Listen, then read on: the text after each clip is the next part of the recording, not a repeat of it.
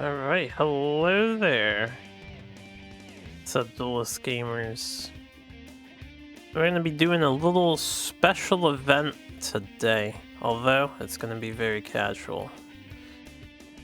So Calvin has a tournament going on. I just wanted to watch some Duelyst games, and when there's a tournament, that's a great time to just watch some Duelyst games, so that's what we're gonna do. I still have to set up a few things, but we'll get started momentarily. But I have Calvin's permission, so we're gonna cover the tournament and just enjoy some Duelyst. I was curious about what the meta looks like currently. Nobody else was going to cover it as far as I'm aware. I know Smarty was streaming her games in particular, but now we can check out. We can probably get through the whole thing, I think. It was a pretty tiny tournament. Very respectable size. And it went by pretty quickly from what I understand. Now, they're not finished yet, but the remaining players, they're playing the finals now. And they've already played each other. So I figured now's a fine time to start with round one.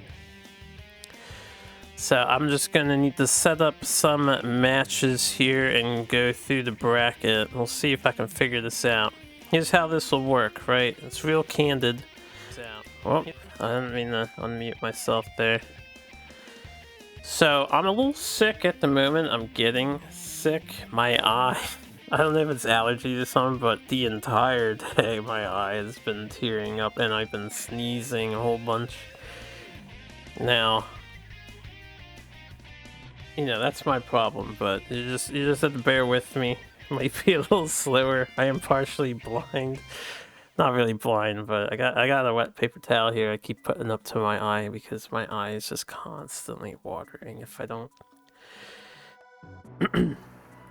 So, we're gonna get set up. This is, for anyone who doesn't know, Calvin decided to host a currently Untitled Biweekly Duelyst tournament. This is the second one. I missed the first one. I actually had no idea there was a first one. I thought this was the first one. But anyway, I might cover these just for funsies because they're bi-weekly. They're the only tournament happening at the moment, and it'd be nice to have some memories recorded of Duelyst's current history that's going on. This hasn't been too many tournaments recently. It's been on the quieter side while the game is still being worked on and updated. So yeah, we're going to cover some games today. I'm going to switch you guys over to this screen. I don't have anything remotely professional going on here. So we're just going to make do with what I've got. Yeah, what's up, Waterfather? Is there a Discord or something for these tournaments? Or are they the main one? You're just blind. There is a Discord for them. I can link you. Calvin has his own tournament. And these are going to be bi-weekly, so let me hook you up with a link. Excuse me. How do I get a link for a server again? Here we go. Just invite. Copy. Here you go. Feel free to join. It's the Epic Series server. This is Calvin's server, and this is where all the information is posted for these bi-weekly tournaments that'll be happening. Yeah, no problem, no problem. Alright, so I'm going to set up the first game here. We're going to use this screen so I don't spoil results for everybody while I go hunting them down. And the way I'm going to do this is if I happen to be friends with a player, I'll put them up. We'll see their perspective. If I'm not friends with a player, I'm not going to fuss over it or anything. We just won't see their hand. I think I'm friends with most of the people who partook. So let's see if I can find the match here. And I'll try to sync it as best as I can. So we're going to start with round one. Yeah, it's not rocket science for syncing these. Right, and I'm going to have to shift things to... so I will Here's the other thing. I can set it up real quick, I suppose. It'll take an extra second, but I didn't think about this. I don't have my old tournaments set up.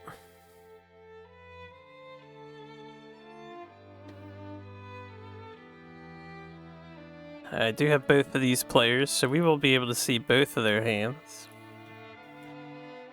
For this first game. Just make sure I got the right game here.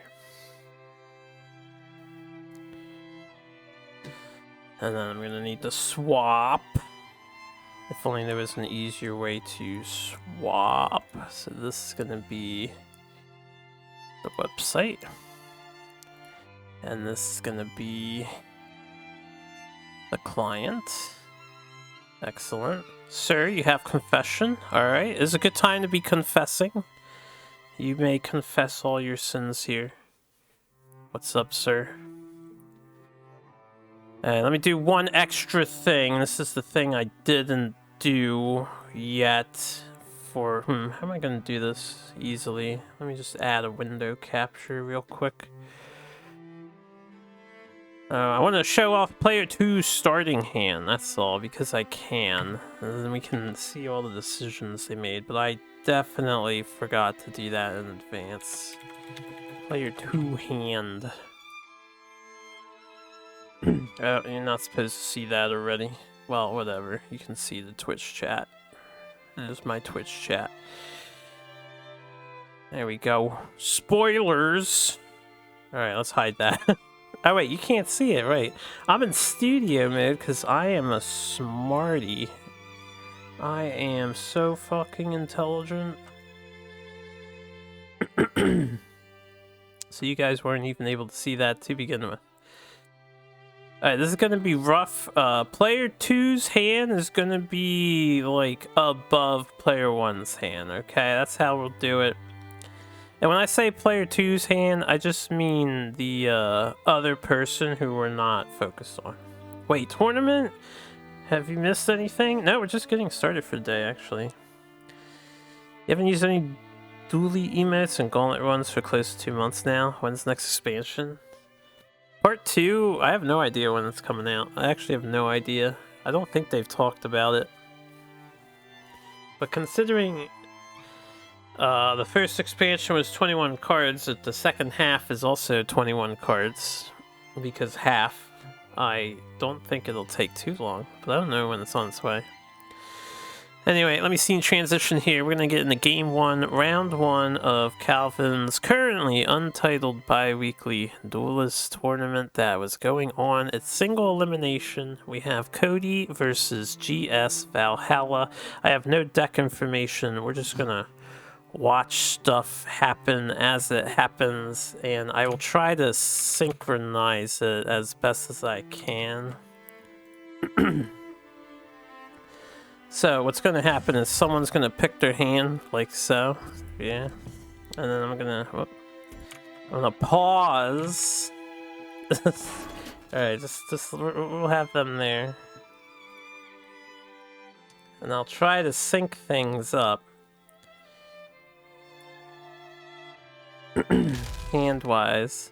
Oh, when I flip the things, they're in the wrong positions. I can fix that a little bit.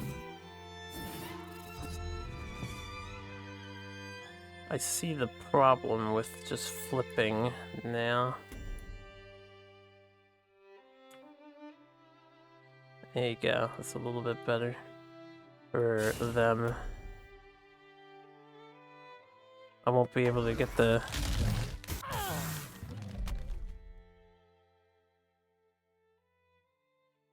Let's update that for you guys. We'll fix it as we go. Anyway, we've got walls here. Vanar on Vanar. Pro streamer. This was all on a whim, yeah. No planning with this. And I have a window, or what is it, web client with the actual client running simultaneously, and they're at different scales, sadly. Anyway, I see some mementos, I see a bear, I see some blazing spines. Ooh, can I, first of all, lock some stuff? Oh, we want to hide player 2's hand, my bad. I have to manually hide player 2's hand after it gets started. We'll get the flow down. Don't worry, you're gonna have to give me a minute. I don't have all this stuff as preset scenes like I did with Team Wars. So we're just kind of YOLO here.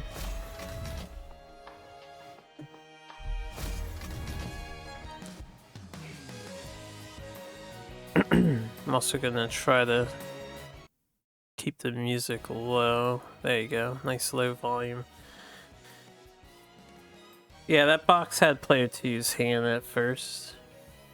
Also, how you doing, Lady Hepatica? So right now, we've got on Valhalla's side, I'm not sure if they're fully walls. They seem to be Vanar. Good stuff. A little bit, perhaps. We have some walls. We have Snow Chaser, so some Vespers. We have the Fenrir War Master out. Excuse me, on the bottom tile. Cody, I think, is playing Vespers as well, not necessarily walls entirely. And he's also running Cold Biter artifacts, an interesting choice. You don't get to see this too often. How many in the tournament? From my count, it was like 16 or 15. I think one person had dropped, so it's a nice little tourney. Not too many participants this time around. But we got more mementos coming in. I need to, there we go, projector screen, since I don't have to edit anything else. Now I can see both of their hands. Yeah, it is nice. Cody went with some safe clearing and position his mementos checkerboard to the blazing spines. He wants the card draw. He's offering some favorable trades, getting rid of 3-1s in exchange for 1-1s. How long is a normal match? Normal, I would say maybe 15 to 20 minute range. Matches can oftentimes be a lot faster, but we are in a tournament setting, so players will think longer, like we can see happening right now. So, Duelyst games can vary quite wildly depending on what decks are going at each other. There are very fast decks and there are very slow controlling decks. There are games that have lasted upwards of an hour. Valhalla's actually taking these trades. He may as well, right? The walls can't move. They're not going anywhere. So Cody taking damage. Down to 13 HP already. Board mostly shifted in Valhalla's favor. Cody has a full hand though, and still rocking a charge on the Cold Biter artifact, so they will be able... well, they can't make great use of it, I guess. As in, you're going to be standing next to Valhalla if you want to do 2 damage to the bubble smith on the top of the screen. That Barine skin is really dope. Yeah, I agree. I like that skin of the bear too. It's like the umbral Barine bear.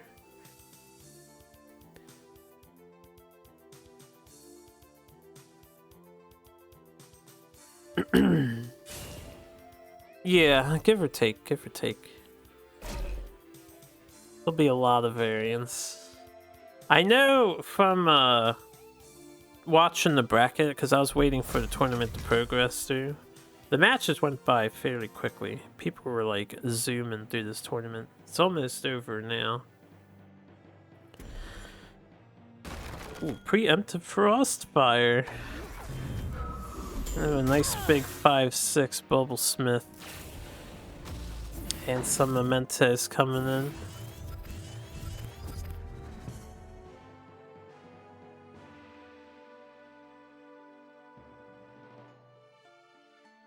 Valhalla, with his 5 attack, would want to look for burst right now, right? And they have 7 damage in hand. Cody, out of range of that Spirit of the Wild, but in range for the Avalanche tech. This card you don't see too often, so this is quite fun. Oh, you gotta love watching Vanar shit on another Vanar with Avalanche. Cody's in some serious trouble. I think it's funny, I'm just noticing now, but Cody and Valhalla might be playing very similar decks, because Cody also has Avalanche. Unfortunately, he walked into his opponent's Avalanche. I'm gonna try to stream all the games. It depends on if I like start passing out, because I took NyQuil to help me with whatever the hell I'm coming down with. And I'm not tired yet, but I might get tired later. We should be fine though. Plans to stream it all. I think Cody is just dead. They have no healing. They have no lockdown. They do have a Bubble Smith, but 1 damage. And Chromatic Cold is 3. Or you Chromatic Cold first, you actually dispel Bubble Smith's protective bubble, so you get the full 2 damage out. See, this is what I'm talking about. We had some brutal games, apparently. Now, Duelyst, I wanted to see what the tournament scene is like, because I haven't been playing the past few weeks, but on ladder, it's very aggressive at the moment. Games have been on the faster side with the latest patch update. Power levels are high all around, I think. And well played is handed out from Valhalla as he proceeds to do the Chromatic Cold Dispel. And then punch Cody. Nothing fancy needed. Alright, Cody is taken out here. So with that, oh good, my daily quests are available for the new day. Isn't that wonderful? Okay. So we're gonna keep going match to match to the break screen. Good game to Valhalla. So there is this is double elimination. Cody will be in the losers bracket. They'll have a chance to make a comeback. Now let's see if we can watch the next match here.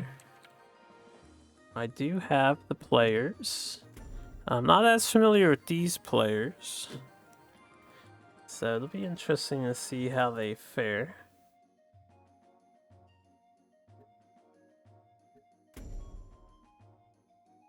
Alright, where you at? You are player 2, which is good for me, I think.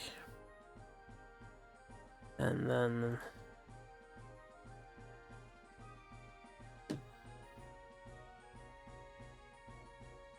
yeah, enjoy your lurk, Lady Hepatica. And good luck to all the players, indeed. Alright, I have both of these players, so we'll be able to see them both again, which is nice. Now, I'm not as familiar with these two. Also, I need to pull something out real quick. Whoa,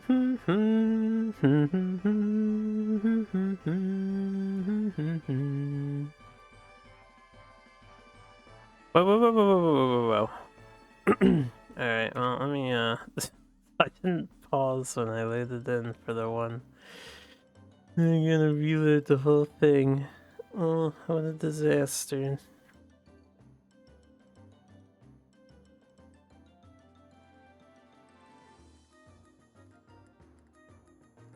There we go. We'll get loaded in just a moment, guys. You have to bear with me, you know. It's not all pre-recorded. Alright, so I need the other person's hand to show. Oh right, let's move that down. That'll help me out. Alright, here we are. Transition. So we have Scuttle playing as Vitruvian, not sure what kind of list yet, and we have Freezard playing as Songhai, also not sure what kind of list they have yet, but I do see Flame Wreath, so it might be something a bit mid-rangey-ish. Or more minion-based. They got their hand ready already. Okay. Now hopefully it's synced up decently. Oh right, I need to hide the box. That I gotta do manually.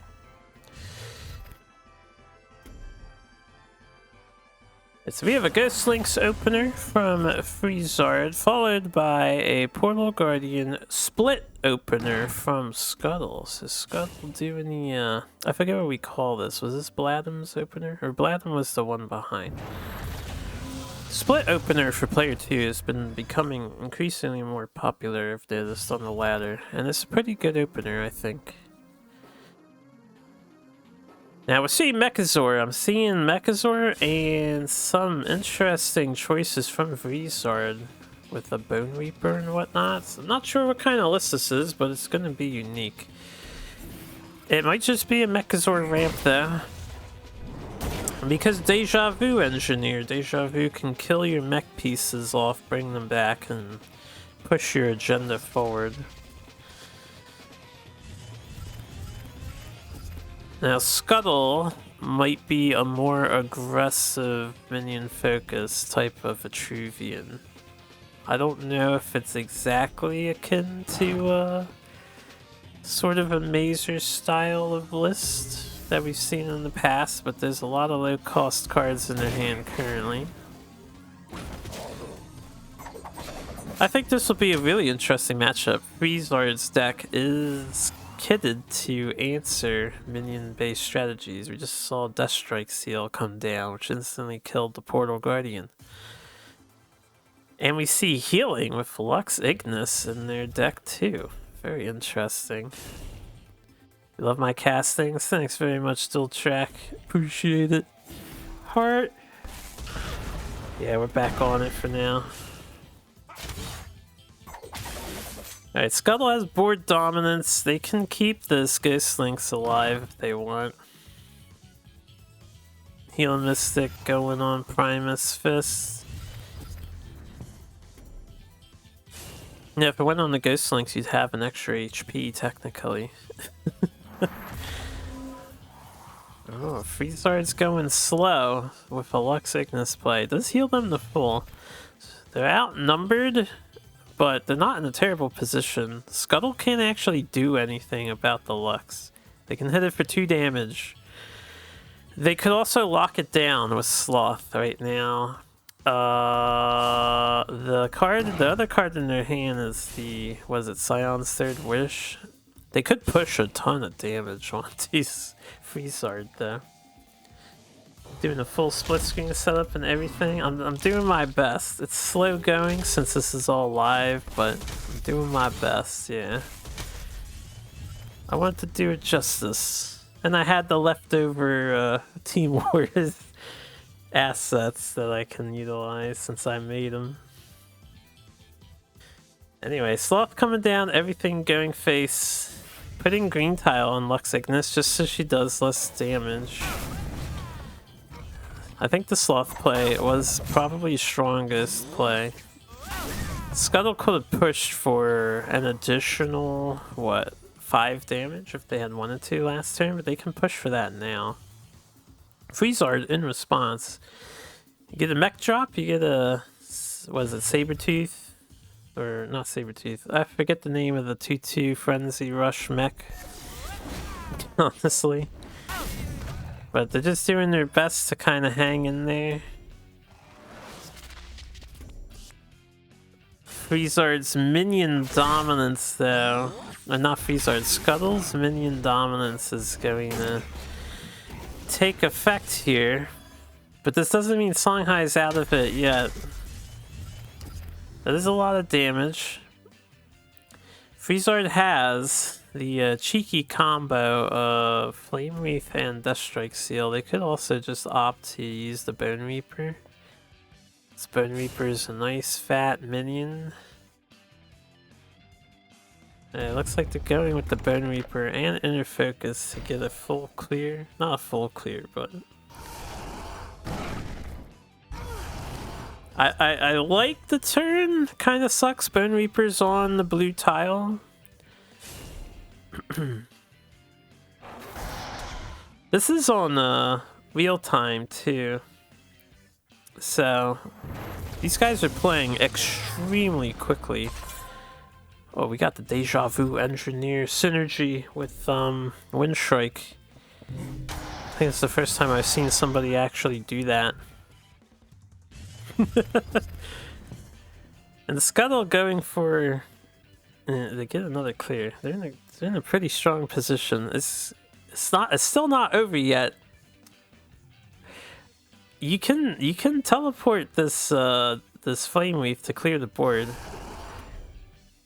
Freezard's actually doing all right here. You can walk up to and then teleport it to your back. The only problem, or you could just teleport it here and use the other spell.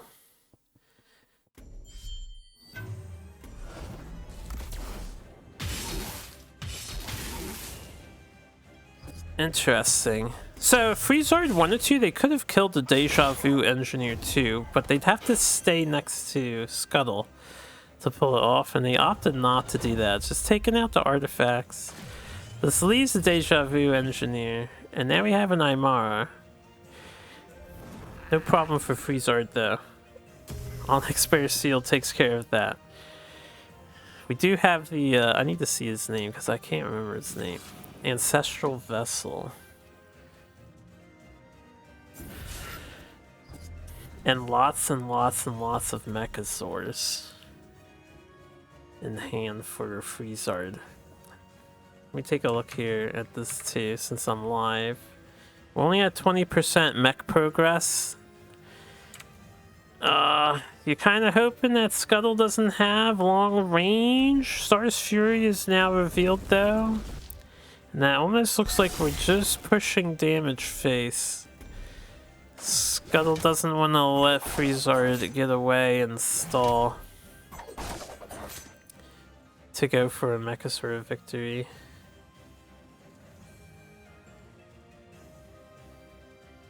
Like your game versus PKP, did not like the one against Andreas. I look forward to seeing them both.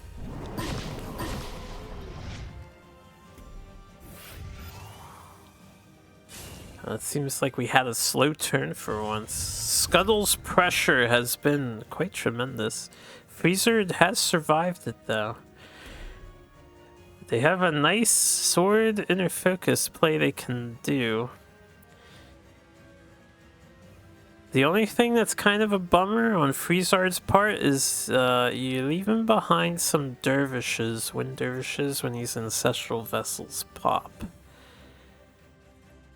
So they can't really get a truly great clear. Looks like we're going to deal with the Deja Vu Engineer.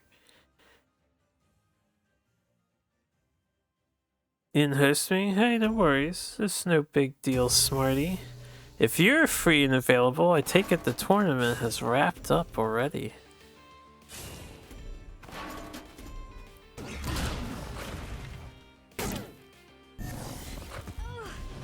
Okay, Freezard moved in a way I didn't expect. Completely leaving the top guys alive. Even opting the Onyx Bear Seal, the Ancestral Vessel. That could be life-saving if you feel like the Dunecaster follow-up on the Dervish. Remove 4 damage from the board. It's probably a really good Onyx Bear Seal. Healing Mystic isn't hitting you in the face either, so you must be feeling really good about your chances to maybe hang in there. The only problem is your board is dying.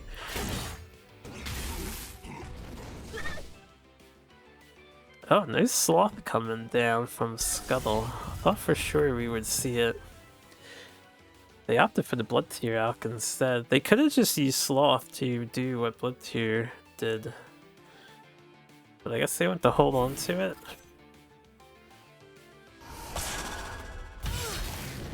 We're in top deck mode. It's over. Scuttle's aggression paid off at the end. Freezer looked like he might be getting away, but we've got double Roshes to seal the deal here. Yeah, what's up, Calvin? Our host. Our host. We've had 2 brutal games already. At least it felt like it. Okay, so Scuttle's moving forward. Scuttle with their... I guess it's kind of a Zoo-Vitruvian-esque list, right? It's very minion heavy. It's moving forward. Now let me transitione here to hide results. And we'll get up the next game that we're gonna check out. We have a real popular individual in this next one.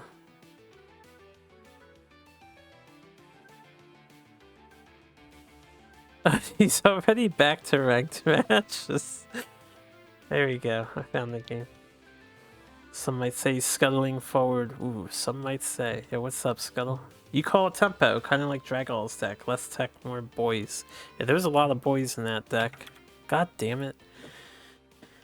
I loaded up the next game, and then they immediately replaced all their cards and went in before I could even hit the pause button. Like, when you see who it is, we'll know. We'll know that they know exactly what they want to do. Alright, I got them this time. Now I gotta get the other person. If I have them, I might not have them. I do not have them. Alright, so this makes it slightly easier. Let me load the game up on the other client instead of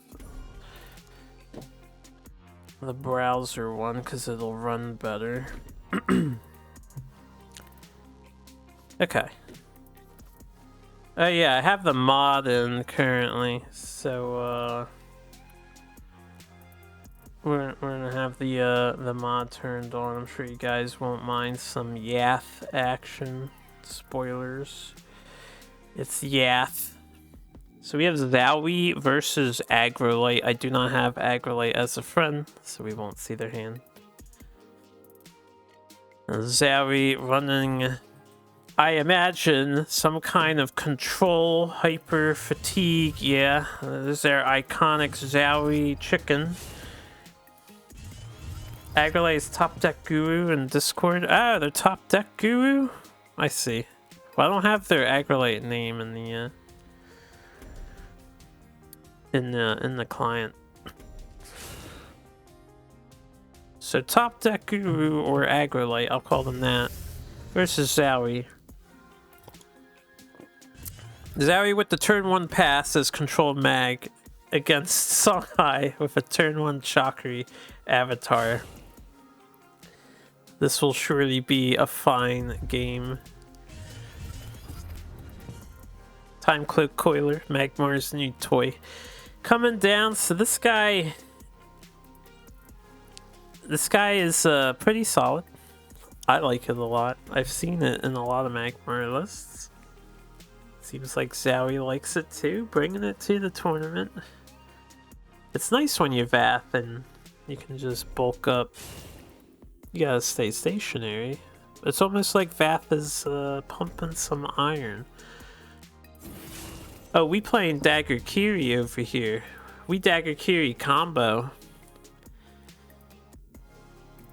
Dagger Kiri combo can OTK out of hand on 8 mana, I believe, if you get everything perfect.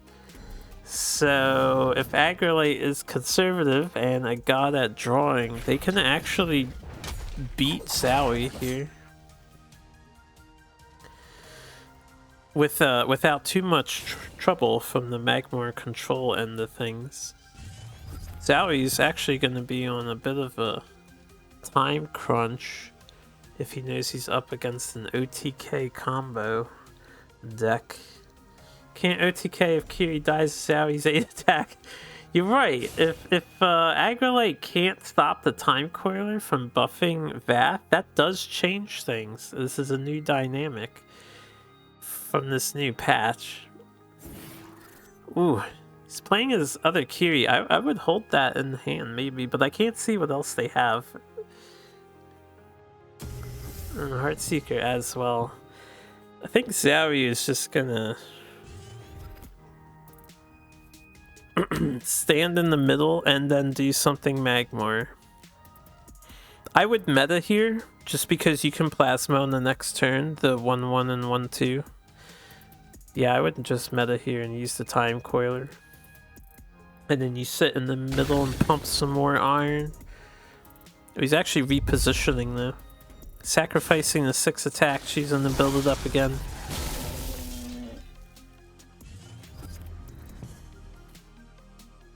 I think I would have just sat in the middle. You were controlling the space kind of nicely, and you have the means to kill the stuff on the right. But that's just me. If you're not doing the like not OTK, but the cheese with Magmar, with the Mogwai as a one-of, then I guess moving forward makes sense. You don't really need to have huge attacks, not like our Agrolite's gonna walk next to you again.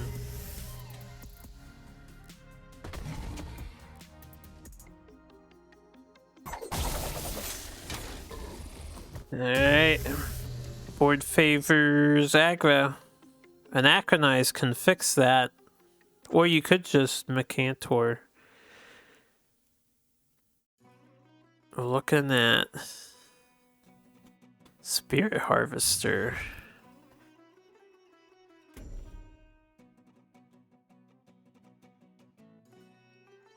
You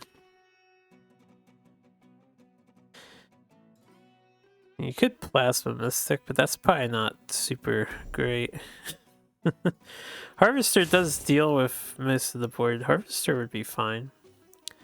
Mystic Harvester is fine too. You just punch Chakri. He didn't punch the Chakri! Oh my goodness. And he's got the angry face. I don't think that wasn't even a rope, right? We can't see the rope, but he played that turn pretty quickly. I think he just didn't get it to register or misclicked or something. That's a big deal for Agrolite. I mean, even Smork aside, they can at the very least probably kill the Harvester now without too many cards being expended.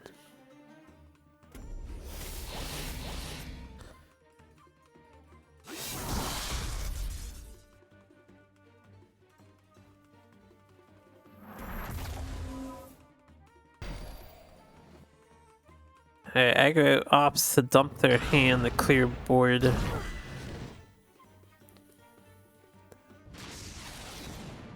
I think Zowie doesn't really care too much.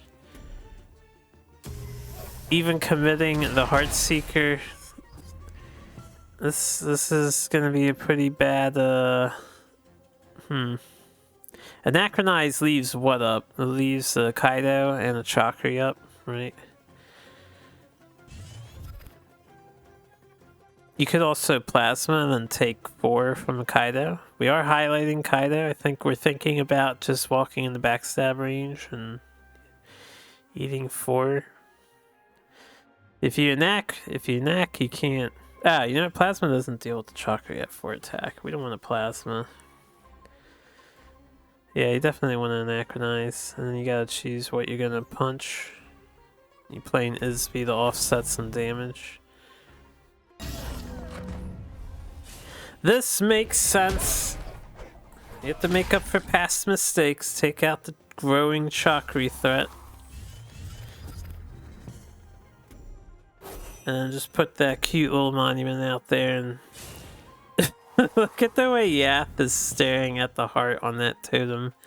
He desires the heart.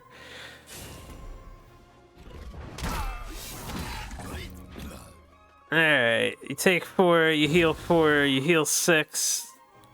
You tie the game up, you have board, you heal the full. I think aggro has missed their opportunity to finish this, and they already spent one of their 3 Saber Spine seals for Chakri combo. Chakri combo is still going to be their best chance at doing anything here. This is now Zari. Zari's just sitting comfortable. Aggro taps out though. Not sure if aggro had a 3rd copy of Dagger Kiri in the deck or not. I think playing the 2nd one was a mistake. They probably should have figured its control mag and went for the OTK. But it's all good. Shout outs to Zowie though, moving on in 20. Let's go to the break screen and we'll get the next game up. Somebody messaged me. Let me get rid of this message. There we go. There's a great achievement achieved today, but it's not related to Duelyst, so we won't talk about it. Okay. I need to find...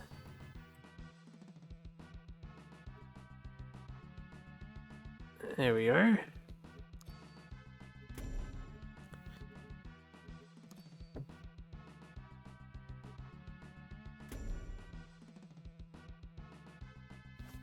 Perfect.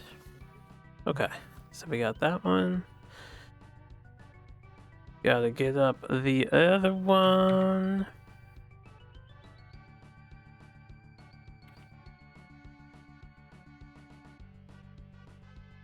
We're already about halfway through the round 1 matches. These have been going very quickly. Yeah, yeah, is gazing lovingly at Izzy. That's what it looked like to me. Okay, how do I gotta get my stuff up to get that. The player 2 hand, the temporary shit, and then I gotta move these, I think, because they are currently backwards. Yep. So let me swap out which player's in which position, which means I gotta fix shit for some reason, because they're scaled differently. Next time I do this, I think I should just manually move them to the other hand slot. That might be easier. I'm just talking to myself. You guys don't have to worry about this nonsense. Anyway, let's see if we can get this going here. We have Smarty. Now, I was hanging out on Smarty's stream a little bit earlier. I didn't watch too much because I didn't want to get spoiled. But she's on Walls. Walls Vanor. And Cat Paw here, which I'm not sure what they're playing, but I see an Obelisk. So we have Obelisk Vet versus Walls of Vanor. Okay, they've picked their hand. I guess they both picked their hands. Oh no, we're still picking. Okay, let's take out that. I'll fix the hands again. And then, yeah, I know how I'm gonna move them, so I don't have to worry about the hands being all funky.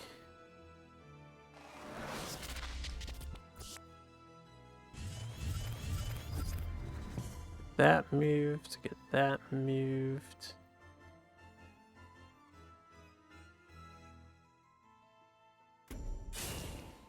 There we go, do transitions, a little more central. Orb Weaver opener, nice to see. So this is full on Dervish Vitruvian. Smarty has a Fenrir War Master. Solid opener for Vanor as player 2, right above him, just to help clear stuff. Cat Paw, undeterred, is going to dump out some of these ancestral vessels. Oh, I thought they were making a straight line of Dervi and Dervi adjacent entities. That would have been pretty cool looking. But that's not the case. Fuck, you're good. Skilled War Master draws, that's right. Professional Vanor gameplay, you can tell because you drew all your Fenrirs. You do have the other 2 in hand. There are lots of 3/4s turning into 3/3s. What is that? That's like 7?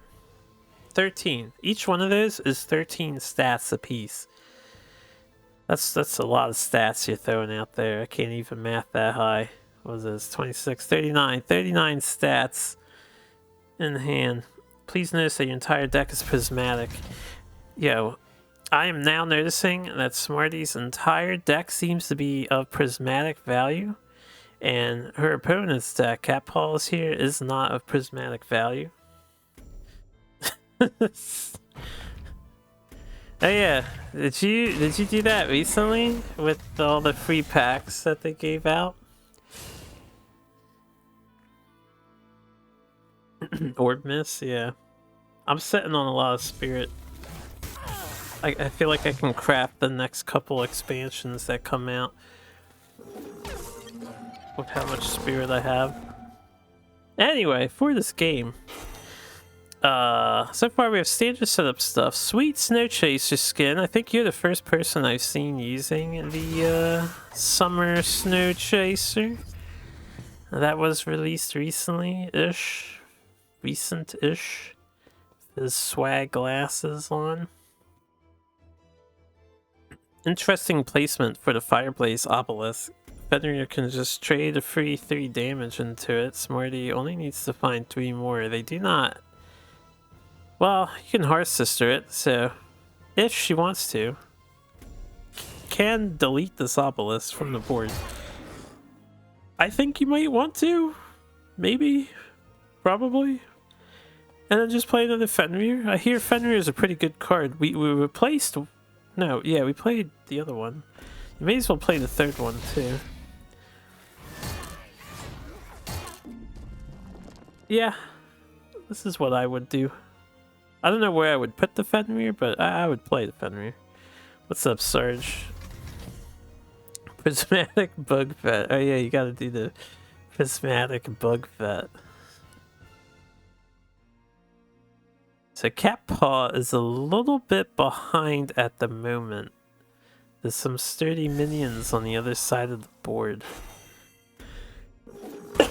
Excuse me. Man, I wish I wasn't starting to get sick. Really wish I wasn't. Hopefully I sleep it off and just get it out relatively unscathed. But anyway, only 3 mana left. Cat Paw had to make a decision on what to play. I think I would have risked Obelisk because, you know, the longer you hold it, the less value you acquire from it. But they went with Orb Weavers. They even put one next to Snow Chaser, so Snow Chaser gets a favorable trade here. Although, if you felt like you didn't really care about getting that Snow Chaser back, you probably could have also hit the 4-2 Orb Weaver with it. And then you get a favorable trade with your Heart Sister. You can save some damage on your face. And develop board more. This works too, of course. Smarty opting for a full board clear, and now we have Lady Locke coming in with Bone Chill Barriers. For anyone who's been out of the loop, tokens are buffed halfway with Lady Locke once again. Lady Locke was updated. She doesn't give tokens or non-summoned entities or non-played from hand entities provoke, but she does give them a +1/+1. Damn, that is a nice full surround. Cat Paw has some Rasha's curses, decides to replace a Rasha's curse. That's a questionable replace considering the situation you find yourself in. So now they only have 1 Rasha's curse. They are in trouble.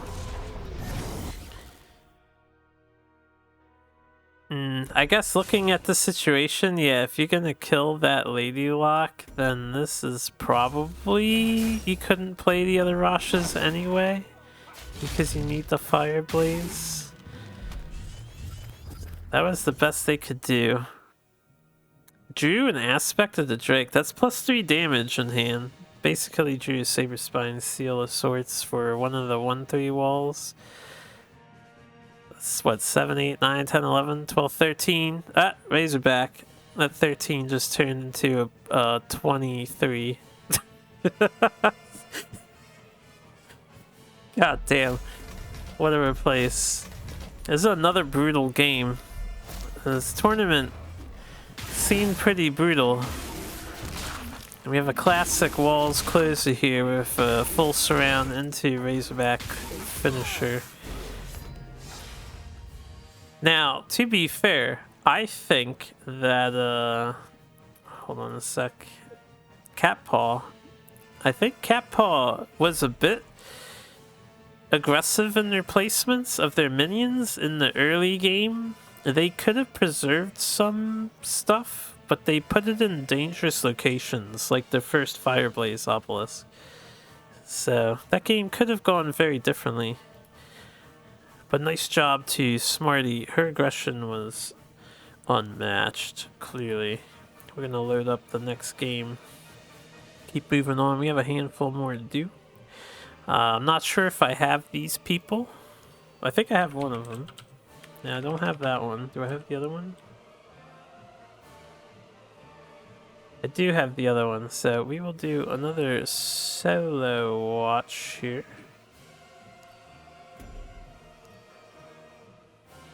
There we are. That was a very menacing Razorback. Let me hide the other stuff. Can't do temp hand. Alright, so we have... I don't know how to pronounce your name. I'm gonna apologize. I think it's Basilikovichai or Basilikovichai or something like that. I'm gonna call you Basilic. Yeah, what's up, Decoy? Yeah, there were 16 people in the tournament. I think one dropped. Anyway, Basilic is fighting Troz or Troz. I'm not familiar with Troz at all. We have our first Lionor player though. Basil I am familiar with from the ladder. They are pretty solid, I think. Pretty strong player. They beat my ass quite often. Pretty sure. Troz is around, played GG. Well, nice, nice. I don't remember. I don't recognize the name. I'm not sure I've played Troz. have I ever played Troz before? Troz. Anyway, got a Riftwalker turn 1. Killed a wall. Went for face damage to pop the Bubblesmith shield. But because it didn't clear both the walls, it just dies for free. And we have a Frostfire coming out of Basilikovichai. So we have like a Vespear list, maybe? Solid Martyrdom, considering how big the thing is. That's all Troz pulls out though. I wonder if there are more controlling lists. They've been around, but usually only for tournaments. I see. Frostfire is so good. I think Frostfire is stronger now than it has been previously, but it's still not popular. And it's only stronger now because Bubblesmith is a staple in your deck. Alright, we are doing some sort of, well, usually when you see Arclight Sentinel, you think it's a tempo list. But we have Augury and we have Riftwalk. Or not Riftwalk, Aerial Rift. I wonder if Troz is on a partial OTK with Resonator. I'm not sure. But I do know that Troz is in trouble. Because we had the Blazehound. So this is a aggro Vanor list. More so, oh wow, damn, these games are really fast. I can't really talk about them too much. Well, good job. And we have a very aggressive Vanor list going on, as we saw earlier. The first game we watched was 2 Vanors, and now Basilikovikai with their Vanor just destroyed Lionor in 4 turns. Blink and the game is gone, yeah. That's how it be sometimes. Anyway, let's transition back here. I'm gonna get the next game up. Once we get past round 1, I'm sure the games might take longer, a little bit, maybe. Ooh, this ought to be a good one. It's the next game. Let me see if I can find a thing here. I can. And their player. Alright, let me swap the player around.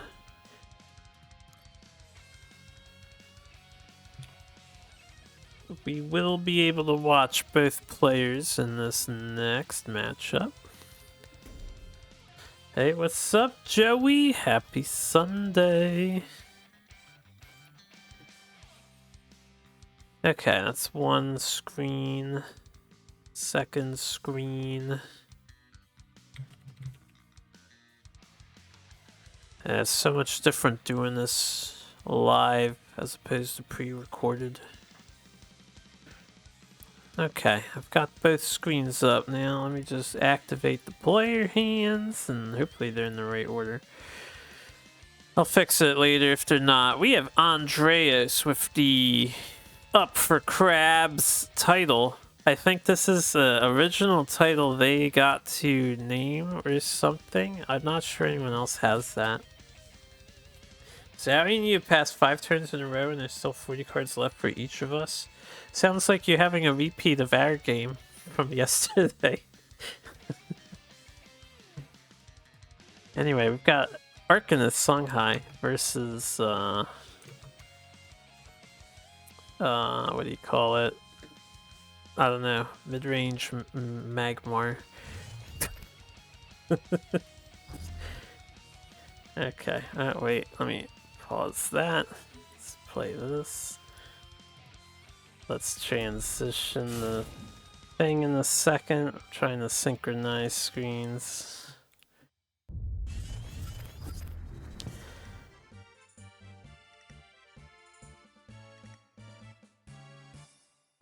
Up crabs from the tournament storing in the second wave of the Kickstarter. Ah, okay.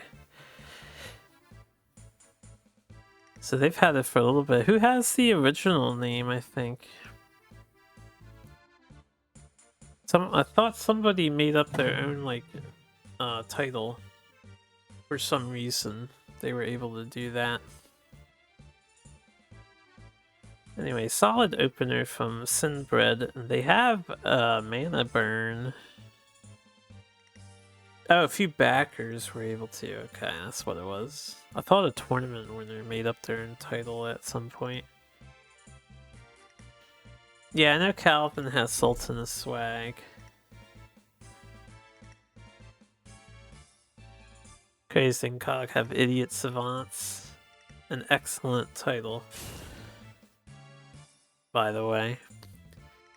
The Silithar placement in this matchup is the reason why I always play center, personally. Now, thankfully it's a Silithar. Andreas is going to burn their hand to kill it. And protect their boar simultaneously. It's not the end of the universe for Sinbred, because Andreas is in top deck mode, but it kind of sucks.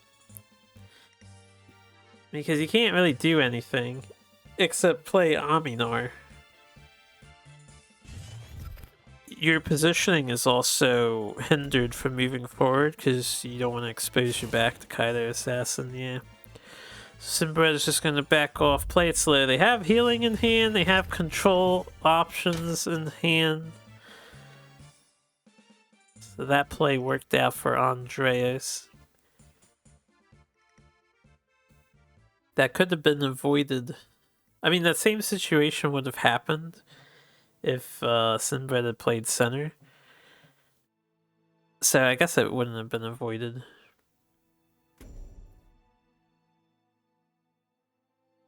Kaido would just be in the middle instead of where it is. The boar wouldn't have been protected, I guess. That could have been a game changer. Craze's developer bland now. I haven't seen Craze in-game in a while. Is that like his in-game title? Is developer bland? I don't think I know the story behind that. Andreas is thinking long, thinking hard. We're just doing the 4 wins. Walk forward. Kaido, you probably want to keep on standby. No need to walk it in and kill it on Vath, who grew stronger, right?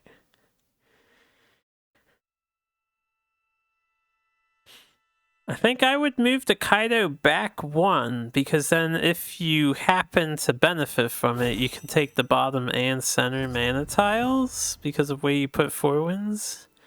Actually opts to move the Kaido up 1 instead. This one may take a while. Maybe. We have 2 very strong players on display here, and one of them is Control Magmar. And yeah, I think I agree with that. Sinbred's just gonna kill the 4 wins with a 1-for-1 kill spell. With Anachronize, the Magmar spell that I've seen pronounced and spelled in 80 different variations of Anna whatever, which is quite humorous to me. This is the 45-minute game? Oh yeah, now we have a game! This game held up the brackets for 20 minutes. Nice. Well, now we can see exactly what went down, right?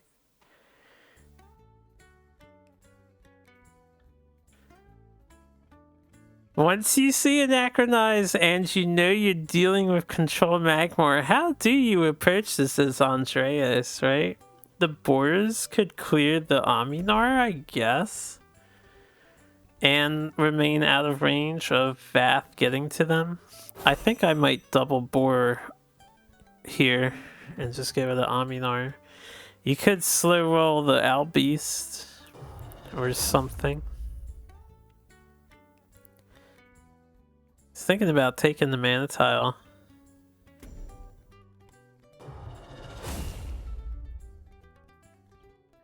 Okay, I see we're playing Fox too.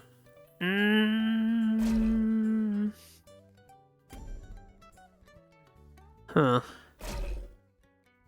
I mean, I'm fine with taking the mana tiles to tempo out Lantern Fox, but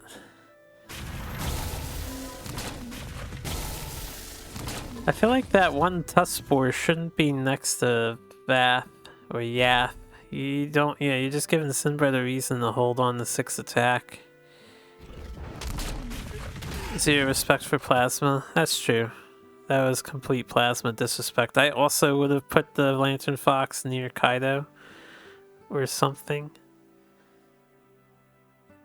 Sinbred's just gonna coast on the wall.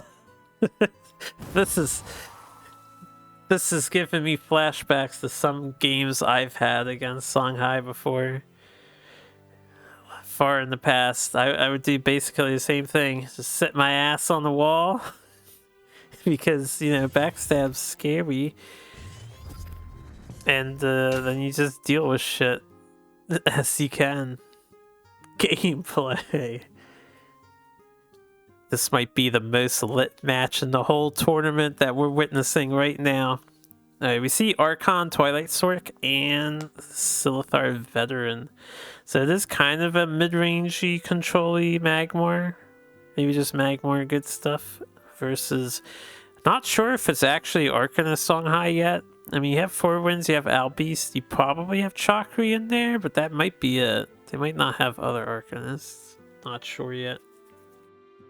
Haven't seen other Arcanists. So it could just be like Owl Beast and spells. Songhai.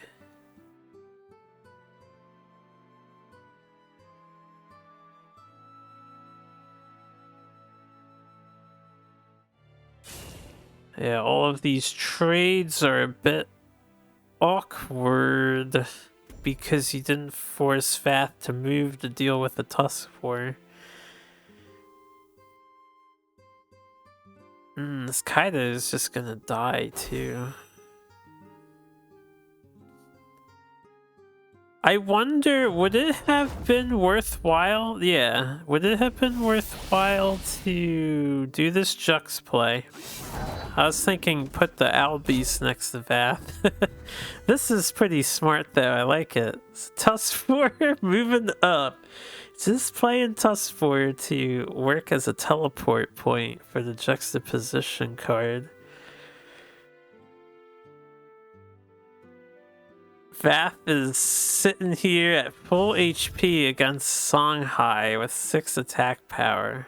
Is this the secret to beating Songhai? You just need to buff your general's attack damage? And everything is awkward? Slap down Archon. It's probably good against Songhai, right? And never move. Don't stop holding on to that iron you pumped earlier with Aminor, whatever the thing is called.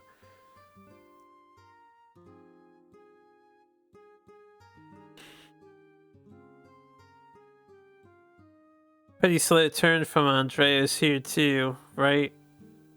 They just can't really commit to anything.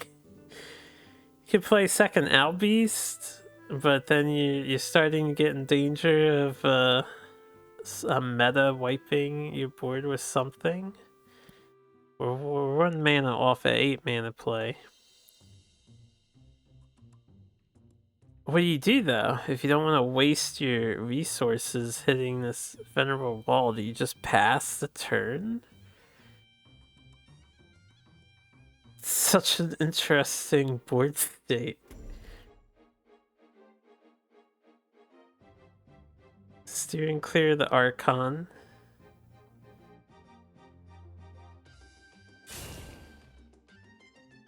Alright, second Albeast comes out. We're spreading everything out. Why play units in my board game? Actually wasting an inner focus just to give the owl some HP.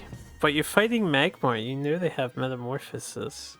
I would not have done that if that was me. We see Anachronize come out. So the 2 new things that were played just die. Favorable trade for Archon. Yath is going to hold his ground. That great big smile.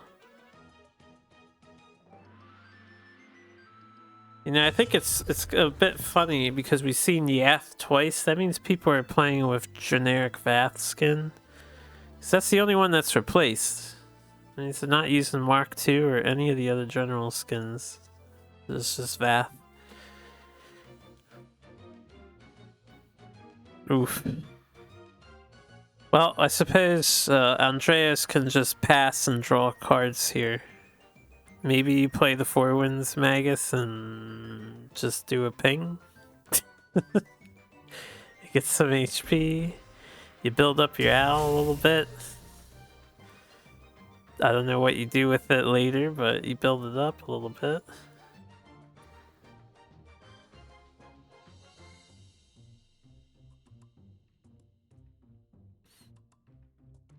Might be thinking, do I commit this, what is it, Rhythm Weaver?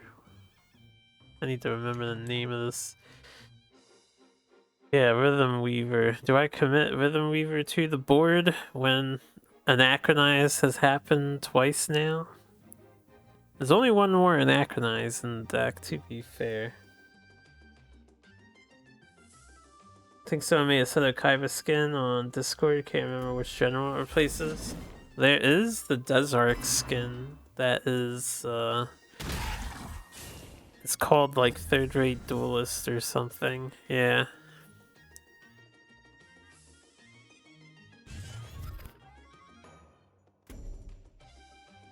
Solid replace on Sinbred's part though.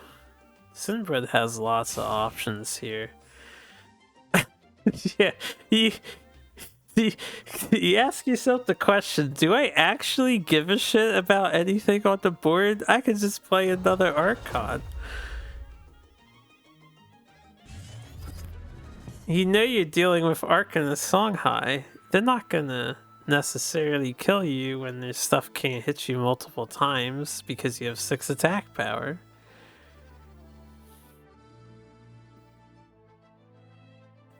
I don't think the generals have received extra skins as of yet. And I'm kind of surprised they haven't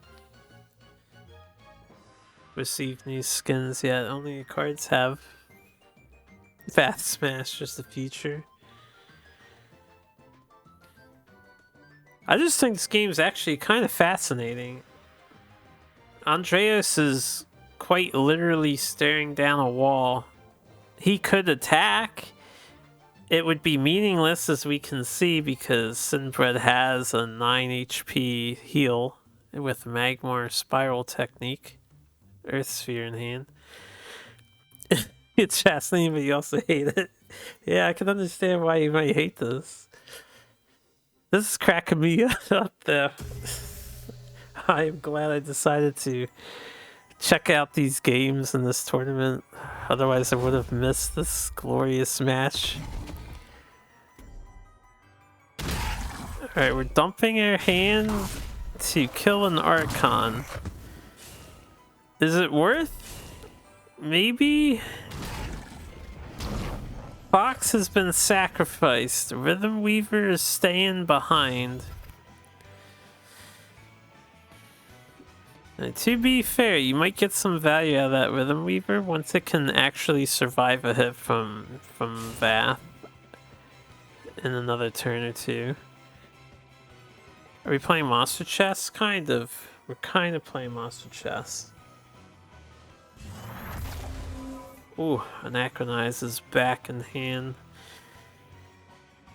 Anachronize would kill a 4 Winds Magus. That's all it's gonna kill.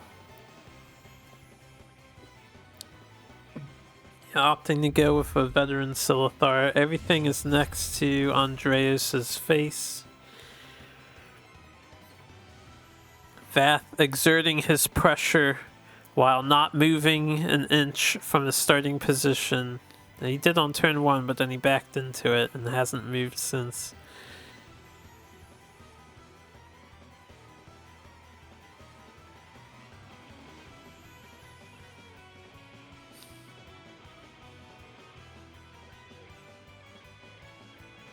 So Andreas opted to replace first. Could have drawn cards first. Why the Eclipse is different mana costs? I think it's still just a graphical bug. I think that was still just a graphical bug. Yoshi's skin makes it more awe-inspiring. I know it's a lot of work to make that Yoshi skin, but I kind of hope that you think of more skins to add because it's so cool to see. It's just so fun to see it. We need more content modders. Alright, we're going in. We're finally going in. Chakri has been set up. Everything else is backlined and just chilling. It's like Andreas is... Ah, he moved his Albies into range of the Veteran Silithar. I think he wants to coax the Veteran to maybe not hit Andreas in the face. I'm not sure why we moved that forward. Because now your Owl can die to meta, which is probably something that's going to happen here.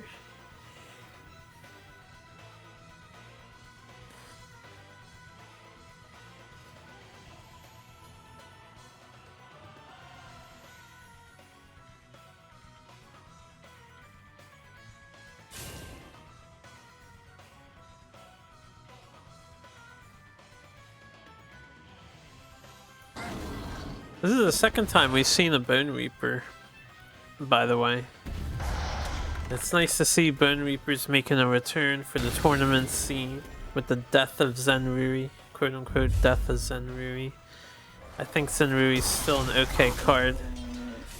Oh, he moved! Wow.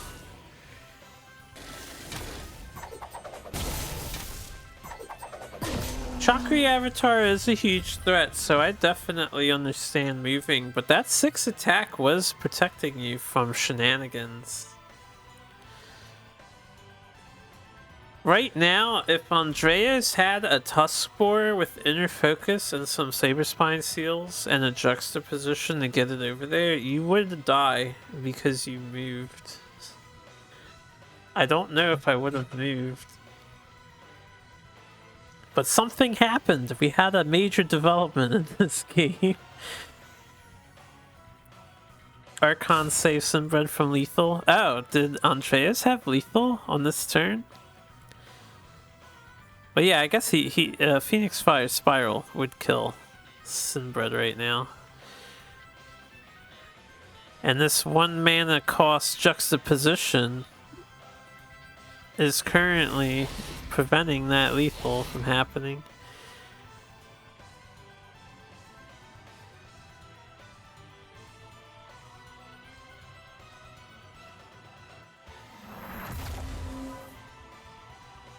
Andreas is going to do as much damage as he can. He's assessed he only has 1 turn left to live, and he needs to drop as much HP as possible. It's like a final gambit play. Oh, he actually held back the Phoenix Fire. I think I would have played the Phoenix Fire. You need all the extra damage as you can get, right? But is the mana not showing proper? Did he not have the mana? What was those? 3, 4, 5, 6, 7. Okay. He has 2 mana left because he played the Fox. Or he didn't play the Fox, he played no. I think he has 2 mana left. I think he has 2 mana left. He did play the Fox.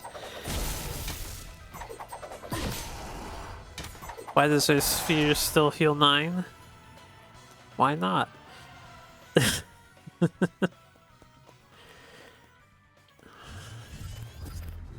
Yeah, 8 HP, 9 HP. It was a strange buff, in my opinion, but I don't question it.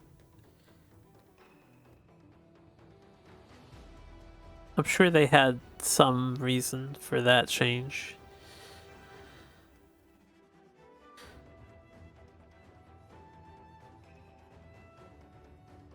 Should have made 3 mana, I mean, look at Sundra. This Archon is killing Andreas's ability to kill Vath.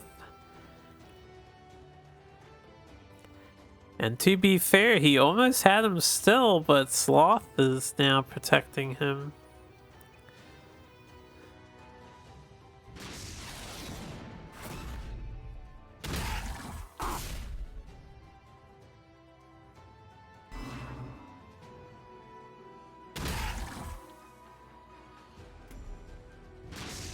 Six mana, we kill the Archon.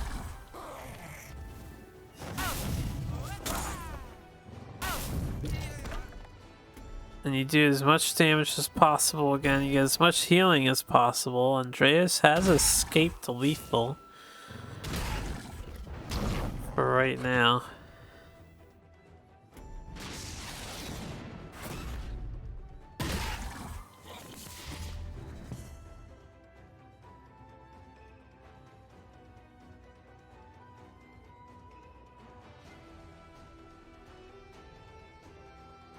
Vath is at a comfortable 13 HP. They kinda need to consider killing the Four Winds Magus though.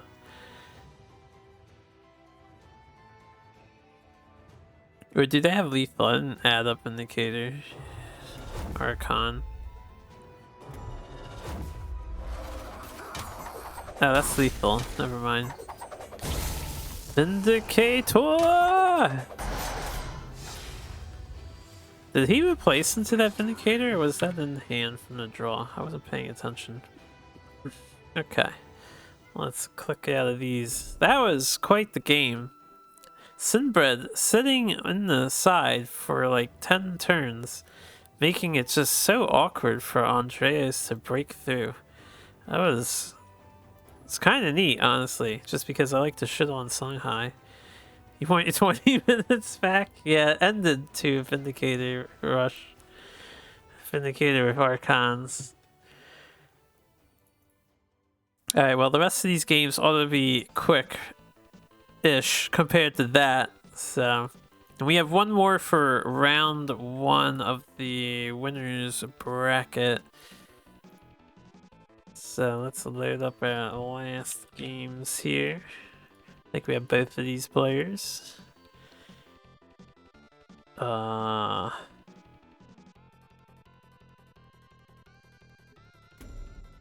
we go. Shit, got it backwards. When's tournament mode, or when's the tournament? Yeah, when's the tournament viewer being added to this game, so I don't have to figure out who player 1 and player 2 is. Just so the hand management's easier to do. We don't... Darn. Eagerly awaiting that tournament mode. Alright, that's one. And now for the other one. So this is going to be every player that we've seen. There's a shocking... well, maybe it's not shocking because I'm not sure what people have preferences to play entirely.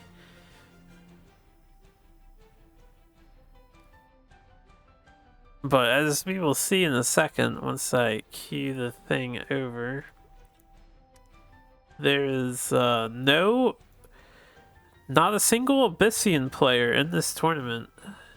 There's no Abyssian. Our last 2 players, we have another Magmar, Bald Eagle, and Mag, and Vitruvian, PKP. Another 2 solid players going at it in round 1. So we'll have to see how this turns out.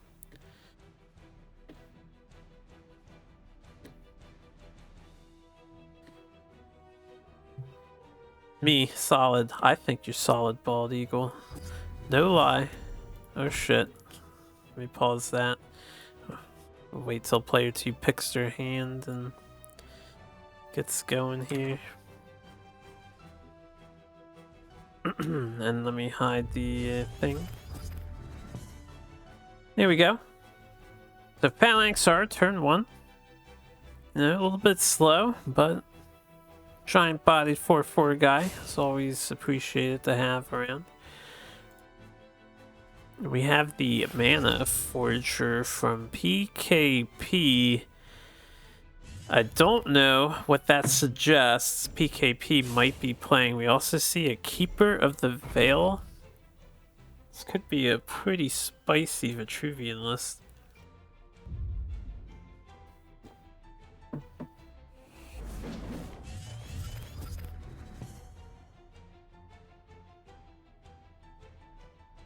Nice follow-up from Bald Eagle's turn 2. So we're looking zoo-esque. Only because there is the, I forget his name at the moment. That's how out of touch I am with Duelyst. Prophet of the White Palm with the green and purple skin effect going on. He really looks like a necromancer with that skin. Me, right.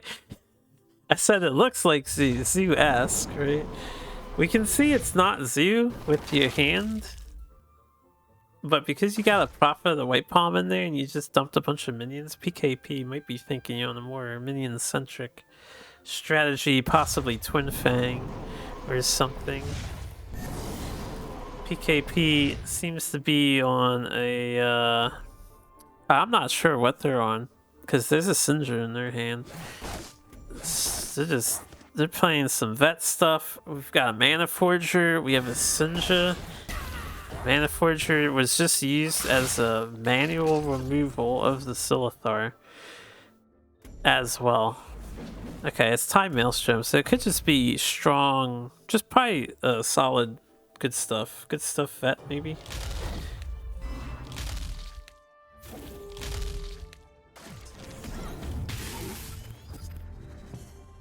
We have a Sloth play coming in. Getting some free damage off on PKP. This is going to put Bald Eagle ahead. And PKP's hand is a bit awkward. I mean, you can play that Mana Forger before Scions. Yeah, but you'd be wasting 1 mana for doing the 2. Nice Entropic Decay on the draw. The PKP can get out of the blue zone. Blue aura tile. Sapphire tile? I think these things have actual names, right? Sapphire aura tile. Even moves his dervish out of the emerald tile. Just so it does its full damage if Bald Eagle decides to hit excuse me, hit it.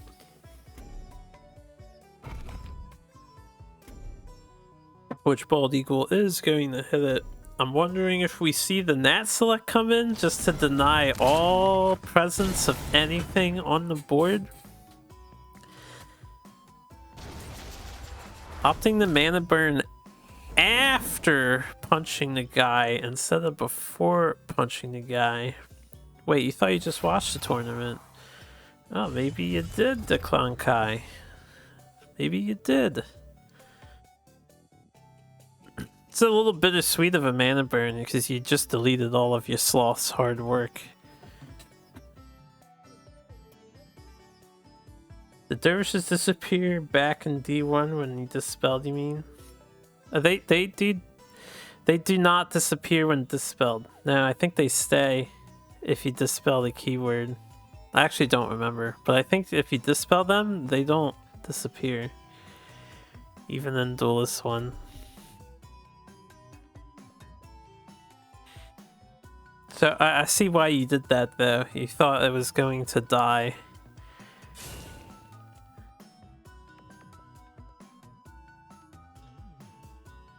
But that's okay. You're not in a terrible position just because you left this up. PKP is still in an awkward spot though. They have... Is that Cosmic Flesh? No, Cosmic Flesh is gone. This is... No, Cosmic Flesh is back. See, I got confused. I was like, didn't they bring that card back? They did bring that card back. Cosmic Flesh going down on the Dispelled Wind Dervish since it won't disappear. It's kind of hilarious to see. This means Bald Eagle's misplay was pretty huge now. But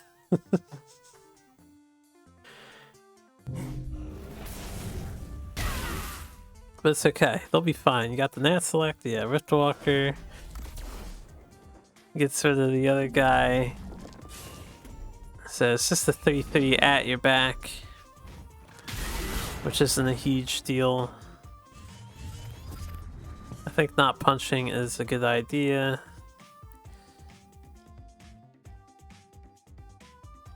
Mana burn and scale, fuck you, Baldy. Scale and adamantite claws and mana burn. All the AoE Magmar general removal. PKP sitting on 2 Time Maelstroms, probably drops Syndra here because what else are you gonna do? You could copy your Dervish, I suppose. You probably don't want to do that. You just play a Syndra and then you hope Magmar doesn't have Magmar removal.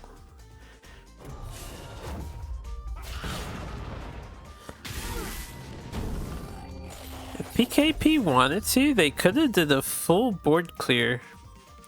But they decided to just clear the 2 things out. Second mana burn going down. This one kills the Dervish because he's out of HP. And we're just gonna ignore that Sinja that's there because there's nothing else we can do, right? Smash face. I like it. Oh man, if this was one turn later, you would be so screwed.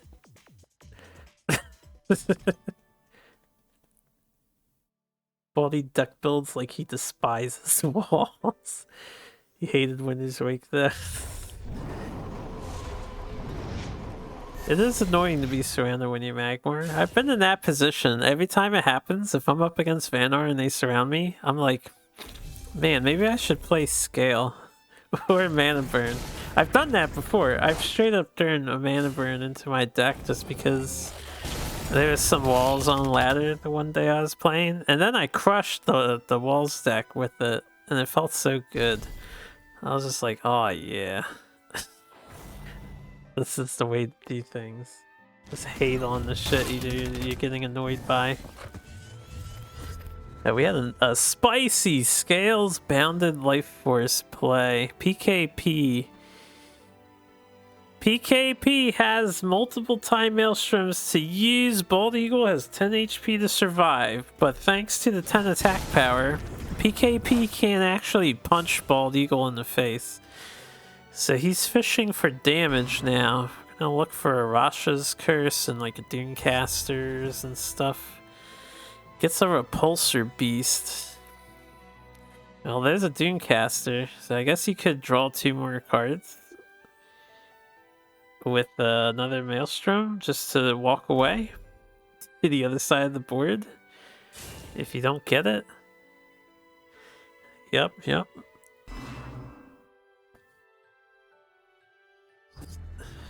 And usually when you see 2 time Maelstroms back to back, your opponent's dying.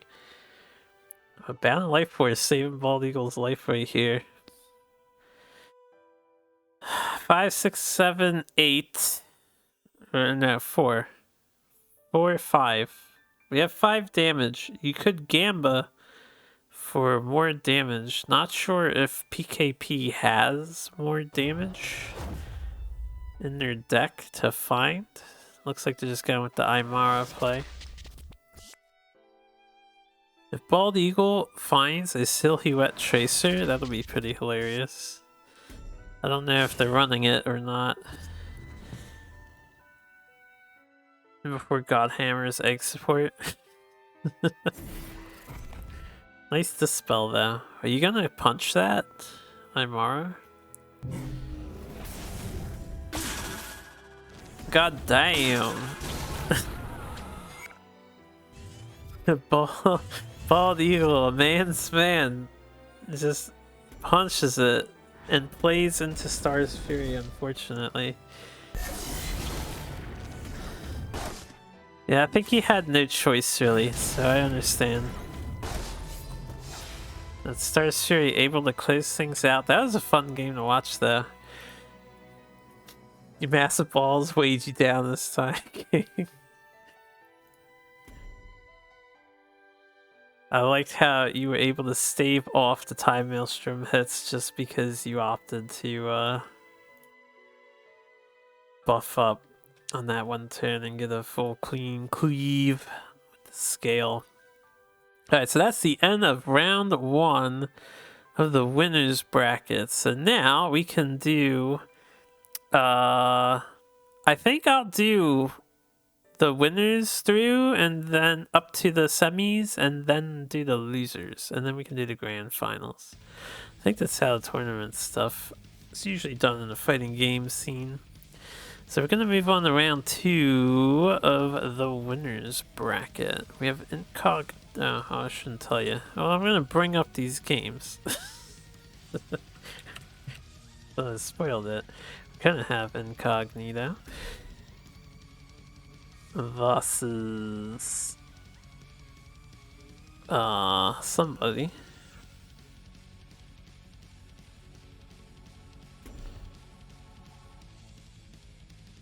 I feel like bounding off for lethal is a desperate play. Oh, it's always a desperate play for sure, but it was a good board clear there. Yeah, killed the Sinja, killed an Obelisk, it healed. since he was under 10 HP. And it saved him from Time Maelstrom cheese because he, you know, didn't die of Time Maelstroms. This is definitely the way to go.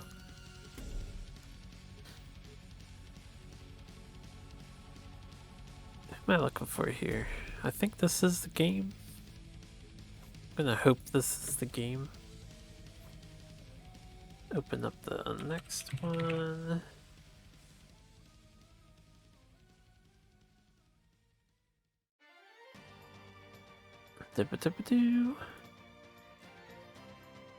Okay, well, we're loading. The web browser's a little slower here. That's a good color on that card. I like that skin. Where is the hand? There it is. Okay. We have Incognito, one of the idiot savants, versus GS Valhalla, round 2 of the winner's side brackets. Incognito already got his cards chosen. Hashtag Team Valhalla. We have a Team Valhalla support. Alright, let's hide the player 2 hand. So Valhalla had an aggressive Vanar list, as we saw. He was in the Vanar mirror match playing sort of a walls list. They have walls anyway. Incognito had a bye round 1, if I'm not mistaken. He played the... well, he was set to play the person who dropped down. So, that's the situation we are faced with currently. I don't know what Incognito's deck is, although it looks like it's Mechazor with a Deathstrike seal. Very interesting to see. He brought Mech Songhai. Fun fact, opening hand same as you had against Cody. Was it exactly the same? I don't have that kind of memory, even though we just saw it, because I'm doing all the side stuff, but that's pretty impressive if you had the same opening hand 2 games in a row. You're just player 1 this time around instead of player 2. Hey, Bladum. I don't have anything fancy like commands set up. I can post the bracket for you. If you guys want to be spoiled, it is over. So this is the bracket on challenge. If you don't want to be spoiled, don't click that link. Yeah, no problem. What's good, Vladim?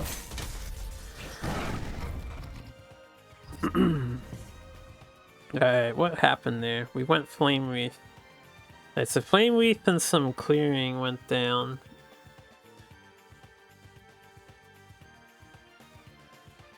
Valhalla getting 1 card for their thing. Flame Wreath taking out 3 1 HP walls. And hitting... hit something. I don't know what it hit. Got drunk with your 66-year-old mom. She has good taste in drinks. Nice, nice. Yeah, Valhalla has the avalanche tech.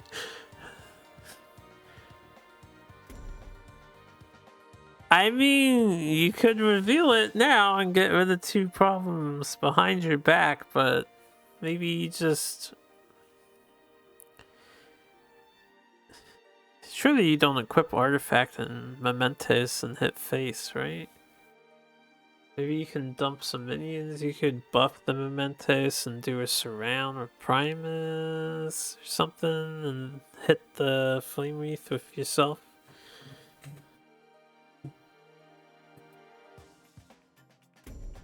Wait, Grandpa hit 99? God bless to him. That is a milestone, for sure. And happy birthday to your grandpa. Alright, we're not going for a surround, keeping stuff away from Flame Wreath. But keeping the Flame Wreath alive, I think that's a mistake because Flame Wreath can, yeah, synergize with Songhai cards to delete your board without doing anything. I definitely probably would have killed that Flame Wreath.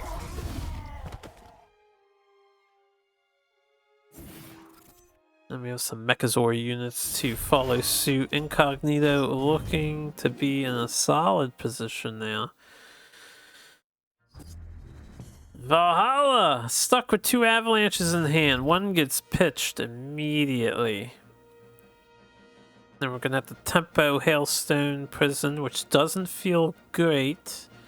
Thankfully, Mechazor is not opening Gambit anymore. To be fair, you should have killed Flame Wreath. I definitely would have punched the Flame Wreath, yeah. You've dug your own grave here. It's not necessarily over yet, but this looks bleak. 5 mana. I assume Fenrir comes out because Artifact isn't going to be great value, but you could Artifact, I suppose. Yeah, Fenrir. We're seeing the Fenrir.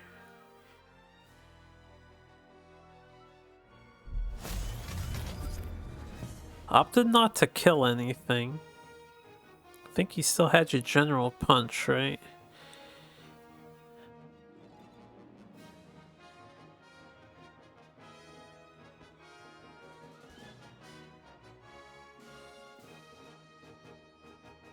So Incognito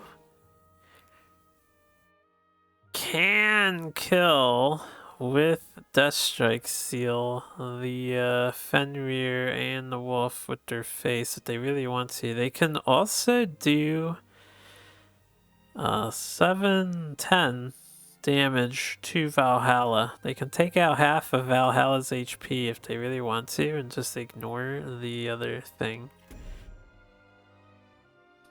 Opting the Deathstrike the Fenrir, respecting the board clear.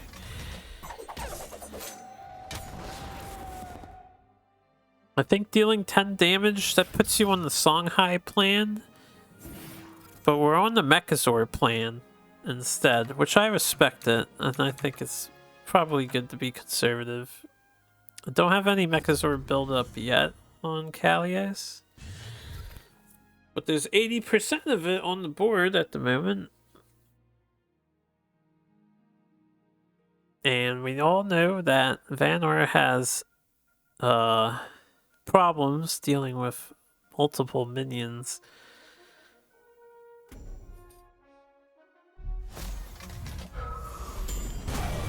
Now we have damage. Yeah, now Incognito's got damage in hand.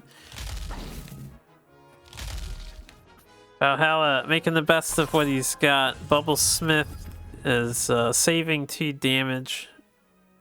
Equipping up the Snowpiercer. Unfortunately for Valhalla, Incognito went to the supermarket on the last turn and he brought home the bacon. So, if my math is correct, it's exactly lethal. On board and in hand is 19 with the 3 Baconators.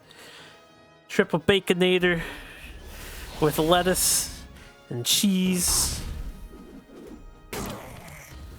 I don't know if Incognito realizes yet because he's going kind of slow, but he really just needs to dump his hand. 9 + 2 is 11 at this point.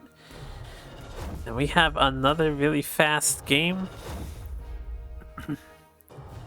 In this tournament, Valhalla taken out.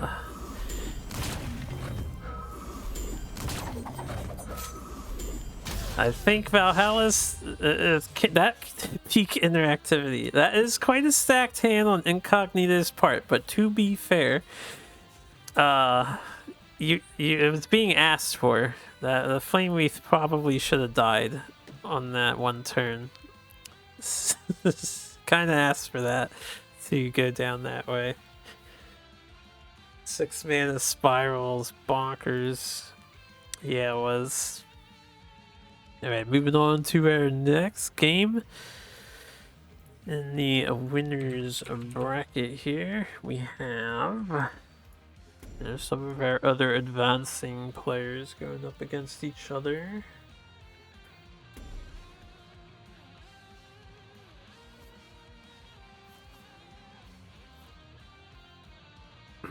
He went to the supermarket.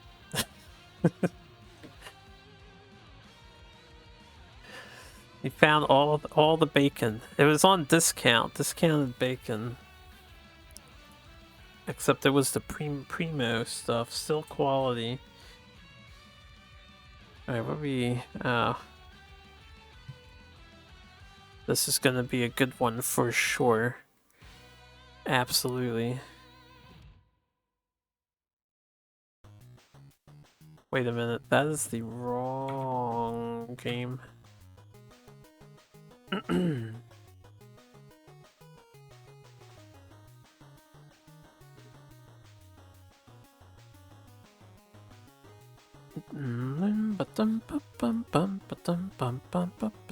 Oh, okay, I see what I did there.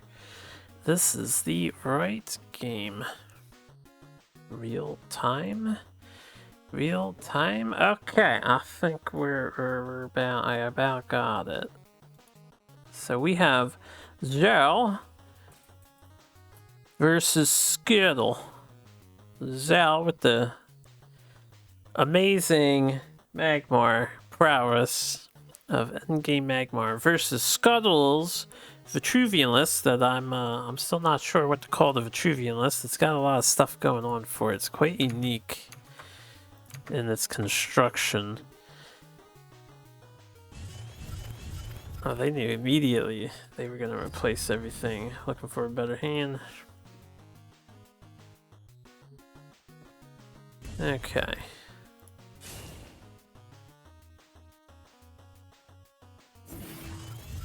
So we're just dropping Primus, opening, get something on the board. That is the Duelyst way. Zhao responds in kind. Oh, we have the Latham opener, right? Silithar on the same side as the first minion that's dropped. To maybe dissuade the walk-on tile, but Scuttle is not deterred. And they have a pretty good turn too. So Wind Strike set up. First Wish, Scion's First Wish going down, getting the buff on the Primus Fist. Silithar no longer wants to trade into that. And Zowie can't really do anything about the Shrike or the Primus. Just gonna back off, concede the other mana tile, drop another Silithar.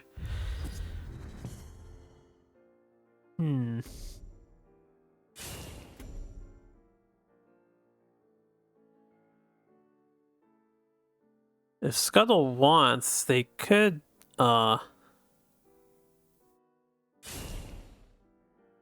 you could leave an egg up. Leave a corner egg, deactivate natural selection from Magmar if they have it. This is the second time we get to see this combo. Deja Vu Strike's fucking nuts. Deja Vu Strike's pretty good. It's 8 mana out of hand, but if you can do it on back-to-back turns, a turn 2 into a turn 3, it's pretty strong.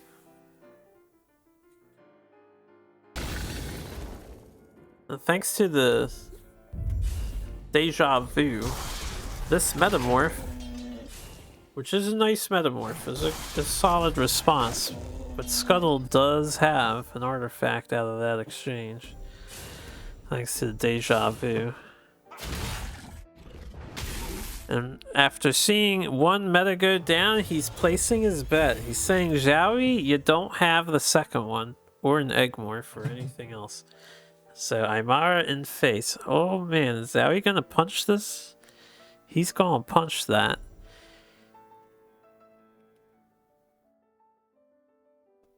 I mean, I guess you kind of have to, right? You could just throw away a Mecantor. It saves you 5 damage, breaks an artifact charge. Instead opting for a Spirit Harvester. Whoa. Pretty lackluster Spirit Harvester. Scuttle can ignore that if they want to and just, they can push, what, 11, 13, 14?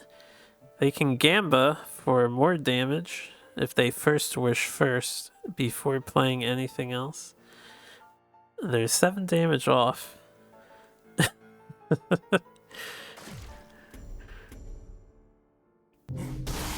It looks like they're respecting the board.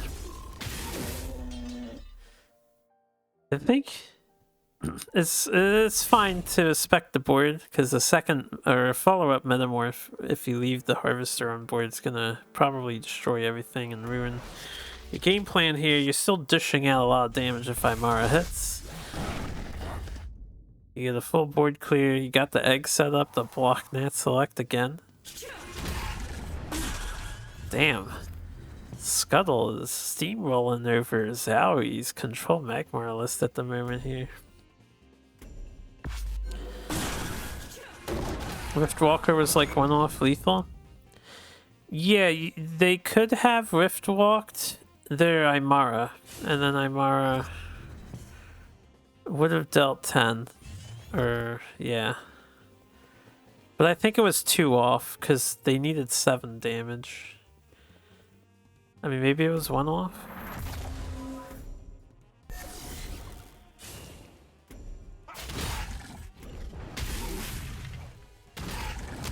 Yeah, they could have killed off the Ancestral Vessel too.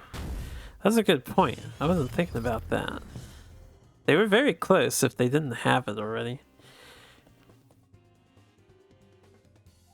But I mean, they're in a beautiful position right now. Zowie has to flee for his life. He's down to 2 HP. There's nothing on board. There's a flying monster that's gonna kill him. This Isby isn't going to save him. In fact, Zowie has to... I think Zowie's just dead, right? He kind of has to Mecantor. But he can't protect himself if he doesn't. This is the Blitz tournament, I swear. These are insane games. Zowie's taken out into loser's bracket. We'll see more of him. He's not out of it yet. They always get a second chance. Scuttle moving forward. And I will queue up the next game here. Oh, good. We're gonna see... Actually, I'm excited to see this one, because I think I caught the tail end of this.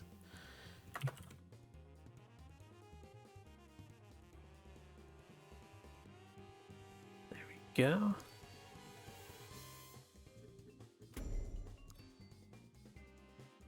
This is gonna be...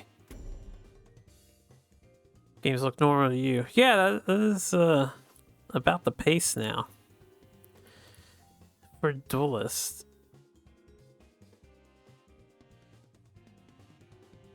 I guess maybe when you're playing them, it feels a little slower paced.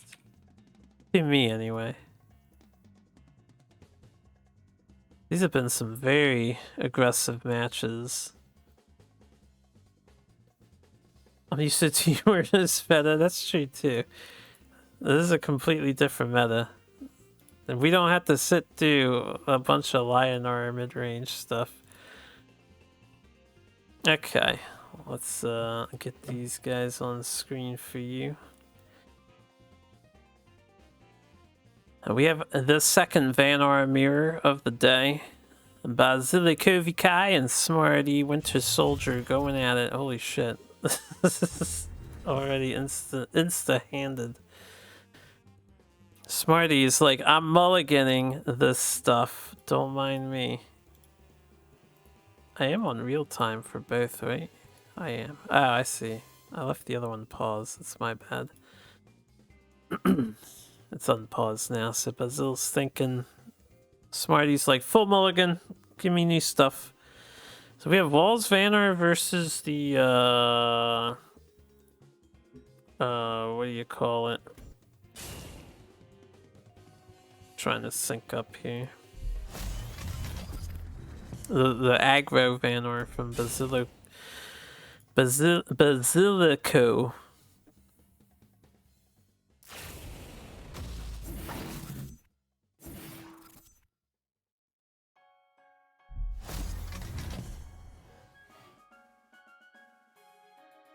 who will come out on top. I'm not sure if people still feel there is a player 1 or player 2 advantage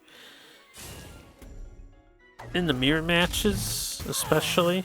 I mean, it's not a full mirror match, but their decks are very similar to each other in a lot of ways.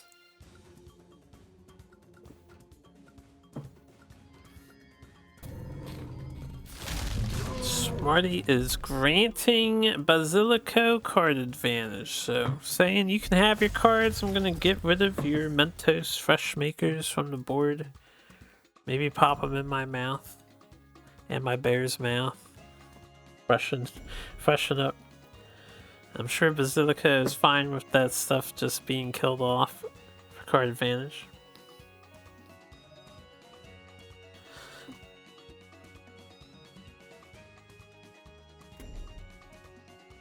They could take a very smorky approach here if they want to. I think we might see it. They're going for Sloth instead. Basilico could have Frostfired and Artifact with the Mementos and just dealt, what would that be, 6 and 5, 11 damage? This is also a fine route to take down. This pushes half as much damage, but it sets up a Sloth auras for you to benefit from.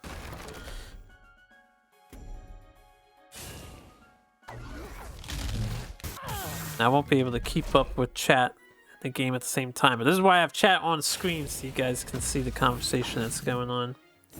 Smarty is explaining her inclusion of Ladylocks.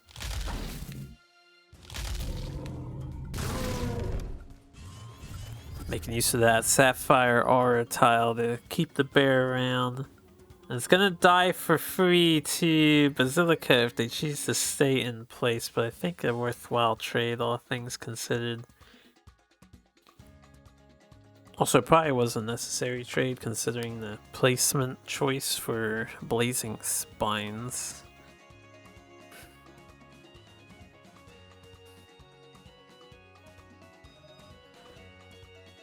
And Basilica again is... they're in a position where if they wanted to, they could be really aggressive. I think they probably want to opt for... probably definitely at least get rid of the bear. Do you just develop Fenrir and Bubblesmith though in response? That will slow things down quite a bit. Or do you keep your pressure up?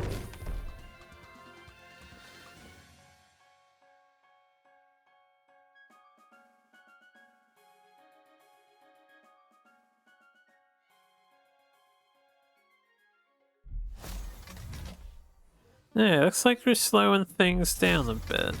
Solid development. 6 cards in hand though. Hailstone Prison will completely destroy Fenrir War Master.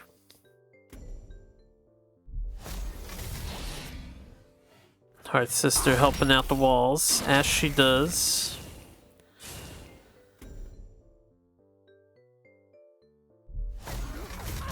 Oh man, Smarty is undeterred from the earlier pressure that was shown. She's all up in Basilikovicai's face. We have quite the standoff here. Snow Chaser placement. I'm not sure about the Snow Chaser being right there, right? Oh wait, whose walls are these? Are these Smarties? These are Smarties. Never mind. I thought that was Basilico's for a second, but that's not. Then disregard that. We've got a mostly full surround happening.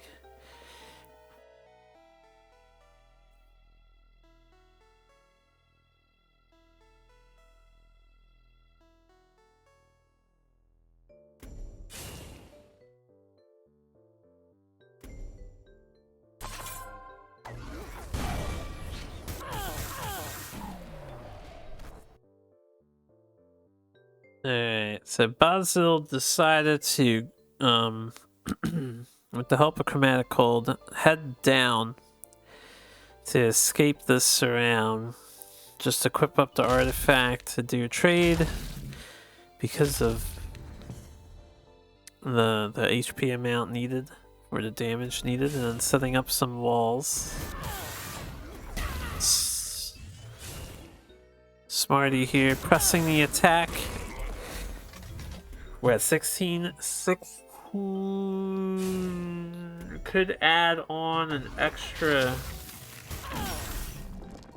4 with the aspect of the Drake, an extra 6 with the hit, pushing Biweekly down to 10 if she wanted to. We're opting to go for a clear on one of the walls though instead. The next two green tile, so you get to save 2 damage. And going for the full clear. I like this more than just going face.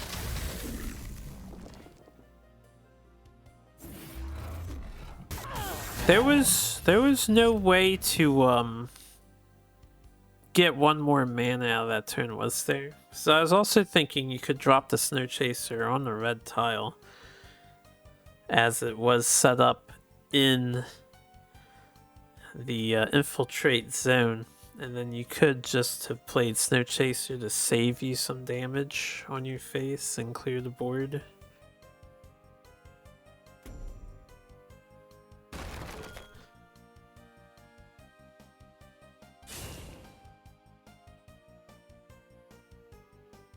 What's this about Rogue Warden being in the tournament? Did someone run a Rogue Warden? I don't remember seeing one.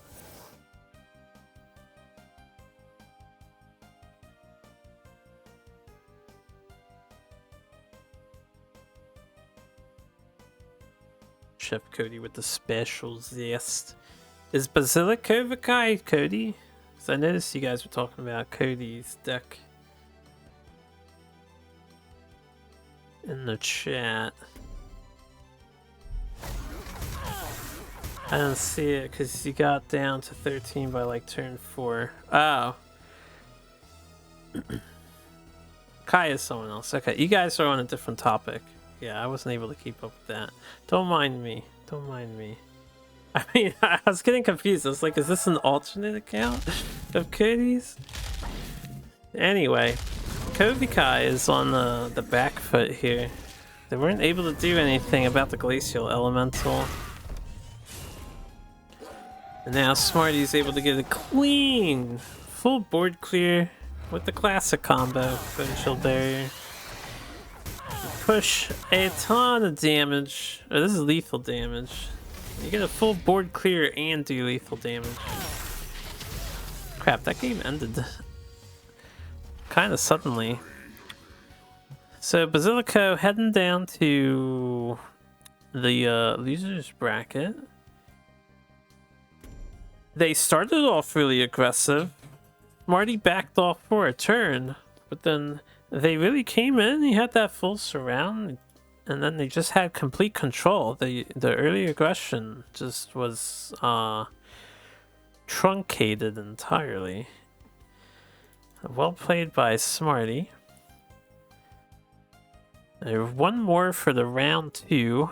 Winners brackets. Let's see if we can bring this up.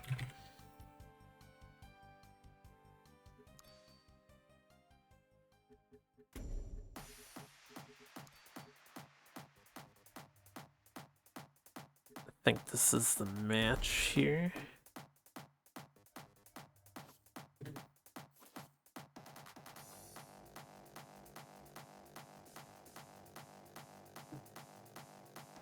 Okay.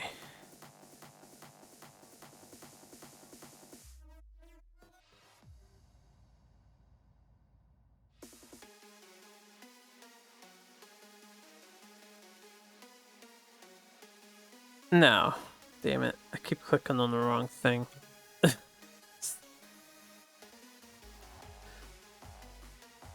this the... No, is this the right one?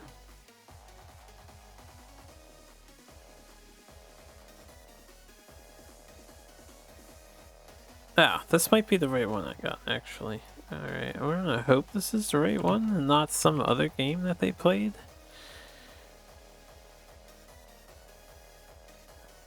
So let's transfer over.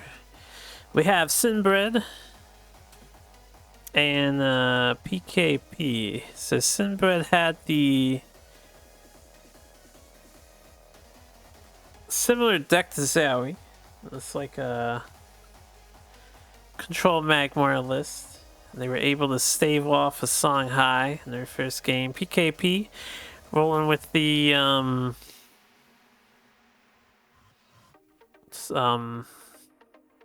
I don't know what their Vitruvian list is, right? This is the one with the Mana Forger and other stuff. I guess it's just a Time Maelstrom. Time Maelstrom Vitruvian game plan.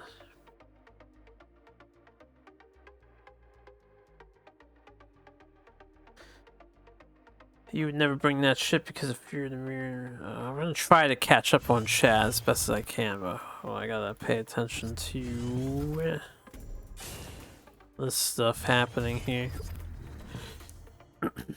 Oh yes, skipping turn 1. That's what we like to see from our control Magmar players. PKP, Fireblaze turn 1. Is PKP on the, were they on the Dervish list overall? I might be mixing up my Vitruvian lists here. Flash Harvester turn 2. And kept way, way in the back. Should probably, there we go. That should sink it a little bit more, I think.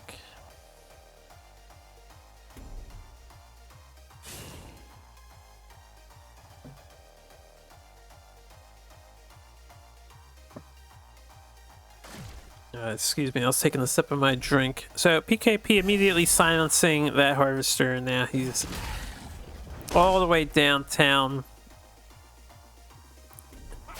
We're dropping off our, what is it called? Ancestral Vessel, moving in range just to do, just to allow the Dunecaster to hit the mana tile, so we can afford to play all the... Or actually, no, did we need that mana tile? I don't think we needed that mana tile.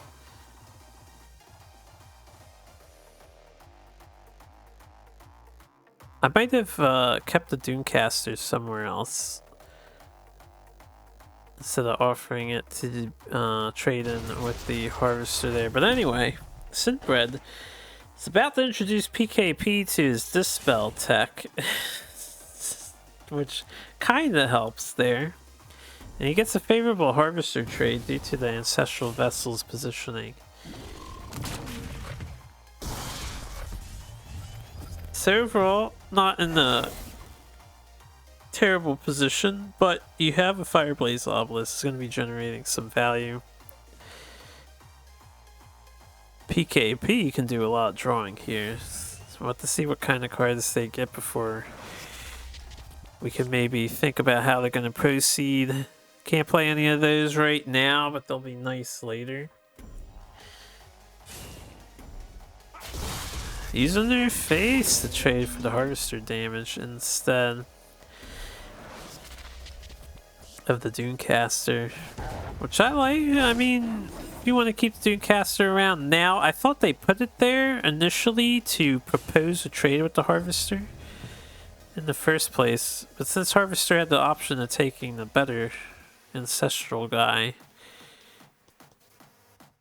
offer, yeah, I guess you may as well hold on to the Dunecaster at this point. And a great spread from PKP. We are completely anti-Plasma Storm. Kind of. Plasma Storm can hit Mana Forger and the Fireblaze.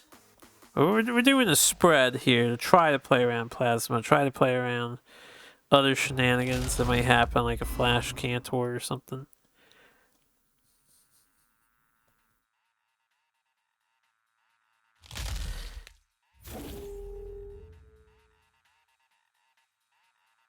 While we're getting some sloth stuff happening here, it doesn't actually clear anything.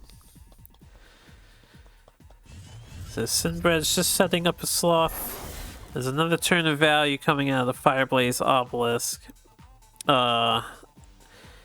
Chucking one of the Dispels. You could Repulsor that away, and then... Well, If you Repulsor, you can't keep her. You could keep her and buff your Dervish, I suppose, if you want to keep her a Doomcaster.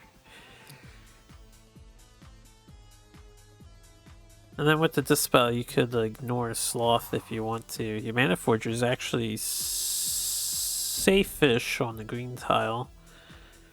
Yeah, thanks to the green tile's placement, the Mana Forger is safe from Sloth killing it without any assistance.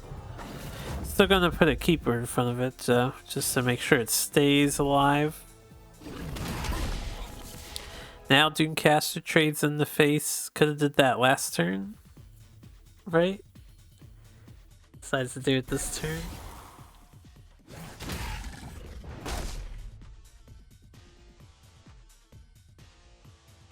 We're even tacking on the Rashes to get the damage in now.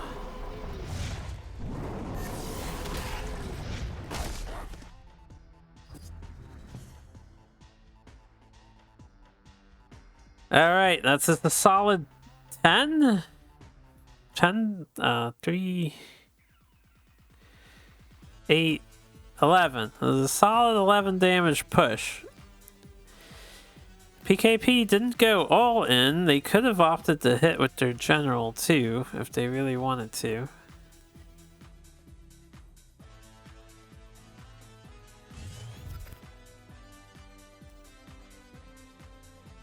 And now Sinbred is left with some Magmar decision making. You have a bunch of cards. You can only play one of them. Maybe two, if you want to do Spirit Harvester and Dispel, but I guess there's nothing to Dispel if you drop the Spirit Harvester. You probably want to step off of that red tile.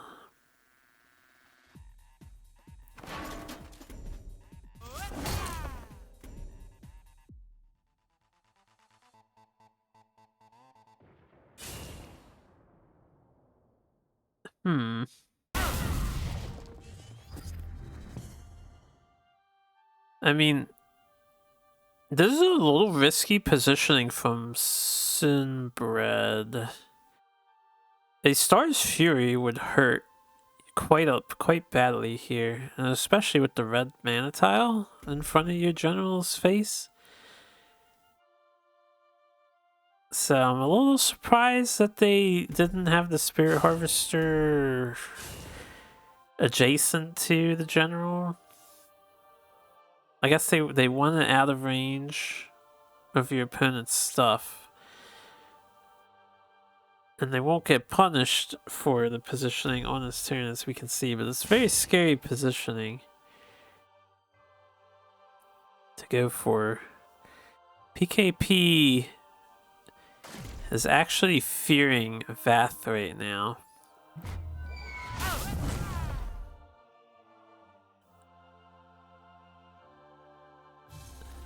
Maybe not fearing, but going for the real long con. This is fine because Time Maelstrom, you're gonna kill Vath anyway. Do you really need to stick your neck out for 2 extra damage here and there? No, I don't think you do. You know what your game plan is. Now, I don't like the Obelisk positioning just because Plasma Storm is gonna ruin that. You die to Anachronize anyway, so maybe PKP doesn't care. It's like, if he's got it, he's gonna have it one way or the other. But you could have put the second Obelisk somewhere else. And what not PKP, what Sinbred does have is meta. And Harvester is not dispelled, so this is gonna be a full clear. Ethereal music juxtaposed to stationary, yeah. It's a vibe. You want more Solar Fatigue mirrors in your life? You're gonna have to convince Solar to play more, right? He's not playing as much from what I understand.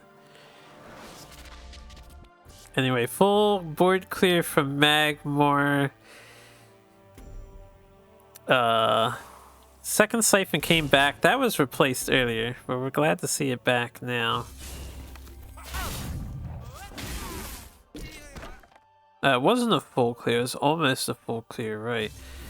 The one magma survived because it was on a green tile. Wait a minute, that confuses me. Maybe I didn't pay attention the last turn. Did the Mana Forger that was on the green tile, did it move up again? I thought it was in the corner initially.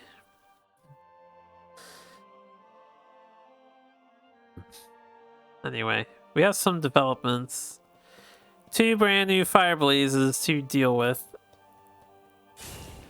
Sinbred probably knows that they might be in trouble if they don't do something about this. I'm guessing Mac Daddy's coming down. You could heal a bunch instead? No? Wait.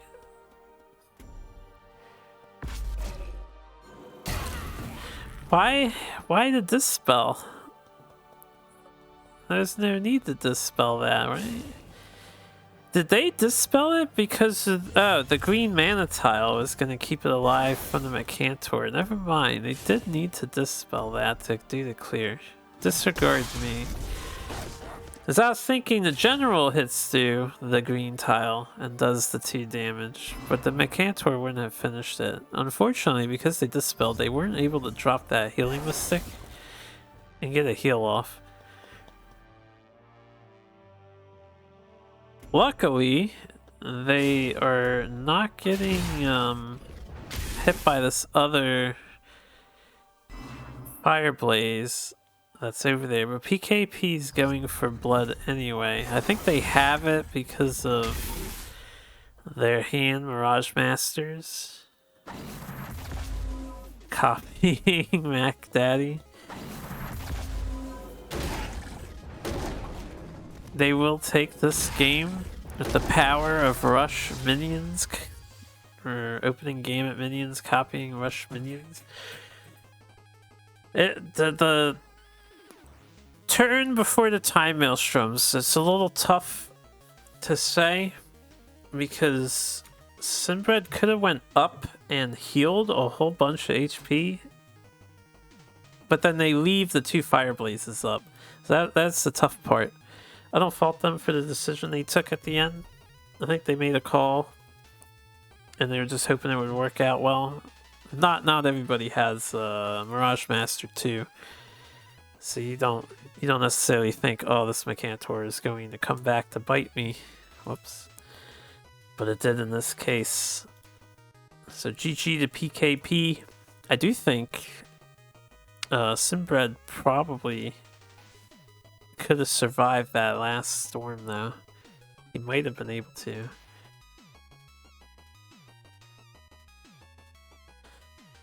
So that's the end of round 2. We're going to do the round 3 winners as well. And it's only 9:30 at the moment. With how fast these games are going, I think we can cover the losers. Probably won't be too bad. So let me just queue up the next match. And the round 3 winners, 1.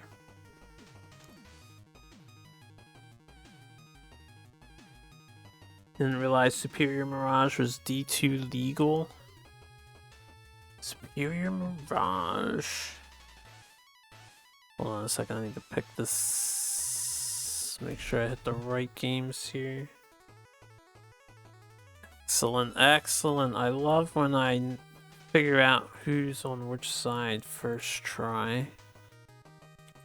Intuition.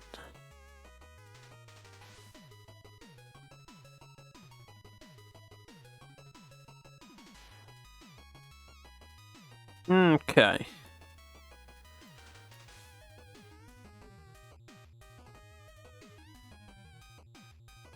So we're gonna get some Incognito versus Scuttle action. We have the unique Vitruvian list that's doing some work, and we have Incognito's Mechazor list that triple tusk board to victory in this last game.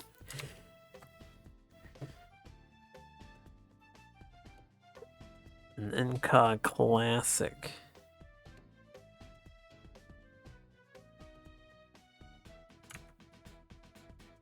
Alright, let's pause that.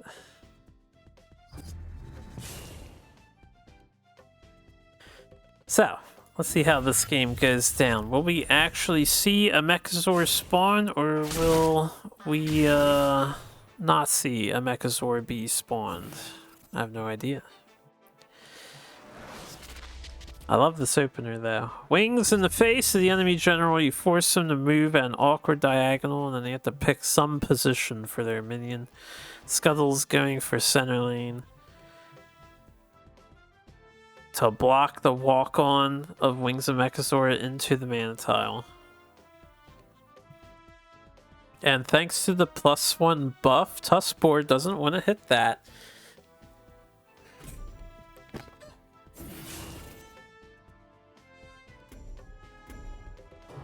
Whoa, wait a second. Oh man, I wouldn't have seen this coming. Incog's actually opting to clear this Primus with a Saber Spine? I mean, yeah, I like it. I like it. I think it's worth.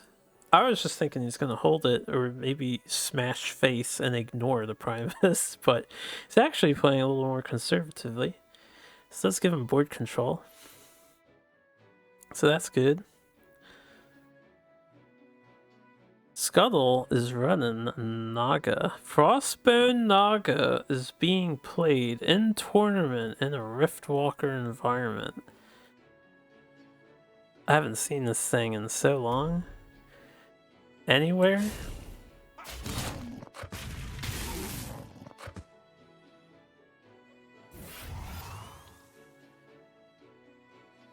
Yeah, I think this is a solid move. So opts to just deny the 1 mana from Songhai's possession. And you get a 1 damage off trade with the boar thanks to Healing Mystic. So that's all well and good. Incog's hand now. He can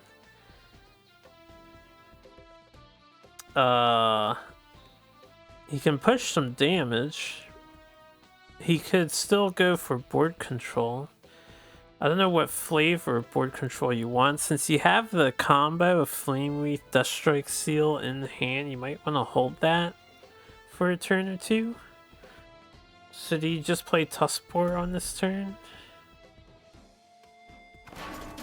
And if so, what do you do with the Tuskboard? You could also just back off, I guess, and pass. It seems not great, but you could do it.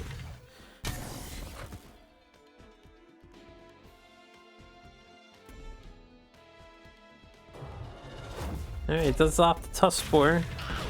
Clear the Healing Mystic.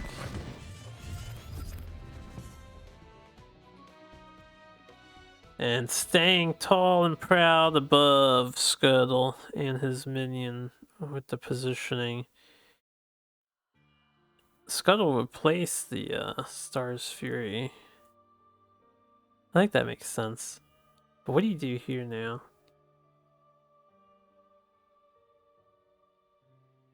Could save yourself 2 damage and just develop a Frostbite Naga, but that doesn't feel great, especially against Songhai. Lots of cooking everywhere, to be fair. Yeah, there's definitely some cooking going on this tournament. I think just players are being cooked. There's quite a few aggro lists.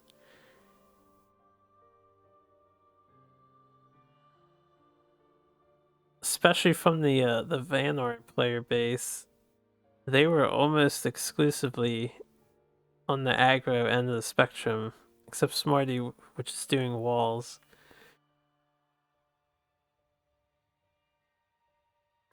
You think Incognito's choice of Mekai might be BM, but you respect it? I wonder if it was a BM choice. I think they're just, you know, having some fun with it, right? Probably. I'm hoping we get to see a Mechazor drop. Because so far, the way Incognito's mech deck's been playing, they haven't been accelerating the mech. They're at 20% progress right now, but it seems like they're just a Songhai deck featuring a Mechazor, you know? Just doing the usual Songhai thing, but Mechazor is there for some reason. Which is all well and good.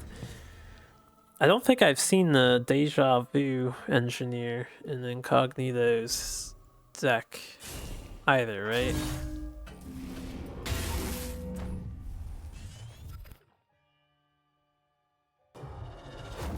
I got some pretty sparing turns here. Incognito has been charging their hand though.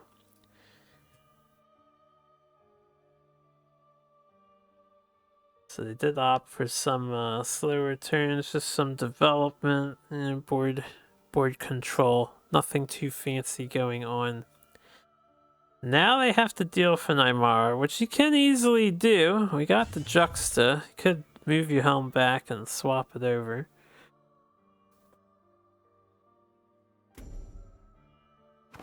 Or move it down, either or. He does have the Deja Vu, it's right there. Yeah, the Deja Boar is pretty good. My Songhai list has been running Deja Vu Engineer because he works well with Inner Focus. Deja Boar and Deja Flame Wreath is pretty solid, so I was wondering if Incog had it too, and he does, as we can see. Which is going to come in handy as it undispels, sort of undispels that Flame Wreath.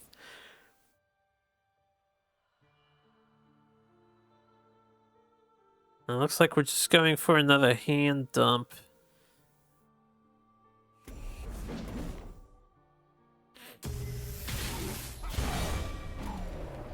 I like it. And now we're doing that Songhai thing. That's a lot of damage. Unfortunately, Aymara is so far away, she can't fly back or anything to that nature. Scuttle can kill Aymara though. And we have the Deja Vu engineer with Aymara, so this is going to be a nice health boon. It's 11 to 11. Wow, not for long. Oh, it sucks that he had to give him a card. He's actually looking pretty decent, but that inner focus on the draw, that Rhythm Weaver draw, made a huge difference here. It's just, it was tough. Couldn't really get away. I like it though. Scuttle now! Alright, the power of Incognito. He's moving on in the round. Scuttle is going to be in the loser's bracket, so we'll see him later when we get to the loser's bracket matches. But man, that Rhythm Weaver draw was huge there. It actually made such a huge difference. We don't have any vet teleportation unless we count Windstorm. Nah, there's no vet teleportation. Alright, with those 2 rounds, we are almost done with the winner's bracket. So we're going to do the winners. I'll save the semifinal. Maybe we do the losers now, up to the semifinals. Or do you guys want to see the semifinals first? Is there a preference? You guys want some losers bracket games? Or do you want semifinals and then losers bracket before the finals and then the grand finals? Because there's only one more winners bracket match before the finals. Losers first? Yeah, I was thinking losers first as well. Now, let me see. This first game is a bye. Yeah, the first game is a bye, so we won't see that one. And then we can see this game. So let's queue them up. I think I had only the one, right? We don't have Agrolite.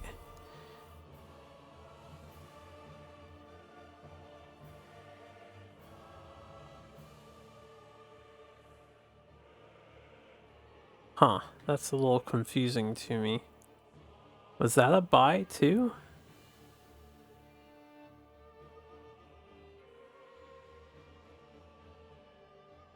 So I don't see Agrolite's name. Oh, that's probably because I'm looking at the wrong person's match history. That's weird. There it is. Now I see it. Okay.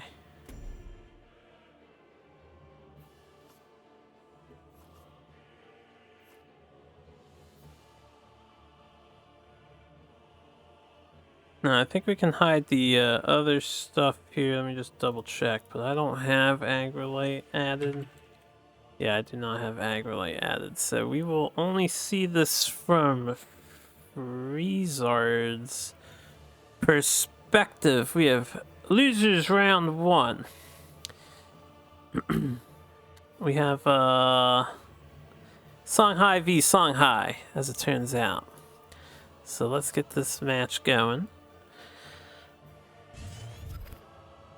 Now, Freezard has the second. It's kind of funny, there's 2 Mechazor Songhai lists out and about in this tournament.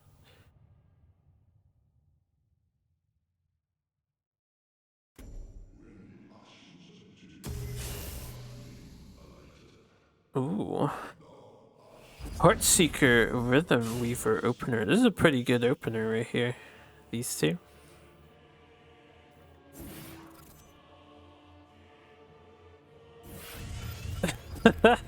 Freezard double mech sword forward. It does not care. I guess with Heartseeker in the back, you may as well try to get some value out of your sword guy. You gotta do what you gotta do, right? 2 mech high decks? Yep, 2 mech high decks in the tourney. Mech high, there's scene. We'll have to see if the Mechai wins here. Surely one of these games we will see a Mechazor come out, right? Surely. Heartseeker making the obvious trade that it, of course, probably was going to make. Rhythm Weaver move forward, but I feel like it's just going to trade into the Sword of Mechazor, surely. We have a Lantern Fox dropping off in the front of Freezard's General's face here. Now, we're not shy about putting minions in each other's faces whatsoever. You've been waiting to see Freezard's deck? Experimental Honest High. Is this Honest High?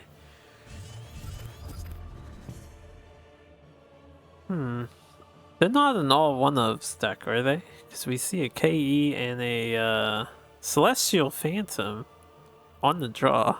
Haven't seen Celestial Phantom in a while. There's a lot of card variety in Freezard's list. Nice clear on the back line, Heartseeker with the Flame Wreath. Not attacking, so it stays up and healthy. Make Agrolite work for killing it. They do have the Gotatsu though. 1 damage ping. Cycles at the end of the turn. And they're going in for some chonky hits. And we're dropping that Phoenix Fire we just made on the Freezard's face. It's 8 damage, Spiral Technique. Yeah, 2 more of those, and Freezard's gonna be toast.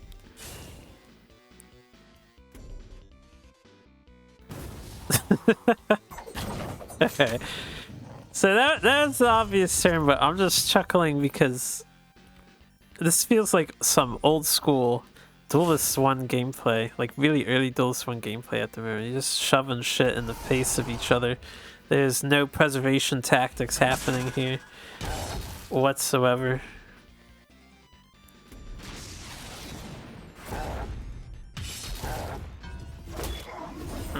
respecting the damage output of your Song High opponent, sacks the Flame Wreath to save 4 HP.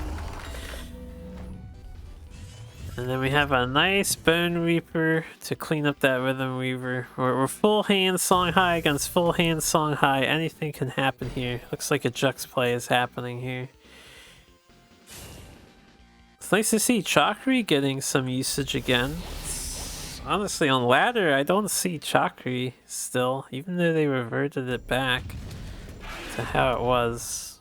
Well, I haven't seen Chakri anyway. I feel like people just took it out for Rhythm Weaver or something. Holy damage.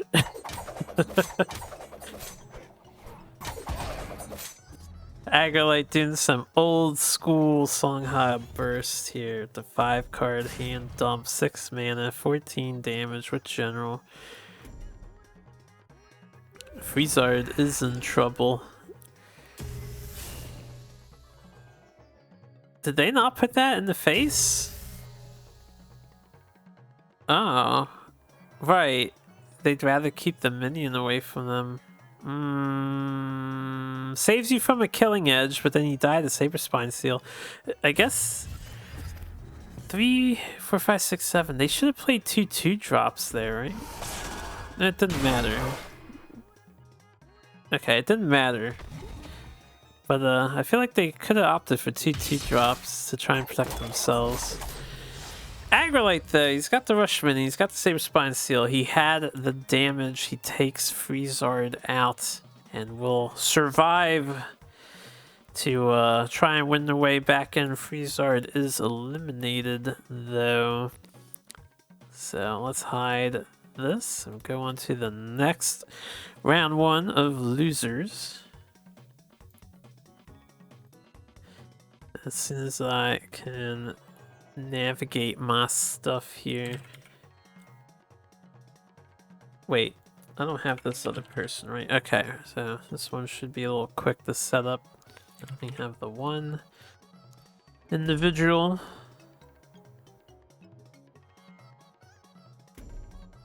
Typical aggro, like inner focus, kill on the edge, Saber Spine Seal hit. Did you see that other turn though? SSSKE, Juxta, IF, all the good stuff. Okay, we are ready. So we won't see Troz's perspective. Troz, our Lionar player here, but we can see Cat Paw.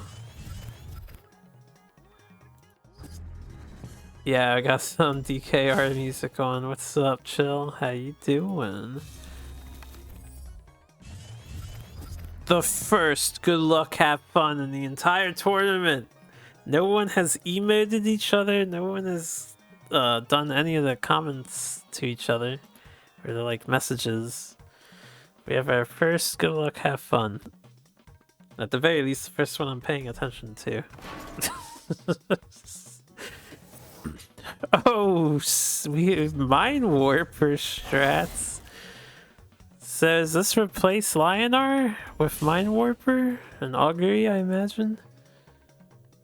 I've seen one of you guys was streaming, and one of you was either fighting against this deck or was playing it. I forget who was playing it, honestly, but someone was doing Mind Warper Augury shenanigans, and it was kind of hilarious to watch. It's actually very disruptive to have 3 of your cards ripped out of your deck.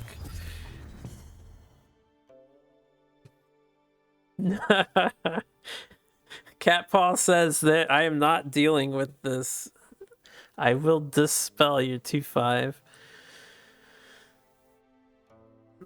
They also have I'm surprised they put the Fire Blaze forward just to deny the mana tile. They're actually kind of throwing away their Fire Blaze, potentially. I was a little surprised on that placement, but it is what it is. That's what they wanted to do. They're just gonna get martyrdomed anyway, so it doesn't matter. This is Duelyst. It doesn't matter sometimes where you position. You play everything forward. You play Kiara forward. Oh wait, Kujata? You play Kujata forward? You are a bold gamer. Bunch of forward players. Not hiding your stuff.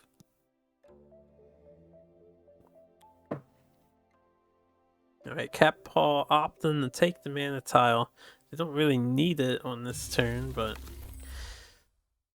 once again, we're just dropping the Fire Blaze right next to all of the enemy's things, so Troz can easily clear our precious Fire Blaze obelisk. But we're getting some damage in. We're drawing some cards. We're feeling pretty good. I mean, I like the turn for the most part, except for the Fire Blaze placement. Why are we putting our Fire Blazes in the enemy's face? They can body block their response here. If Troz wants to, he could do a full surround of the Fire Blaze without killing it. He only needs 2 minions, and then he can deny a spawn. That is true. This is very risky positioning from Cat Paw. Okay, they have the clear with the Arclight Sentinel. It didn't have to be this way. But that's okay. That's all Troz does. Just, you know, just get rid of that thing. You're gonna give it to me, I'm gonna take it. Also, playing around Star's Fury on this turn. Kudos. As Cat Paw did have the Star's Fury in hand. I don't know if it would have been worth there, but they had it.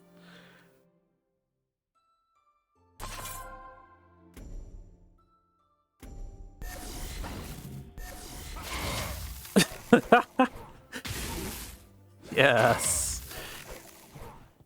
Send it all face. I thought we would see some clearing going on just to maintain board control, but no. Get some Orb Weavers developed and then smash face in with everything we got. To be fair, Troz is on an off-kilter Lionar list of some sort, so we don't know how much healing they're packing.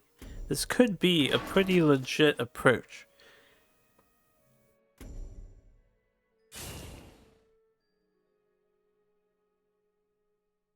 Alright, I think they're just a straight up replace list now.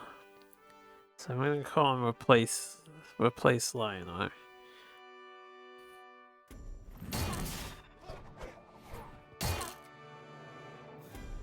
Oh, Lasting Judgment.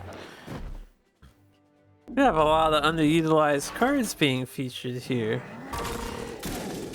today in this tourney. Pretty respectable clear. And you have a nice double body block.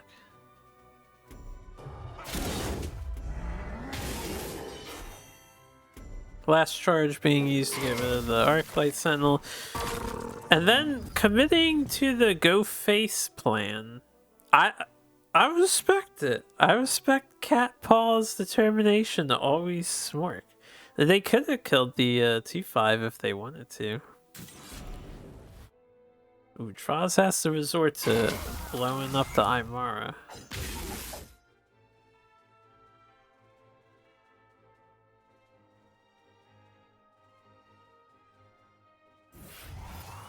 They have the Healing Mystic though.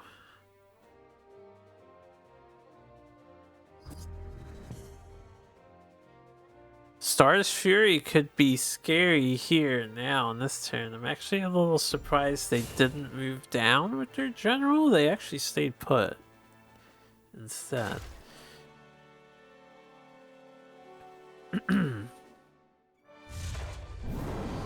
Cat Paw has to have a bit of a slower turn there. They don't have enough tools to keep the aggro going. Necessarily. But they do a nice staircase setup. Respect the potential holy MOs. You get some things put out. I feel like I would have put the Ancestral Vessel... Instead of doing a staircase, I might have made a box if it was me. I probably would have put a box above Brome.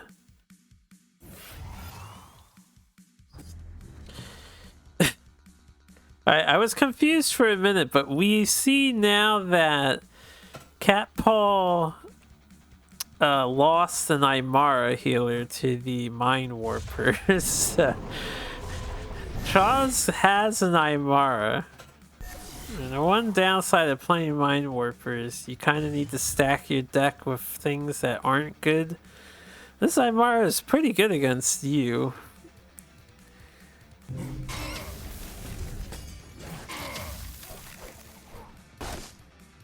Martyr an Aymara. He did martyr the Aymara earlier.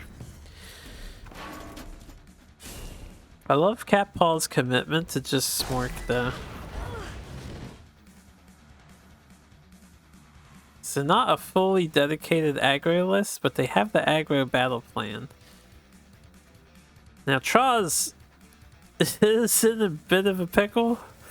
He really needs that Aymara to die. Second Mind Warper coming out. Oh, we're gonna steal some Vitruvian cards here. Let's steal a couple of them. I wonder what he got. I wish I could see his hand. He could have all manners of things. Why trade? The opponent will do the trading. Yeah.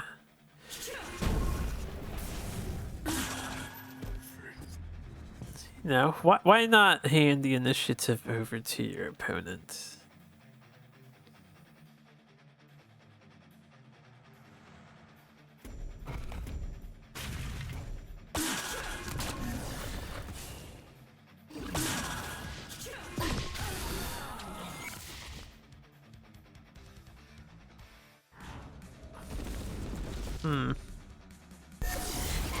That's 8.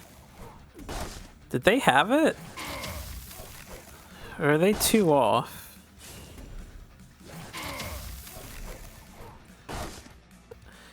Oh, Cat Paul replaced last. No, Cat Paul, you could have found the thing.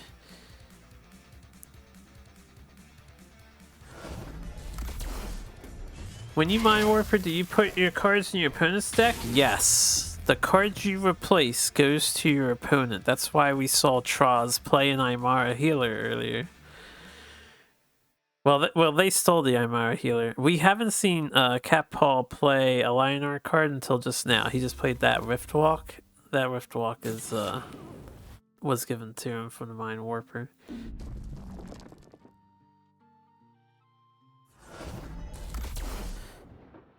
Oh man, Troz is surviving. Cat Paul brought him down to 2. It wasn't quite lethal.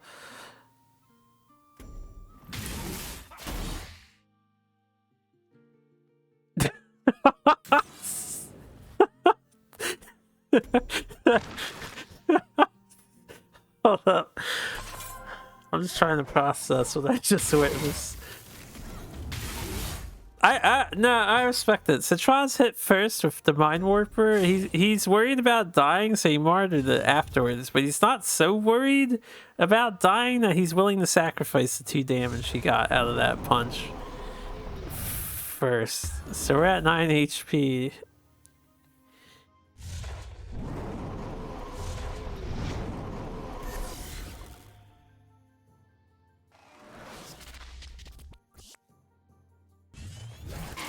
Ooh, Star's Fury on the draws. Decent. That might help you get the rest of the way. 7 HP to 6 HP. Can't tell what's in Troz's hands, so don't know if Cat Paul is a dead man or not. He might be dead. He played that first. I would just be concerned about a Resonator at this point, right? Or something like that. Resonator or White Widow. But it looks like Troz doesn't have that hand.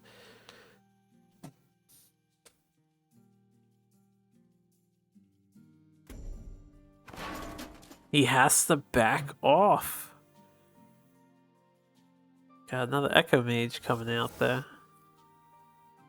And a double H. Charles's deck is designed to troll cards out of your opponent. I like it. He's not really replace Lionar, he's more like just play with my opponent's stuff dot deck. Featuring some replace mechanics. And nice Prophet of the White Palm. It'll save you from Bone Swarm shenanigans, possibly. You see a lethal? A lethal for Cat Paw or a lethal for Troz? Because I don't see how Cat Paw does it from this positioning.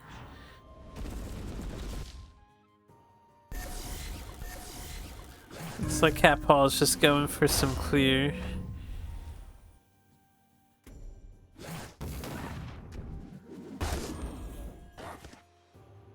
I mean, Cat Paw could have Stars Furied, right?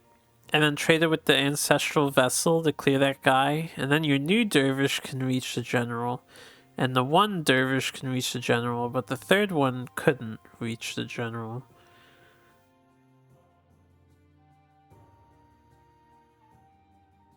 Hit D agent stars. Ow! You know what? You're right. If you killed the D agent first, then the other guy would have been in range. Ooh, good catch. Good catch. Cat Paw didn't see it though. I think that's our first miss lethal of the game then, or of the tournament. Maybe the second one, right? I think someone else had lethal, or they're like really close to it. I forget what the situation was in the earlier match. Troz opting to heal his opponent at this desperate time. And then he can heal himself with the Echo Mage duplicating the Martyr.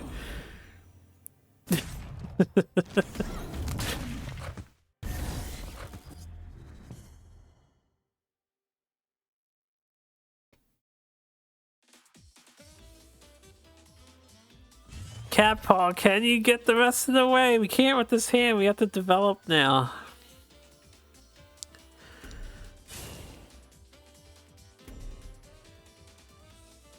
No! Put the obelisk near you so it survives. We're on the put stuff in my opponent's face plan. He's copying the Echo Mage. Which, I think that would be fine. Maybe keep the Echo Mage near you so you could duplicate one of your upcoming spells that you might have, maybe? This is a decent surround, but Troz has Widow, that's not dispelled, so it's able to do at least 1 damage to something, and then depending on what it hits, he could potentially clear 2 of the 3 things. And depending on what's in the hand, he could probably clear all of the things. He dead to Immo. He would have been dead to an Immo. Maybe. You have to remember that Echo Mage's power is what do you call it? It's Zeal. That's the word. This has to be next to the General to copy his spell. So I don't think he would have died to just Immo.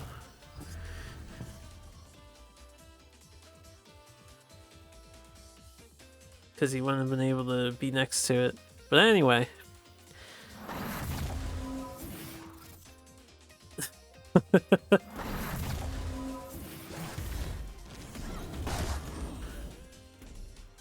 Holy!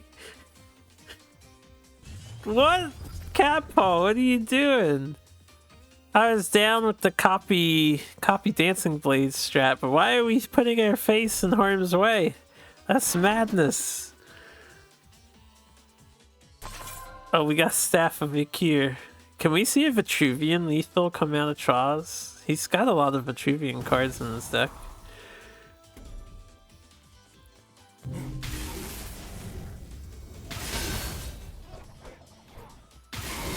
Well, not strictly a Vitruvian lethal, but nice. that was quite the game. That was an insane game. Well played to both players, though.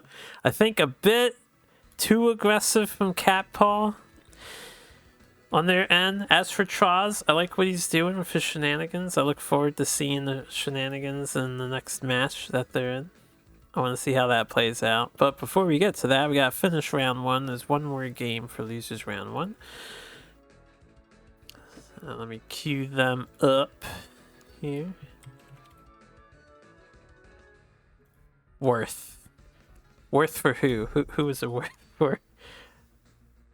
It's definitely worth either way, right? Yeah. Definitely worth either way. Balls were too massive for his own good. I'd say so. At the very least, respect the courage, the raw gusto they were exuding, the fearlessness.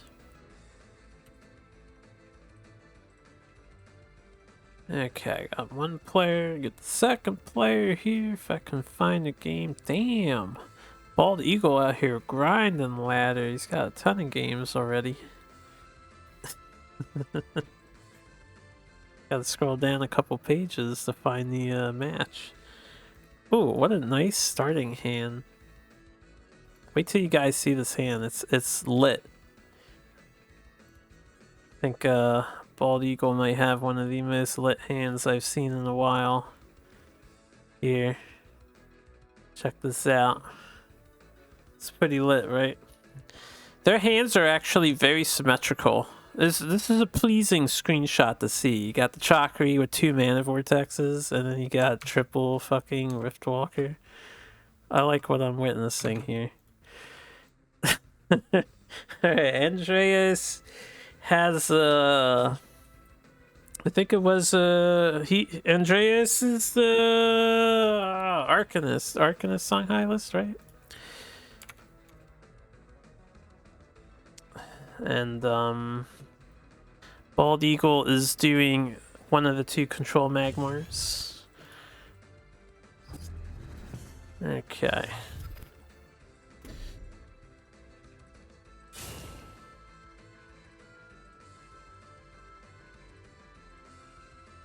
This is going to be Tuskboard Deny Mana Tile opener.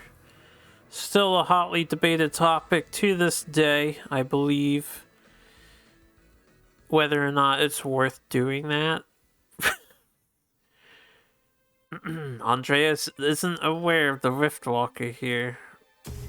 But thankfully, Mana Vortex will keep the Chakri alive from Riftwalker thanks to its buff. The screen is reversed. Was it reversed? I think it's okay.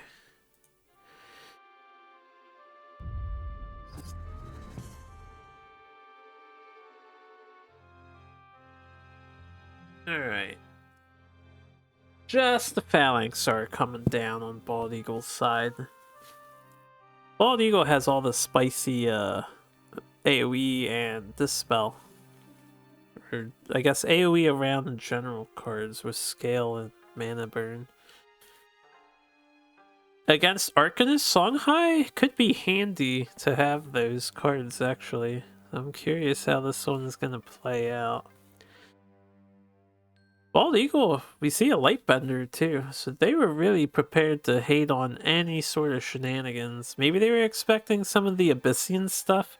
Again, I'm pretty surprised that there's no Abyssian in the tournament. Only because they are by far the most common thing I've seen on ladder. Personally, there's so much Abyssian on ladder. I am a bit surprised. There is 0 Abyssian in this tournament, yeah. At least for this week. We'll see what happens next week. But not a single Abyssian representative to be found. Give me a moment, I gotta blow my nose. Oh. Yeah, that is pretty wild.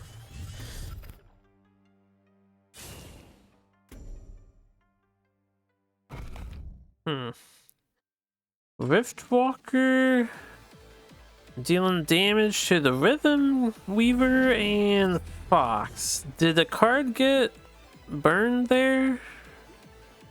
No, because there's a Phoenix Fire and the Heaven's Eclipse. That Riftwalker just juiced up Andreas's hand. I'm kind of surprised Bald Eagle opted to do that. That Riftwalker.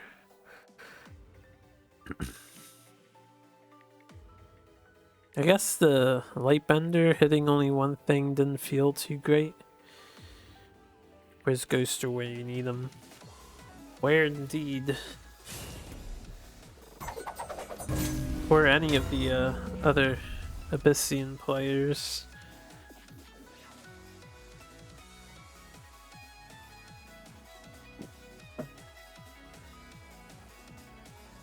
Andreas could play it slow. You're up against Magmar, to be fair, but you could just drop Owl Beast. Could go like Chakra or something if you want to as well. You might want to dump cards.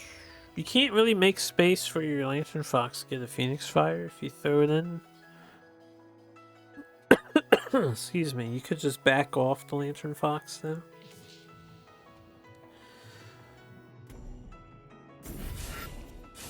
Oh man! Alright, I mean this is fine. Andreas doesn't know that he's about to get bended by the light bender. The world needs more Abyssian, to be honest. There's plenty on the ladder. There's plenty on the ladder. Pretty solid light bender turn. Second mana, Prophet. Second Prophet of the White Palm coming in just to keep Bald Eagle's stuff safe from those Phoenix Fires that he knows Andreas has. He knows that he has two of them. You don't know if they've been replaced or not, but he knows he's got two of them. And it's probably a fine time if you want to preserve your board and force some trading on Andreas's part. Is Baldy's deck entirely anti-walls? Yes. I think someone else mentioned that earlier. Might have been you too. They definitely do not like walls.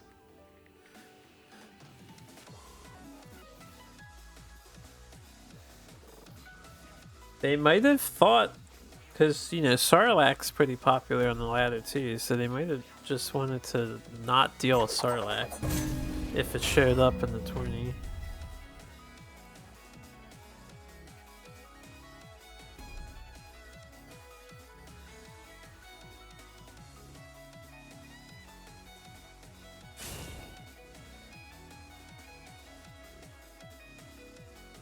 You see a fresh Chakri being protected by the other Chakri Lantern Fox coming down.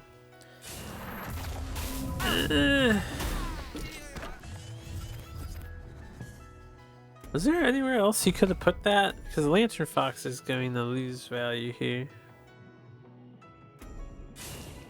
And we likely see Nat Select hit the fresh Chakri avatar if I had to wager a wild guess.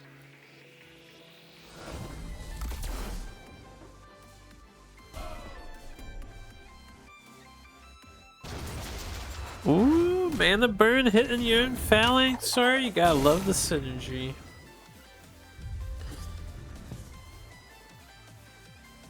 Unfortunately, Phalanx just moved before that because they had to get in range. But next turn, will Andreas remember that the 4/4 can move 2 spaces now? We'll find out. That's true, Nether is nerfed. However, we have the power of Elder Chain and Zuriel. I was watching when Kolos played for a little bit. If a Sarlacc person really wants to put 50,000 Sarlaccs on the board, they can definitely still pull it off. Especially with Deja Vu Engineer. Deja Vu Engineer basically replaces Nether Summoning in execution.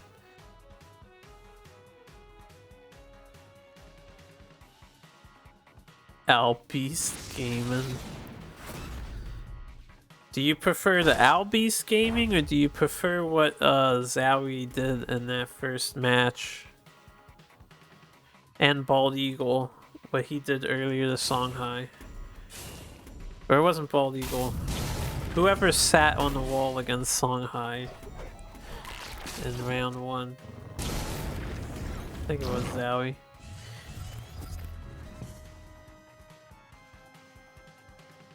Sinbred. Right. Was it Sinbred? Do we have 3 Magmors? We have 3 Magmors. We do have 3 Magmors.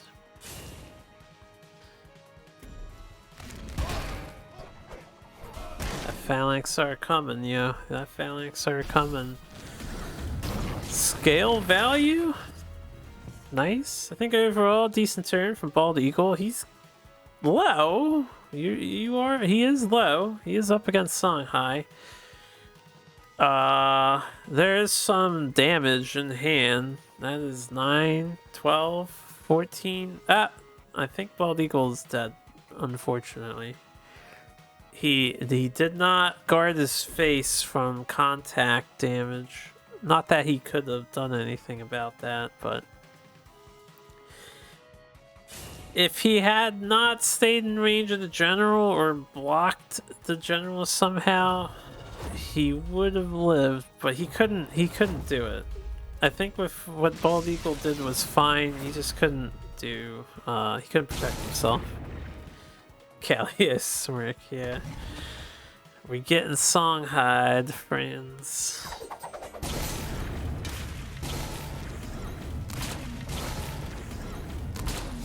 A salute to one of our brave lizards as Bald Eagle is taken out. And a salute for our Songhai brethren who burned the lizard to a crisp. A solid, solid Songhai finisher right there. So Andreas will move on. We'll go to the losers round 2. Yeah, round 2 of the losers. So we have another 4 games to cover here. Let's see who's player 1 in this game. Did I transition? I did transition the thing. Alright, what we got? Hashtag delete Songhai. Never! I mean, I would still like Songhai to not do exactly what it is that they do, but I wouldn't delete them. I think they're cool.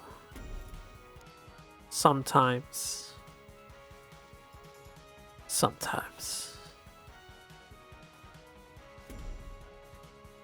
Okay, I think this is the right game. And then I need to get it up on the other side here.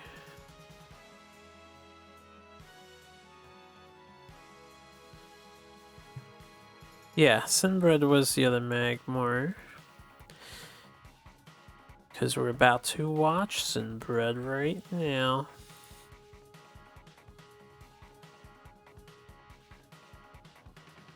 Alright, I think I am set here. So we have Cody versus Sinbred. Cody has Vespier, but they're very aggro Vespier list, as we saw earlier, and they went down to the other Vanar player. Sinbred is one of the control Magmars with the tech to deal with walls and Vespirs and stuff, so we will see who comes out ahead as this match gets started. Do we really want to watch this game? I suppose it could be considered to the feelings of the losing or winning players, but everybody else needs to see, right? Oh shit, what happened to my thing? I minimized it by accident, my bad. There we go.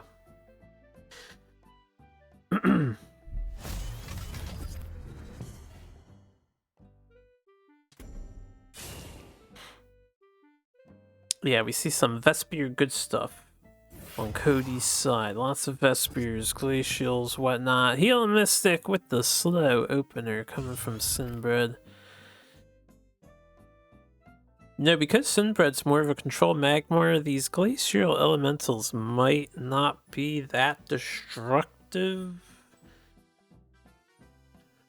initially.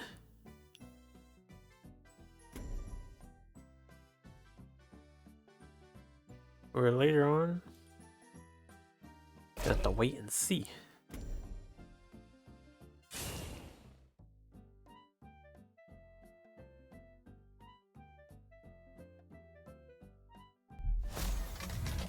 Going for that tempo glacial. I guess the walls are gonna cover the front there.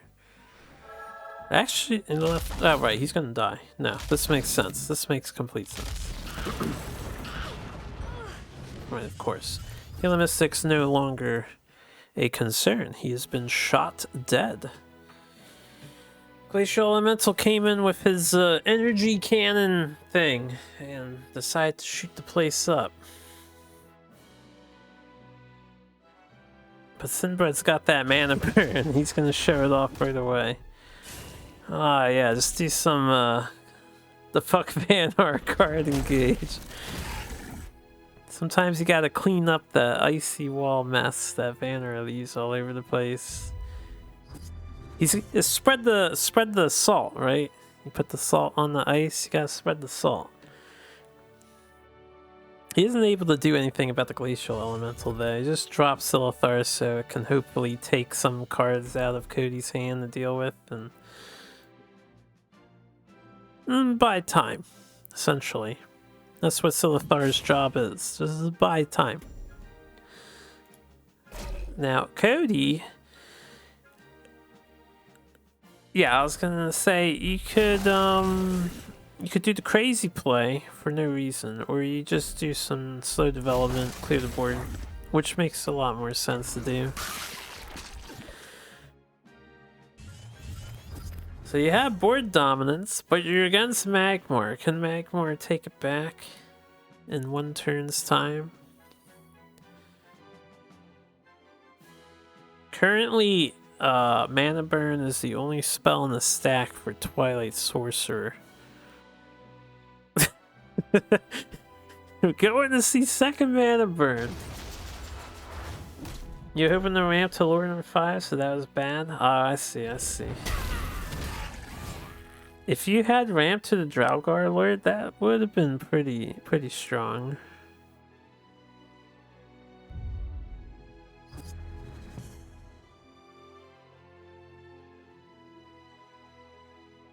Huh. Sinbred opted to stay put. They could have moved after. They could have moved like back one and then protected their thingamabobber. Time Cloak Coiler. I know I've been calling this thing Aminar. If anyone's been confused, that's the Duelyst 1 name of this thing. That's why I've been calling it Aminar. It's actually a Time Cloak Coiler. Now. But they decided not to do that. They just left it out there.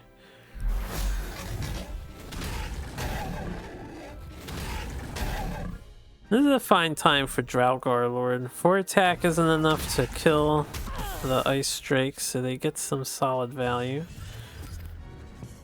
And Cody opting to do some face damage.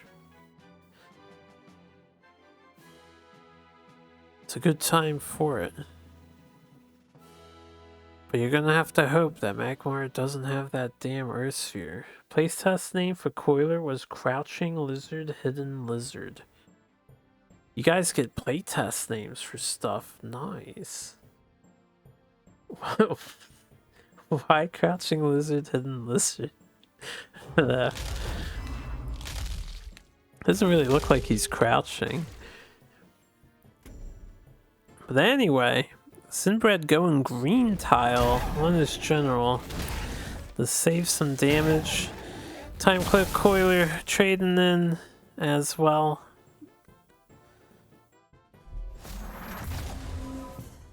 Now Cody's stuck next to Vath, and Vath's growing big. It's getting bigger. Yeah, I know Crouching Tiger, Hidden Dragon. I know the reference.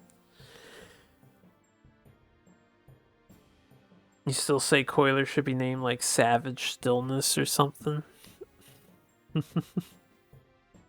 Savage Stillness. I don't see his time cloak is all. I think Coiler probably works in some capacity. He looks like he would coil and uncoil his body, maybe. I don't know what the time cloak is for. And is he like aging the stationary Magmarian general or something?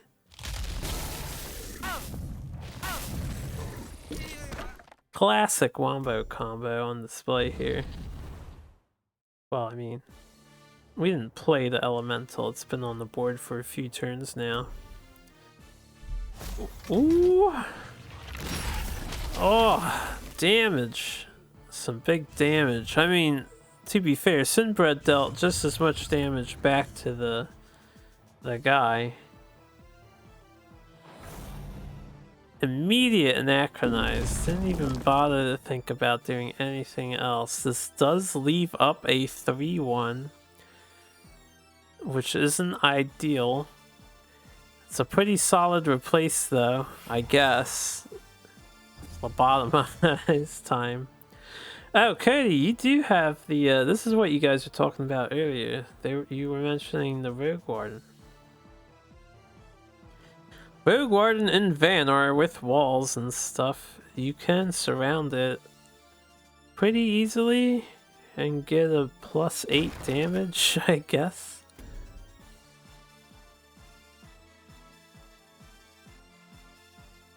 This is what you usually think. Spoilers! Spoilers? We don't know you lost yet. You forward on this play. So the 7 damage at the moment because of green mana tile, it would be 9 damage, 1 off lethal with the Razorback. Yeah, because the emerald tile is currently saving Sinbred.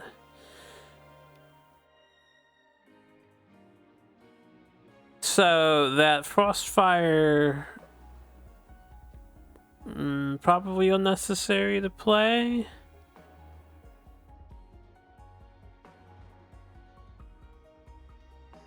But you're still at, you're still at 21 HP and all that. Frostfire does keep your elemental alive on the board.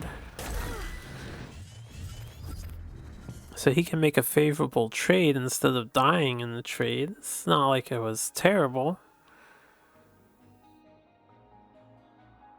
You could have developed a Rogue Warden or something instead though, I suppose.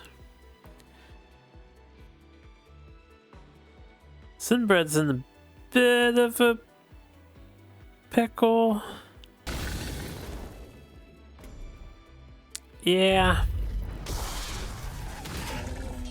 I think Sinbred kind of had to metamorph there because Hearth Sister exists. You can't really risk leaving that elemental up, and if you can't toward 3 things, then Razorback probably was gonna survive, assuming you took out the 8-1 or 8-2 elemental. Felt like you were gonna get pegged. I mean, you seem to be the bearer of the peg at the moment. Currently. The Sinbred might be hanging in there, but he is surrounded yet again. He hasn't been able to move off of this tile for a while.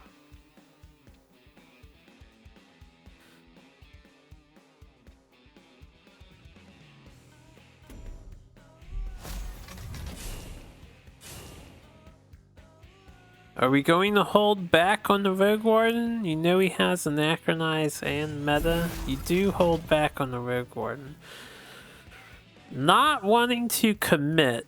I think I would have committed to it. If it's gonna happen, it's gonna happen, right? Damn, that was a Warden turn. Yeah, now you can see the hand. You can see that it was safe after that meta.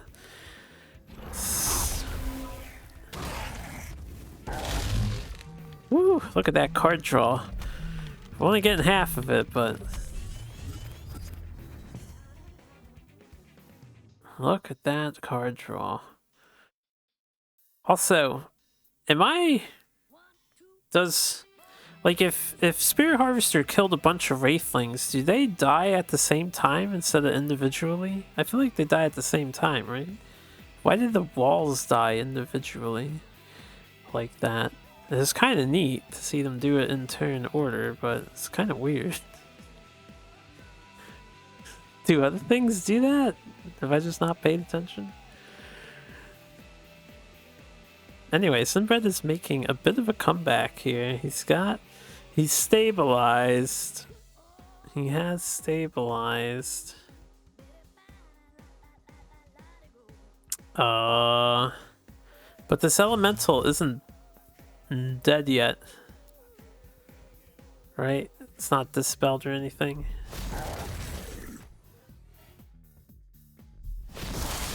And we are able to clear the board with our Vespirs. A little wasteful on the Bubblesmith shield since they don't stack or anything. But you know, necessary evil. You can get rid of the board and whatnot. Couldn't really capitalize on the shield. And then a preemptive Cold Biter equip. I don't know if I would have equipped a Cold Biter. Sinbred had no idea you had that, so it could have been handy to hold on to it. I feel like I would have just kept it in hand and floated the mana. Dying Wish has own death animation. Oh, the Dying Wishes play it one at a time, I see. Trying. Yeah. Get anachronized, nerd.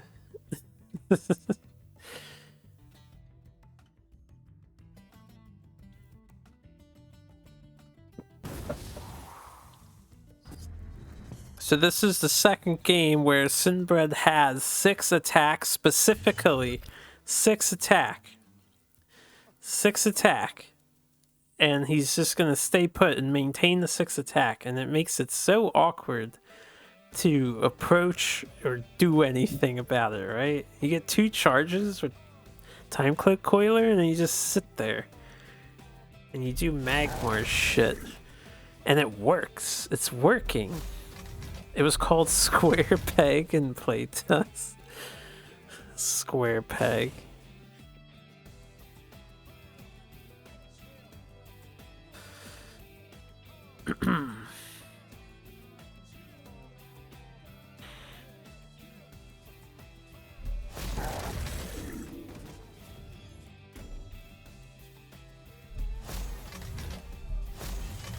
Alright, we have some aspect of the worm shenanigans created.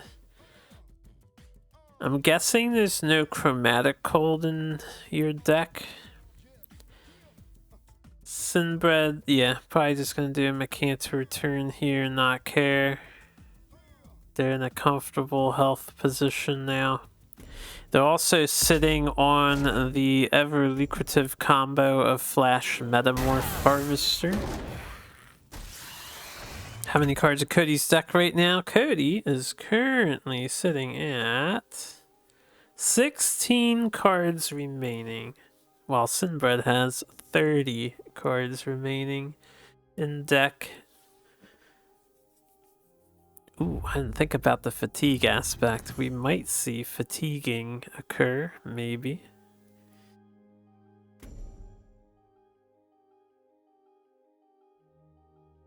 Yeah, Magmar has everything he needs. He just needs to stand there. Oh, we are only just beginning, I see. Yeah, we're in the first 20 minutes of the 20-mile hike up this Duelyst mountain.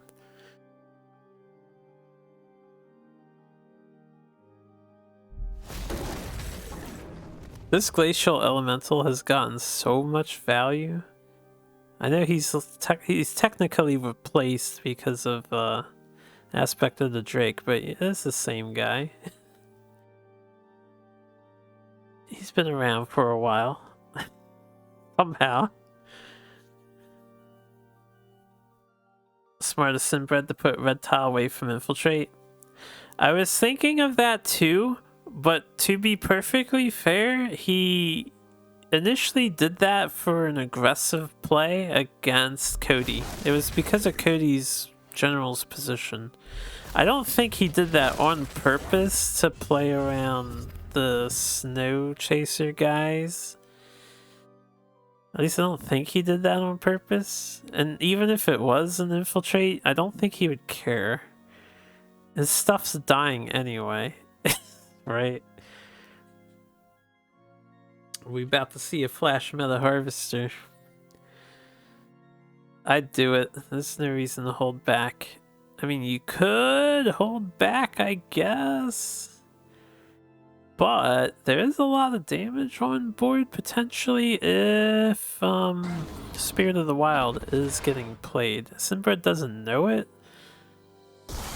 So yeah, I would definitely do this now.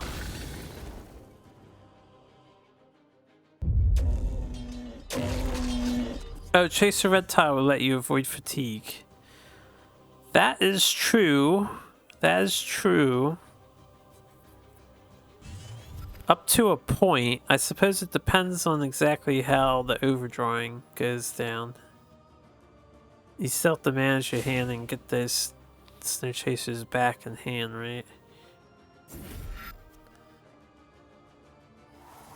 Oh, we see the Rogue Warden, Spirit of the Wild, go in face. I would have killed the Harvester.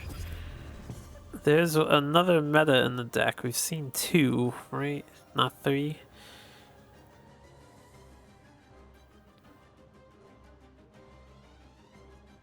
Never punished. Sinbred's going to likely throw Mecantor at that thing. Which at least kills the Mecantor. You get to keep your bubble shield.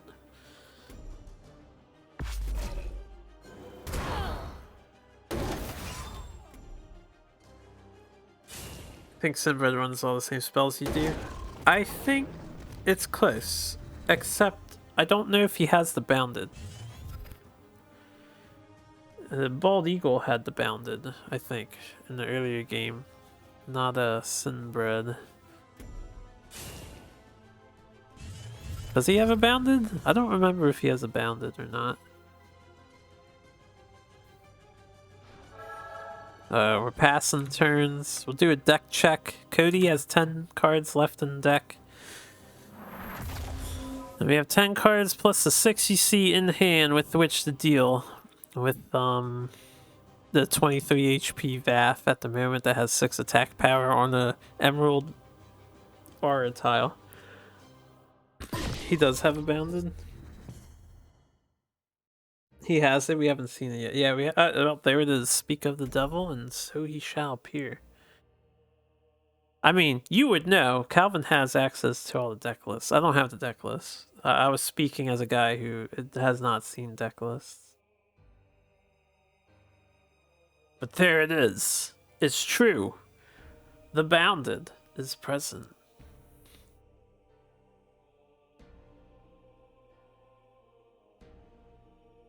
Then the Discord, that's okay. It would be a lot of extra work for me to look through them. We're just keeping this real casual, like. Yeah, we're seeing the Cold Biters clear something. Getting some value out of that first Cold Biter that we equipped a couple turns ago.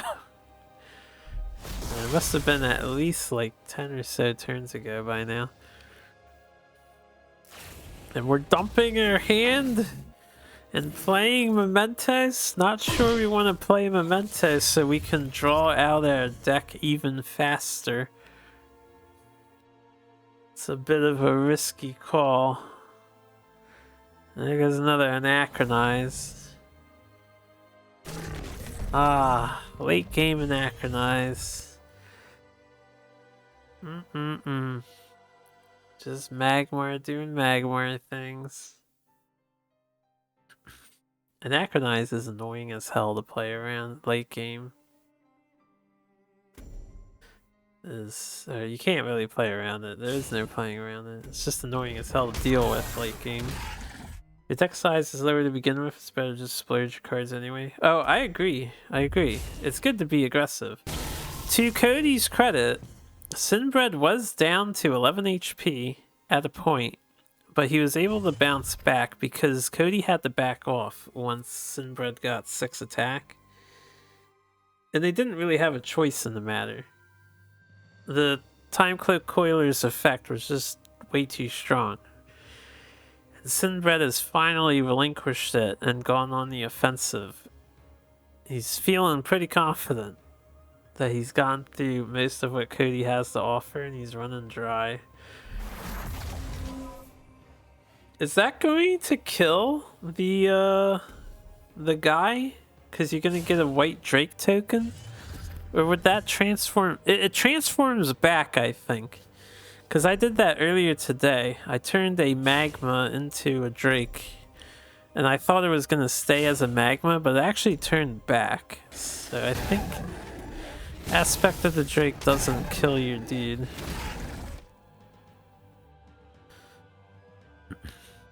But yeah, Sinbred just trades with that, with the stuff on board.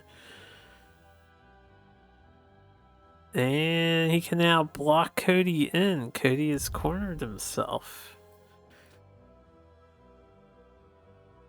He's even attacking on that one of Hollow Grove Keeper that he has. Does he have a one of Vindicator in this list, or does he just have a random Grove Keeper?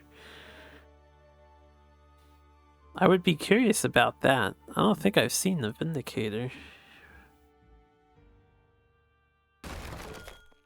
You're a bit tilted at this point. That's understandable. Oh, he has 2 Vindies.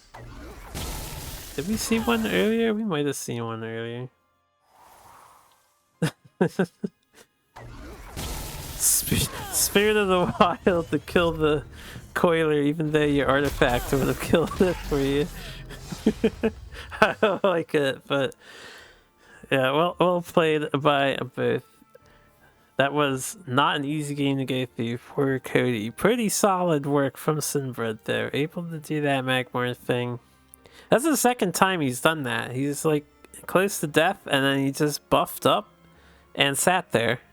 And it's like, what do I do? Methinks chromatic colds might be pretty important to run so you can get rid of those Magmar buffs from the Coiler. Alright, where are we at? That was the end of round... No, we're on round 2. Yeah, we're on round 2. So, next match. This one should be a little quicker to set up, because I don't have the other person, Agrolite, but I do have his opponent. So I just need to find the game.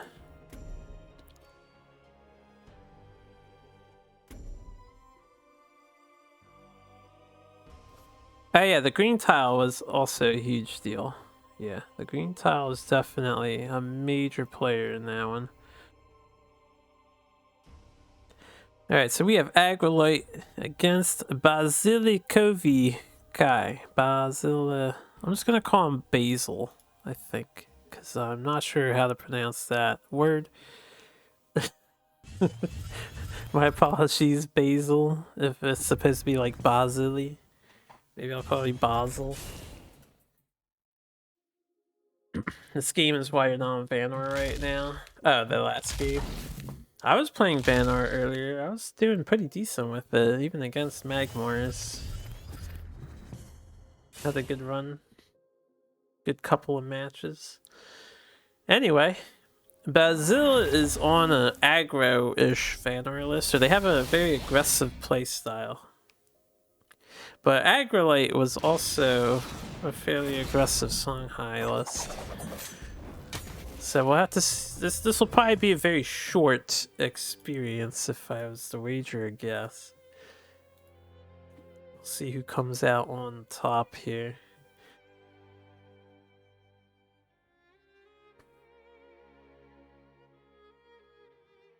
Could equip the artifact to clear the fox.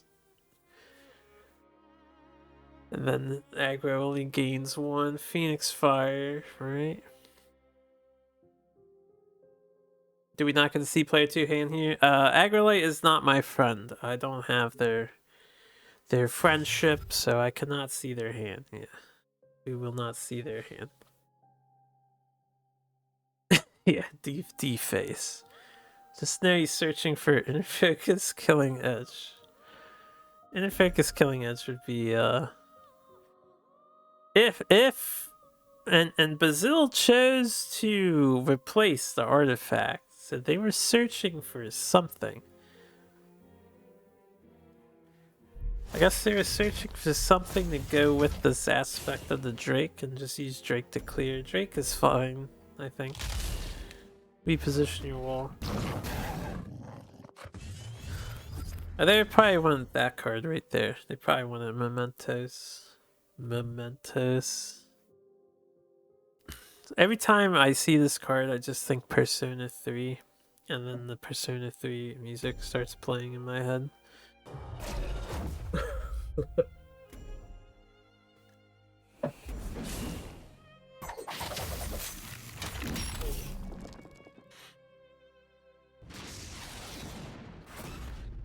Okay. Damn.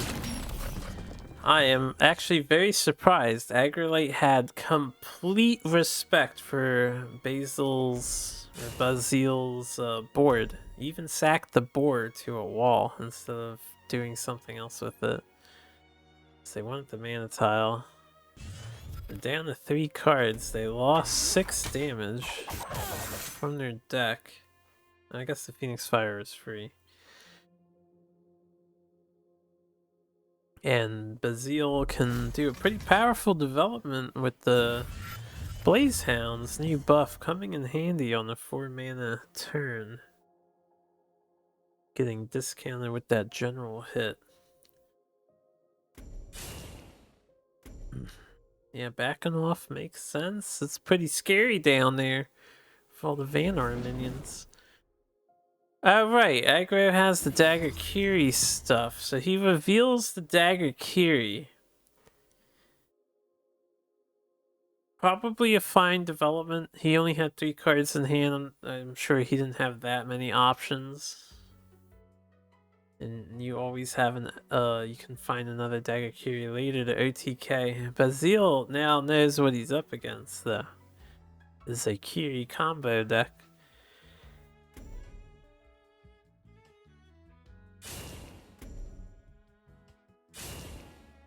Do you kill the Kiri or do you push a bunch of face damage right here? He's got a lot of damage. I think we're killing the Kiri. That's probably smart. Probably for the best to get rid of that thing.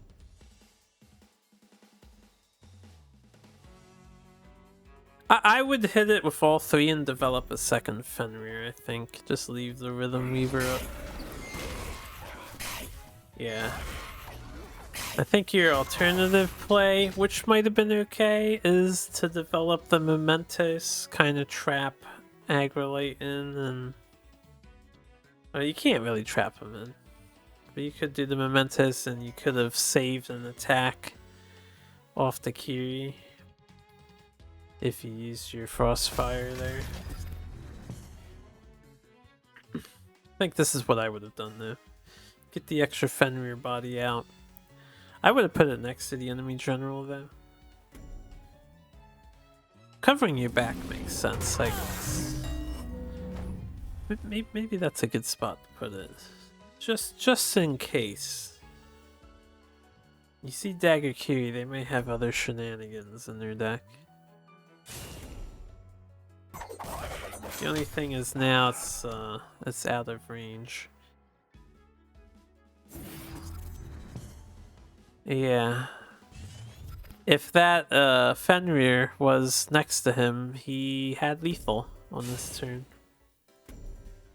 That would have been 15 damage with a Razorback. But now he's down 2? He's down 2 damage. I think he's 2 off, right? How much do we have? It's 10. No, he has lethal. Wait, he has lethal. Where's the general hit? We're missing lethal, aren't we? It's 5, 10, 13, 15.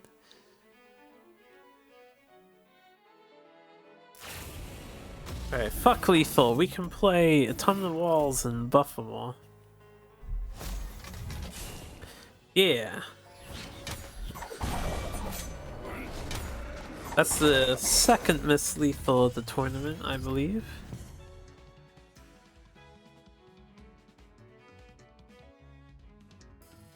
Where we're going, we don't need lethal. Oh god, we're gonna get dagger carried though! This is terrifying!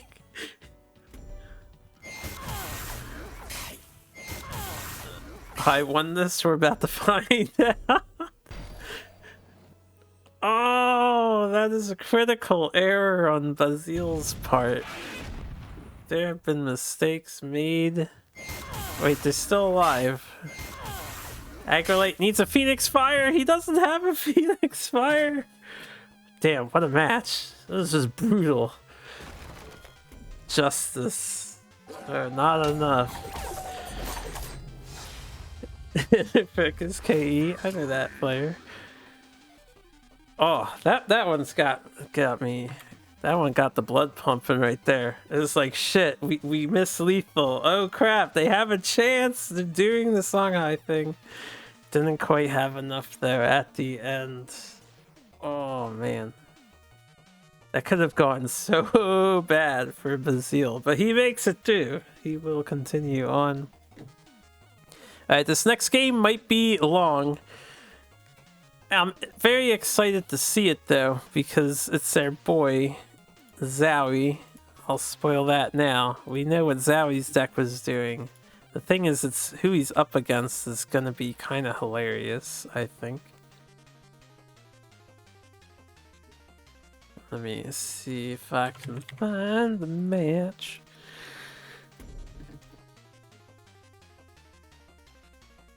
Damn, Zowie, you've played so many ranked games in the past 5 hours. You gaming out here. Hold on, where did I pass the thing? There we go.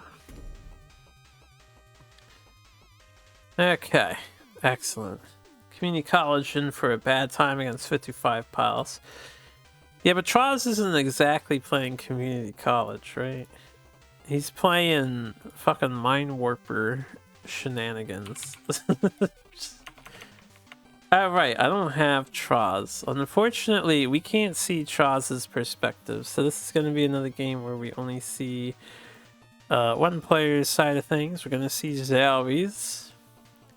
The Doom of Zenhai. As for Troz, we know that they're running Mind Warper replace shenanigans. Oh, Mind Warper is community college. Okay, right. The Mazer thing is Harvard. Right, that's that. I see. I didn't realize Mind Warper was community college. Yeah. I see. That's the coined term. So I'll call it community college. Augury and the Aerial Rift. We are already doing bullshit on turn 1. Zowie must be so excited to see what he just saw. And then he walks 2 forward instead of 1 forward. Is pretty interesting.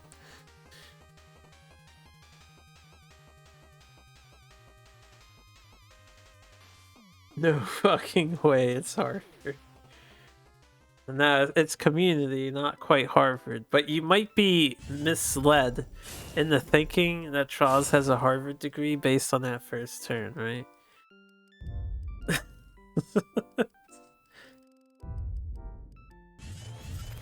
So this is pretty good for Zowie. If you're undeterred from what you just witnessed, yeah, this is what you do.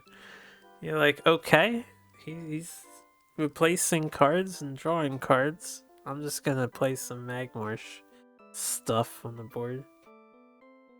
Get my Time Coiler going. And my Phalanx are... Oh, things will be replaced. Alright, Ether Masters established. Martyrdom hitting Phalanxar instead of Coiler. A bold decision. I think I would have threat assessed differently if it was me. But I'm very well aware of how out of hand Coiler can become. Maybe he just didn't want to take the 4 damage.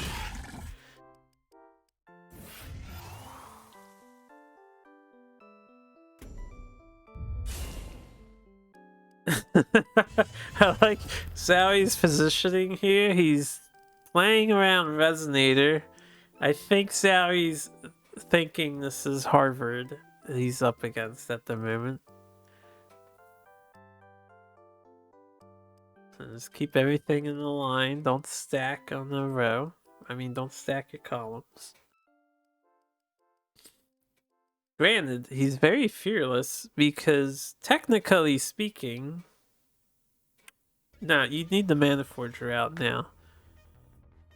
I was gonna say, leaving that mana up, he could have potentially died. He's 1 mana off from killing as a Harvard deck. One of your takeaways from the stream is that Coiler is way better than you initially thought. Oh yeah, Coiler is very good. In my opinion, Coiler is definitely very, very good.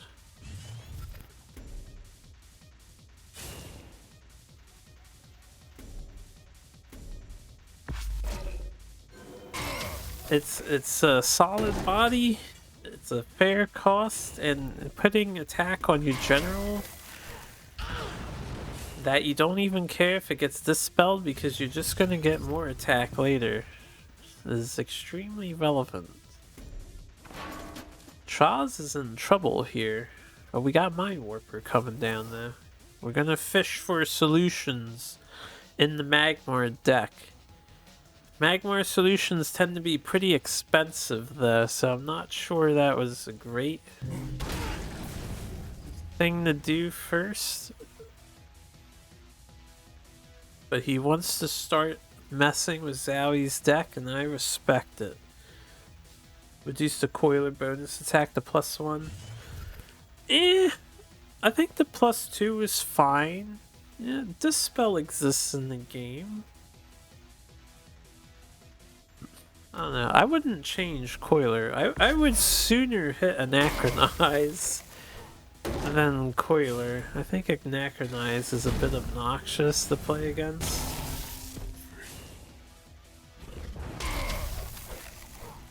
There's a lot of board hate in this game, and Coiler is ironically, or unironically, one of the few board dependent cards.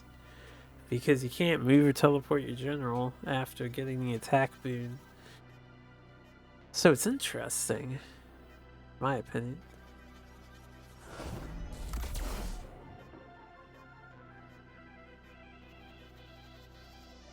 What did we copy with Rift? Augury? I think we copied Augury.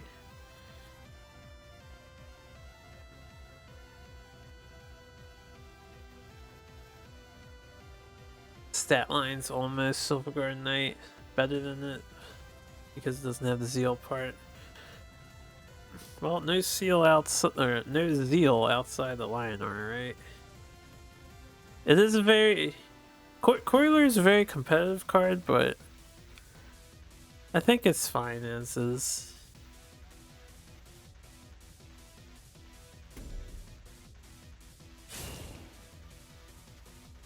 I know there's no Abyssian in this tournament, but I would much rather see Abyssian's ramp shenanigans get changed. I'm a little upset with the couple games I had recently against Snowfire. I got high rolled really badly. Fucking double ramp spell where something dies, you get a mana. Into double Vorpal Reaver on like turn 3. Snowfire rolled me hard. I was like, Jesus Christ, what do I do about this? Anyway.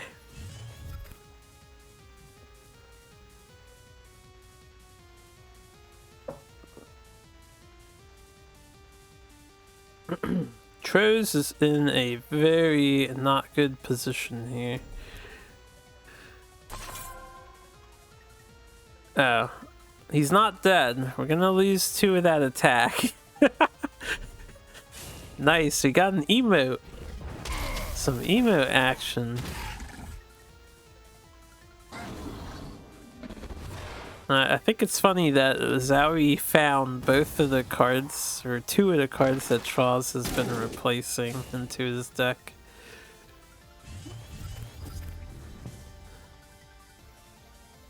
If Troz replaced into an Earth Sphere or something, he could have maybe skirted out of this, but that would have had to have happened a turn or so ago.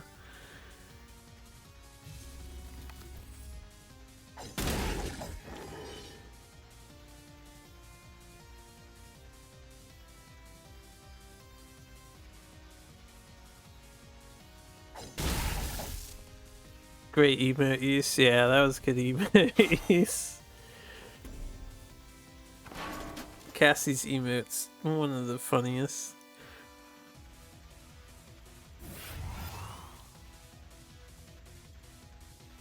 He lives! Prophet of the White Paw. He made a line.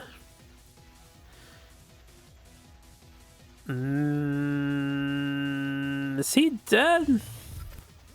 He's not dead, right? Meta Arclight Sentinel, only one person can hit him, so you can't get both things in.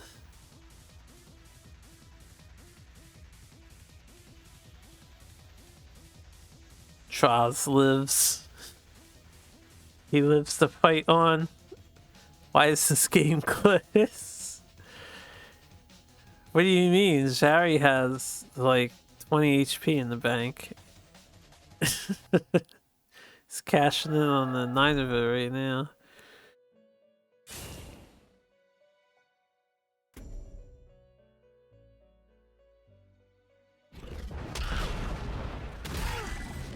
Yeah, I think this is a smart move from Zhao. Go for health. You can manually trade into everything.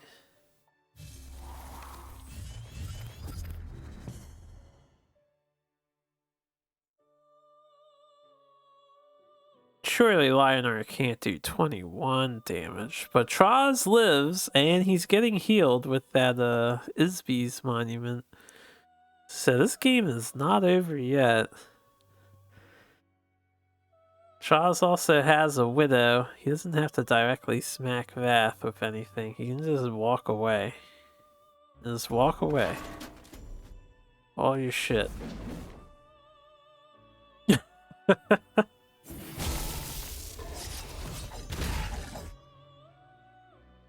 I was wondering if he would avoid replacing there just to not damage the Isby so that he gets more heals. I guess he can replace once and you still get 5 heals out of it.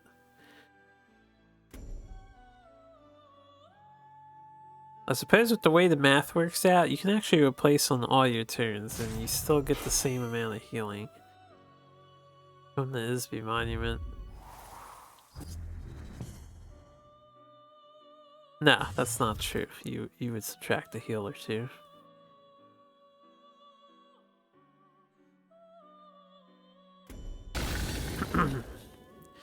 It's gonna be a nice Iridium scale.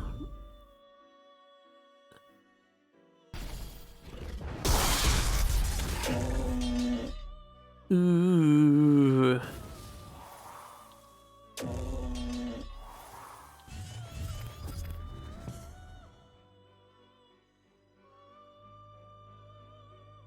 Alright, solid clear, Zowie. Solid clear. Troz in trouble again. Probably. Damn, just threw away. I don't remember what that was. Was it the Silithar? I think that was the Silithar you played. Or no, that was some other thing. Okay, we're smorking. Stolen Isby Monument.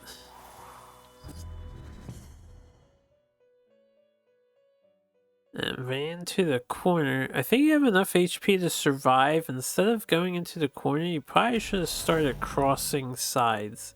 Corner is a bad idea, right?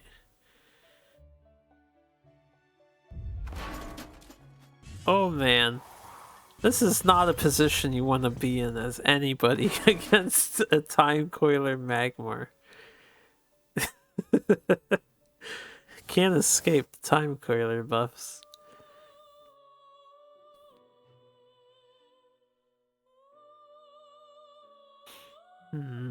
What do we copy with the Radiant Echo Mage? There's still Auguries in the deck. I think he's played all his Rift Walks.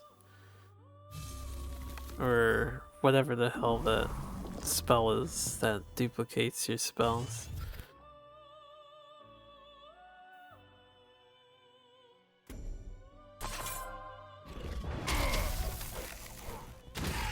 Go die him. Put on the claws, hit him in the face.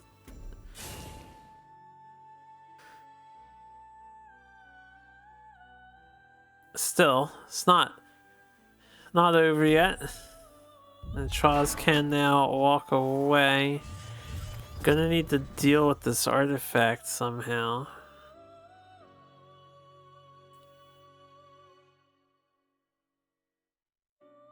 That's true, the Echo Mage isn't answered. It only copies the first spell played. Alright, we're copying a Martyrdom. Yeah, there's no Holy Immos in Troz's deck either. I don't think. We didn't see any in the previous. Please play the Mind Warper. Okay, Troz has now threat assessed the Coiler to be more threatening than the Veteran. Although they had a third, they probably drew that with the Augury. The third Martyrdom. So that's a lot of Martyrdoms.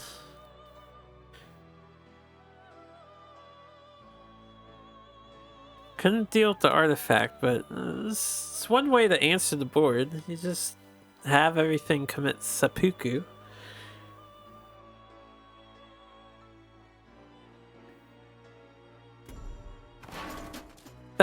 Yeah, Zowie's got the Mind Warper. Will Zowie play the Mind Warper?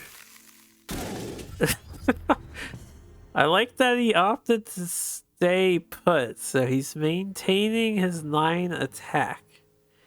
It is 28 cards to 13. Zowie literally doesn't have to do anything. It's up to Troz to move the game forward. Troz could go for a board clear and then just sit tight and not play cards. Oh shit!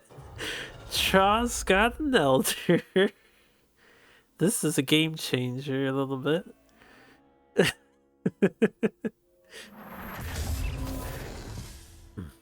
That Elder might be a one of too.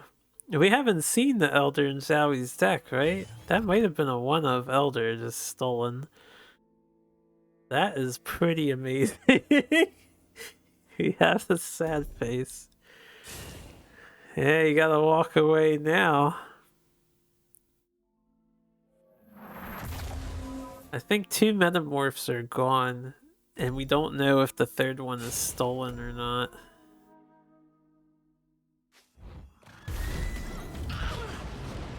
If it is stolen, then Zowie just lost, right? He has no answer for that Elder unless he gets a Metamorph. He can only delay the inevitable with Anachronauts.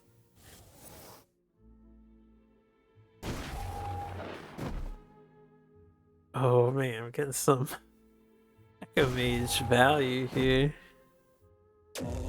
Troz is actually adding cards to their deck with the double Echo Mage. They are gaining cards with this spellcast, making 2 copies of shit.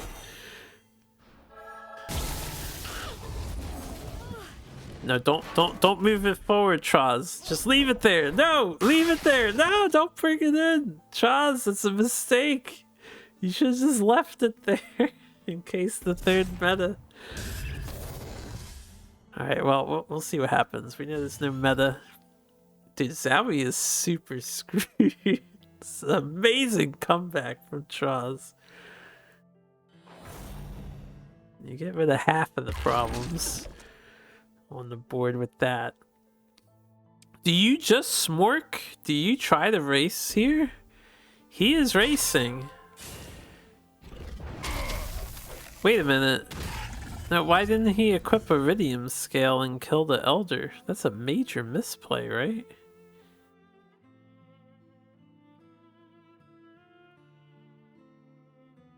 Did Zowie just throw? Is it for the memes? Maybe he's got a master plan that we cannot think of or fathom.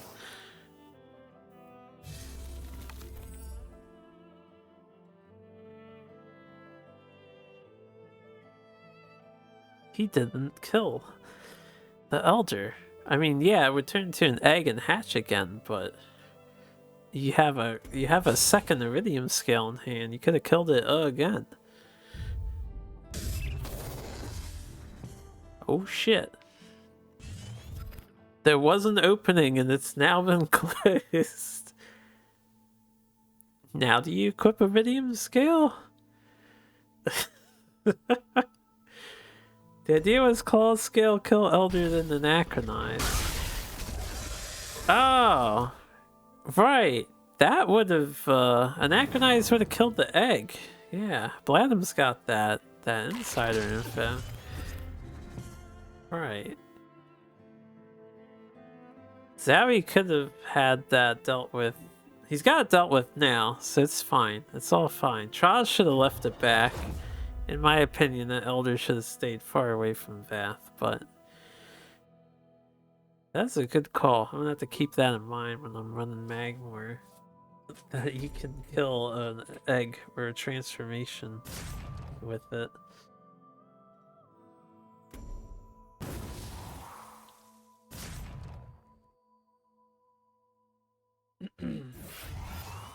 So Troz is running out of cards.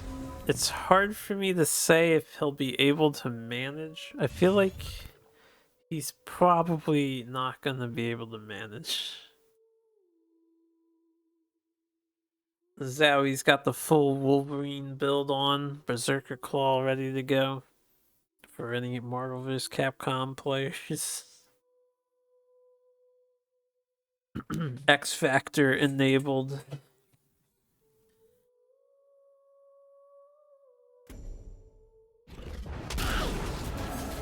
Still game over so long as there's no White Widow. I feel like we would have seen the White Widow come out by now unless Troz hasn't drawn it yet. Berserker Barrage. Yeah.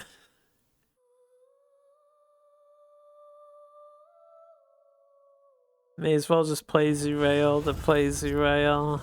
Yeah, I see no reason not to. Oh, how much damage can we deal? That's one lasting judgment. Can't stack them, unfortunately. But 2 copies of lasting judgment can clear out the Zurael. Damn, what an amazing turn that was. If Immo was here, this would have been silly. Immo would have been silly. But Troz is not an Immo man.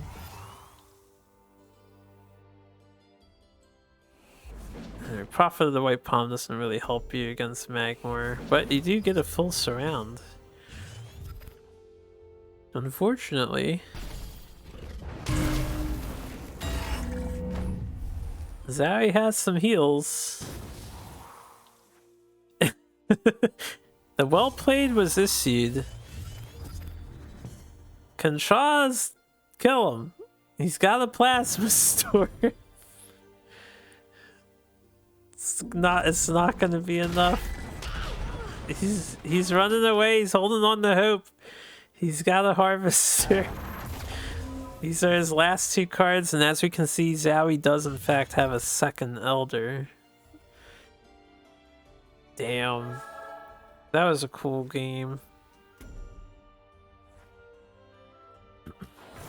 Alright, well, to be fair, this is deserved, right? I think Zowie could have won earlier with the Elder clear and whatnot. But well played by both players. I know that's an endurance fest to go through. Zowie enjoys it. Chaz, I'm sure, loves Magmar now. After that one. And we have one more game for Losers Round 2. We're getting closer and closer to the finale here. Okay, let's transition the screen so you guys don't see. I need the names. Alright. Who's player 1? Yeah, Fat Mag. How's this thing still going on? Well, I mean, the tournament is over, right? I'm just streaming stuff in post. Who are we playing? Okay, this should be the right game. Yeah, there are 2 Fat Mags.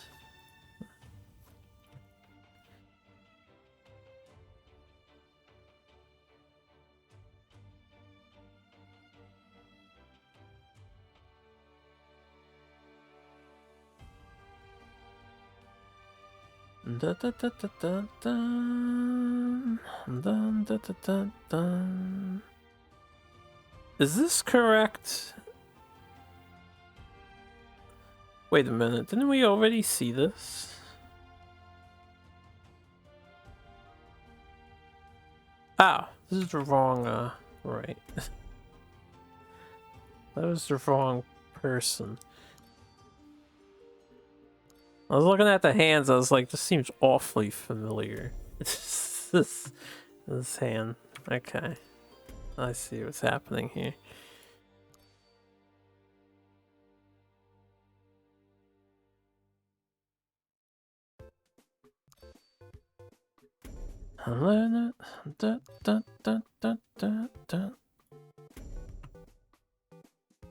Alright, just another moment.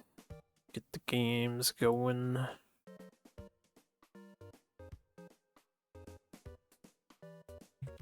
Had to switch sides too. I made the wrong call.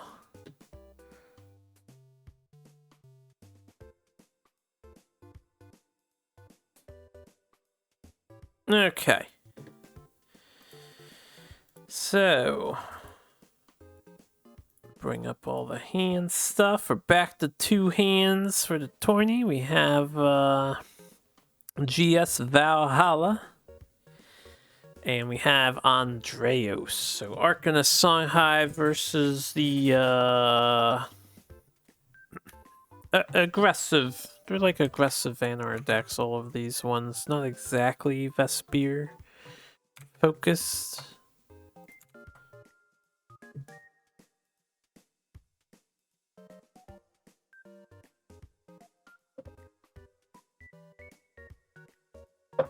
Did I hit play? I think I hit play. Yeah, I did. Actually spending the moment thinking about our replaces. Oh, we have our second good luck have fun of the tourney.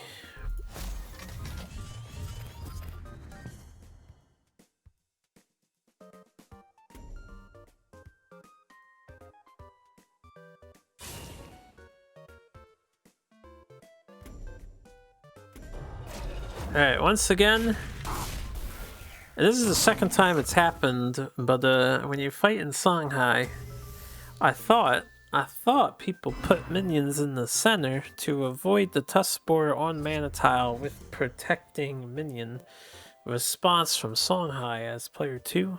We haven't been doing that. We've been giving them the good Tuskboar clear. This is the second time we've seen it. Valhalla. You got choices to make, right? What do you prioritize? I think Chakri wins priority, and you just Snowpiercer and Mementos to take a tile. Yeah, Mementos Piercer. I like that. That's not too shabby. That's not too shabby at all.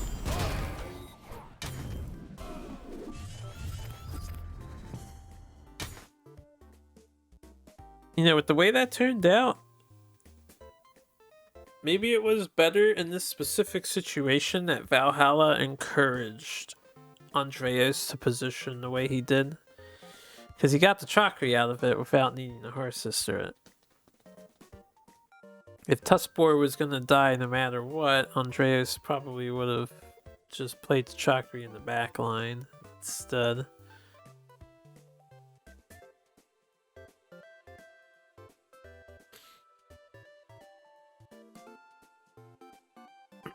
Do you risk developing Albeast against Vanar?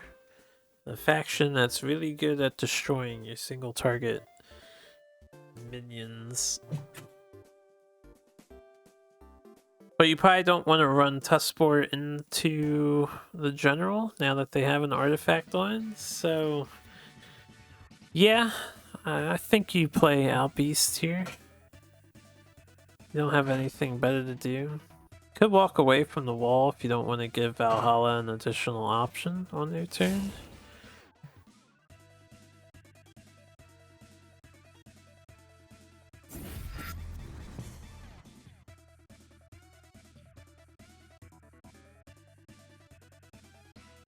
Now, this is pretty good for Valhalla. They have, they don't have to Crimcold. Can Fenrir on tile and just take 4. But you are fighting Songhai, and I don't think Valhalla has healing, so they might be apprehensive of taking 4. The only thing is, Crimcold doesn't kill the Albeast, so I think they're gonna opt to take 4 now. At least I would probably take the 4.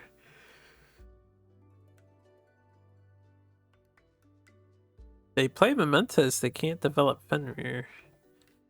As well as Heart Sister. Yeah, it might be not enough pressure on the board.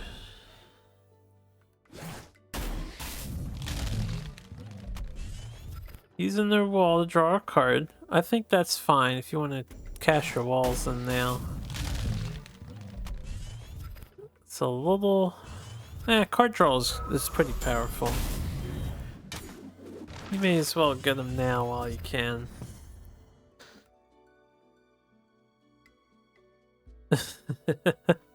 I wonder if we'll see this Avalanche get used. There was one Avalanche played in the Vanar mirror match on the first round.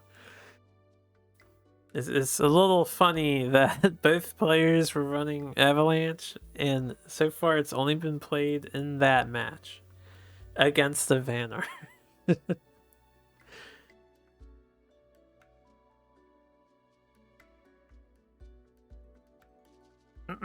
Now, Andreas here has a very awkward hand. This is a tough turn. I don't even know what I would do here. Replaced a Tuskboar. Oh, I thought they already replaced. They didn't replace a Spiral Technique? Excuse me. I'm very surprised. No Spiral Technique replaced. You built your deck to account for the Vanar mirror, and then you got Avalanche right.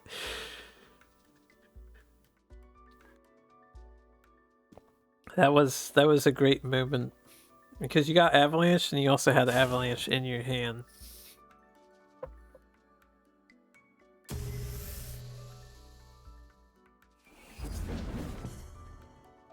Now, thankfully for Andreas, their replace was pretty decent. They get to set up a minion, do something with their turn, you know, be a little passive but be threatening.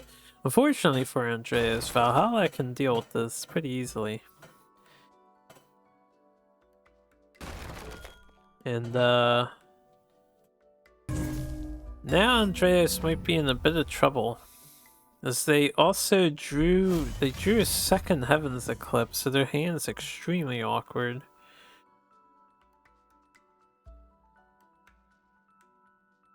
When placed into a fox, they can only play one card here.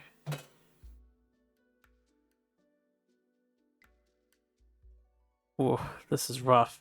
Andreas is bricking a little bit. I think keeping the spiral was really greedy.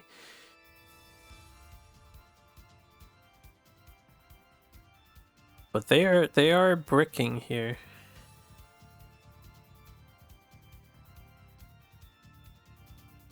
I think you have no choice, just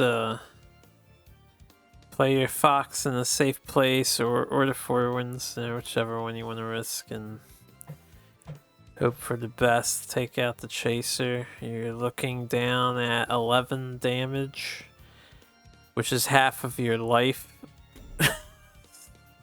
Yeah, I guess you can move down to save 3 HP.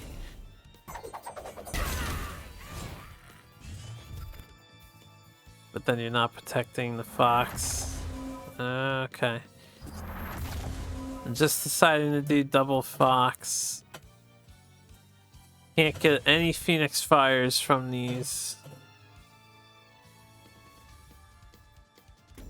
But you're gonna save yourself some damage.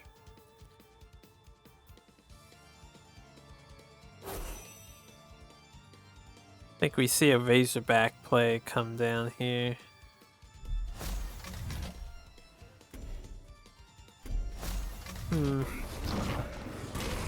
I'm surprised Valhalla didn't, Okay, I see. Yeah, I was gonna say I was surprised they didn't put the mementos in the back and then drop the Snow Chaser in the front, but he would be able to walk away from a mementos. I don't think that would have been too bad though. But this works just as well. And the mementos don't have to have the Razorback buff.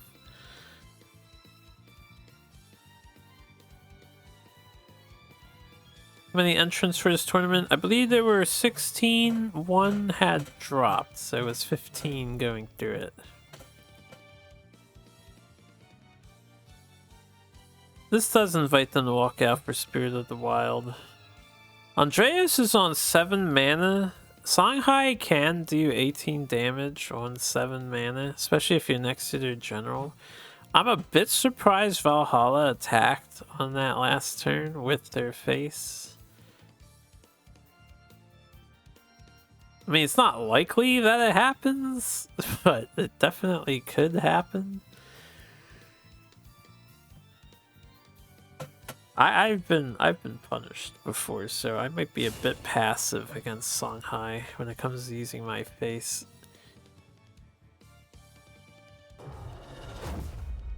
Against them.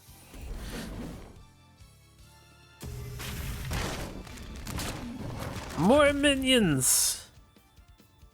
This looks like a Spirit of the Wild lethal. It very well could be. In fact, I think it is just a Spirit of the Wild lethal. And unfortunately, Andreas isn't able to do enough to stem the damage. Since you were in that bad of a position, the only thing I would have done there is sacrifice your 4 Winds Magus to help body block for you. And then you could have prevented a bit of damage, but that was not a good situation to be in. Well played to Valhalla. Andreas, better luck next time as they are eliminated from the tourney. It was tough luck. There's some rough hands on Andreas' side. Bricked pretty hard. Okay, so that's round 2 of the losers bracket all finished up. So we're moving on to round 3. Got 2 games to cover in round 3 and 4. And then there's just a bit more after that.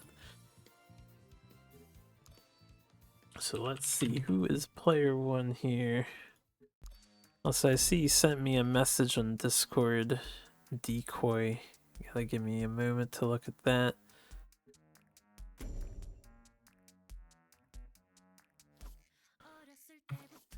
Okay, you are player 2.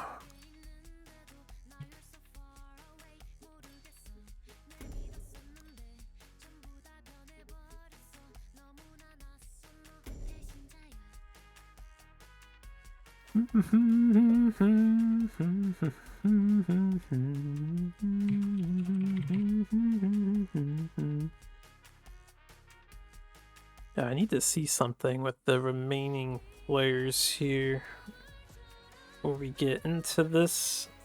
So I was not paying attention. We have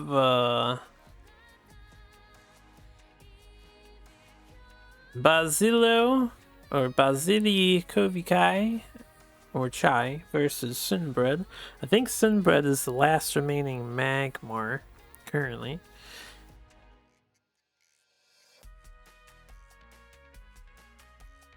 So Mag versus Vanar. Mag tends to have the advantage here. If I recall correctly, all of the Magmars were running Mana Burn, I think. And Sinbred has the Bone Reaper dude as well. So he should be very capable of dealing with the aggressive minion placement of Bazil's aggro deck. We'll see how this turns out. I think Sinbred doesn't have as much healing as Zowie did.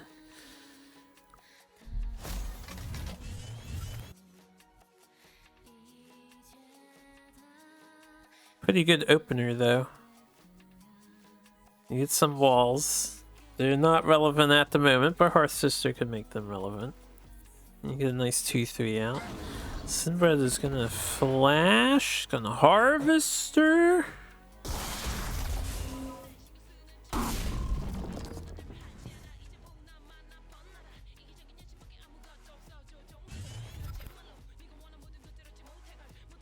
Pretty good harvesting done.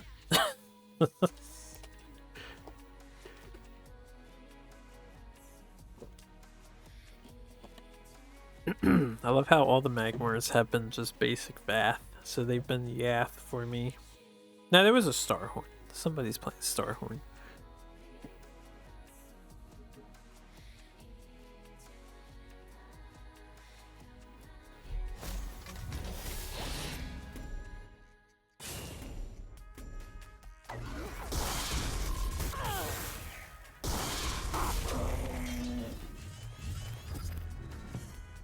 It's just playing the Hearth Sister, but thanks to Bubblesmith's ability, pretty good trade overall. You have card advantage over Sinbred at the moment. Sinbred is just going to continue to play all they have. Oh, no, never mind. I thought they were playing Vindicator too, but they decided to hold the Vindicator, not to play it early.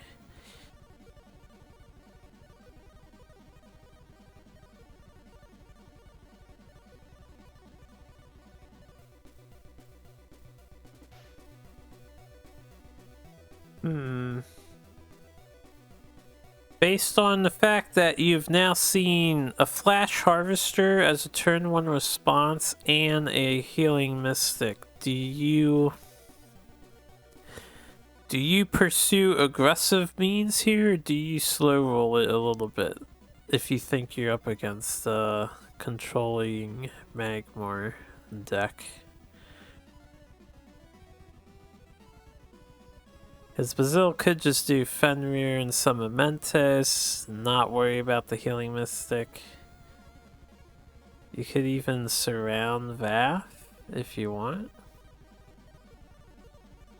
But they could also clear the Mystic and Mementos and force Vath to have a little space if they keep him stuck to the top. Put the mementos on the bottom and behind. Looks like we are going for the clear and keeping him in the top. Yep.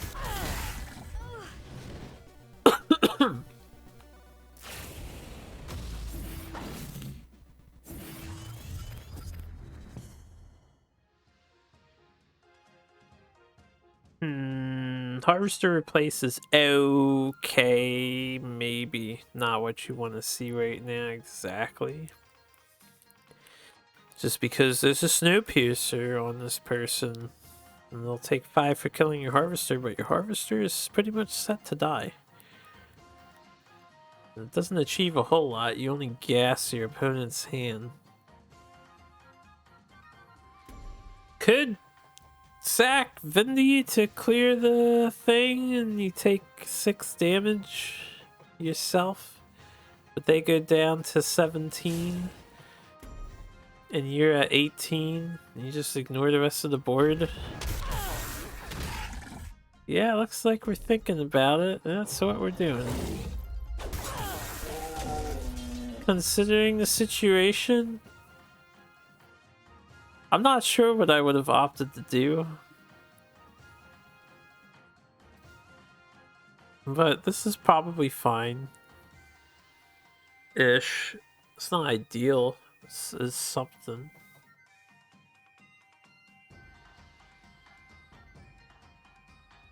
And as for Basil's response, I feel like I would just, while not ideal, I'd just play Fenrir. Top left of me, and then I would punch Vath in the face. I don't think I would equip the artifact on this turn. You can wait for a later turn, right? Whoa! Actually replaced Fenrir? That... I would have replaced Hailstone Prison, maybe?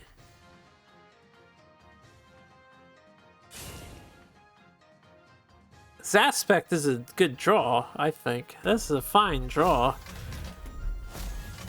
But you could have had a Fenrir and a 4/4 dragon right now. I guess you can still hit for 9 damage, which is pretty good, and you get this around. Maybe this is the better replace. Maybe? Maybe. Nah, but there's no guarantee you get the aspect. If Aspect of the Worm was already in their hand, then I think maybe replacing Fenrir, I don't know. I don't think I would have replaced Fenrir. He's just such a nice develop. But hey, worked out for Bazil. It's a pretty good situation for them. That Bone Reaper is not going to save Sinbred.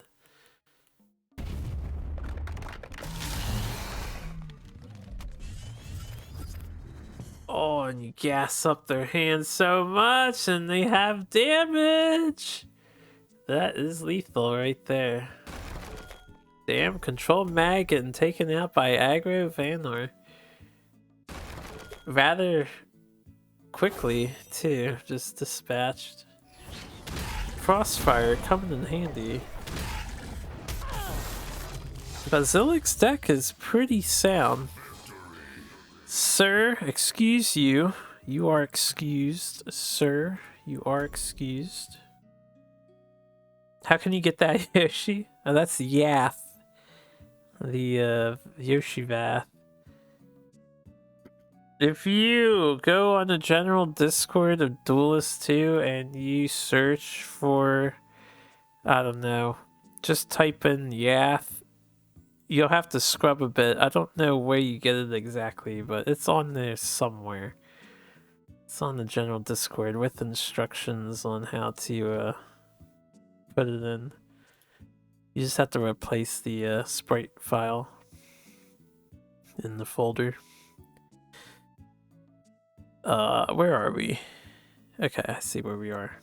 No. Sinbred was not the last Magmar. Zowie is still in.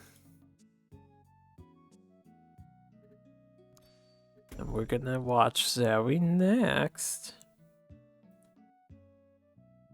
Okay, he's playing,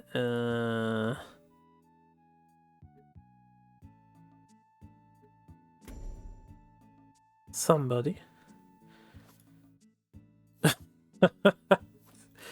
Nice hand, Zowie. Nice opening hand. Whoops. Let me...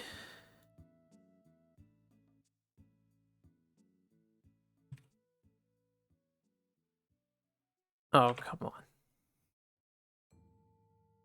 My nose is getting a little stuffy, by the way, so I do apologize if I'm starting to sound a bit weirder.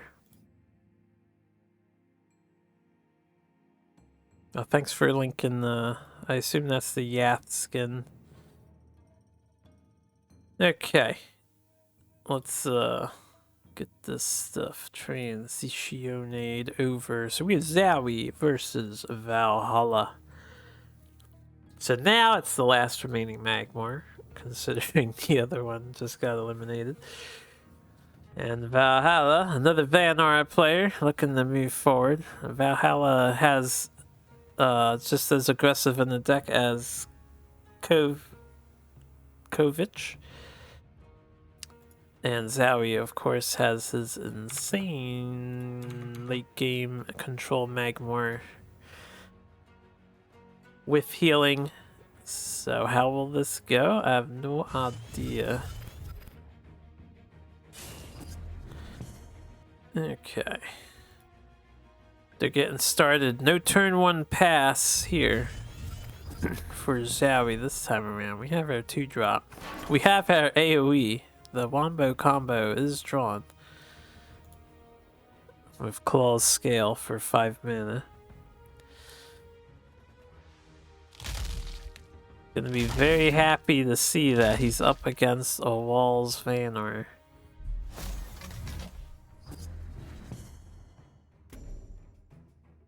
Equipping the Iridium Scale now to get the clear in.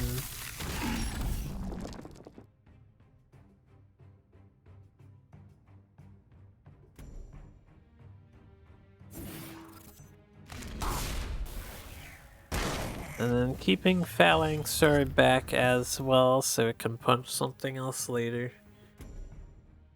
This makes a lot of sense. If you wanted to hold on to the surprise factor or something and just give up the center, Zowie didn't really have much else to play. Besides the Primus alone, which wouldn't have done anything. So I think clearing the walls now is fine. Especially for that central board position, which you probably desire when you're doing Time Cloak Coiler shenanigans.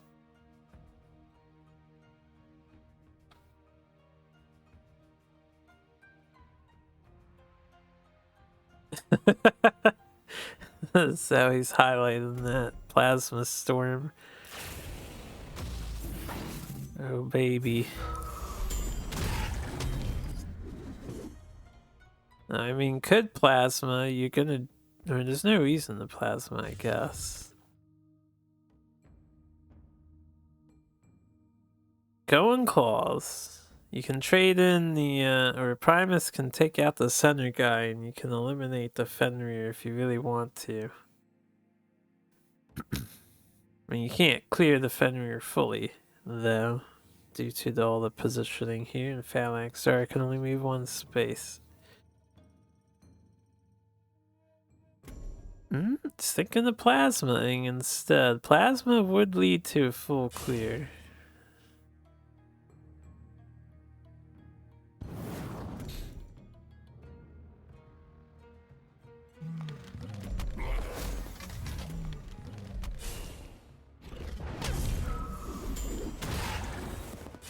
Valhalla, thankfully, gets the gas up because Mementos is so nice.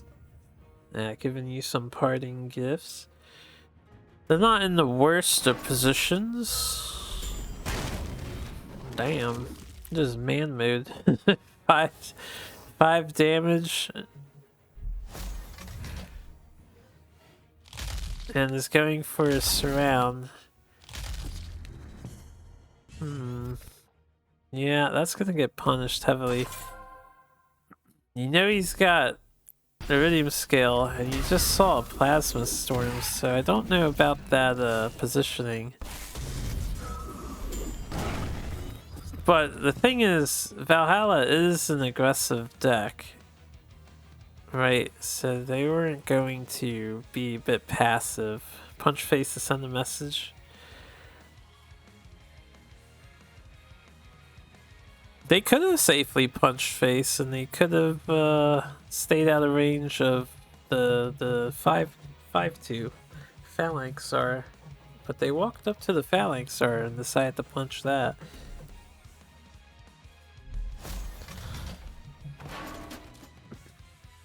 He hit the general instead of Ghost Links, did he? I wasn't paying attention there. I mean, Zhaoui knows he can heal off the damage, so he probably doesn't really care about min-maxing one.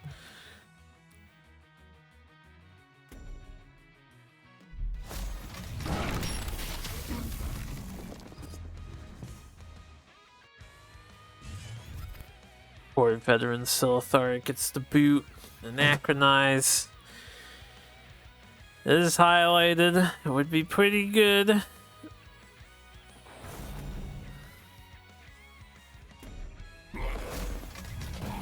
I was just thinking, if you want to be spicy as Zowie, you can flash Rejuvenator just so you end up at +1 HP. Also, this is it's funny because Valhalla's positioning has not lured Zowie into his own zones, and we see that Avalanche gets replaced.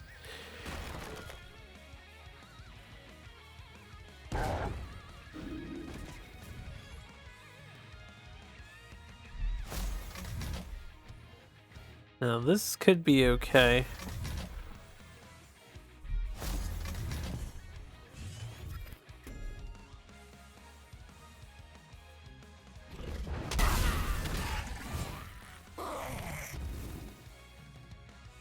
Fat smash regardless.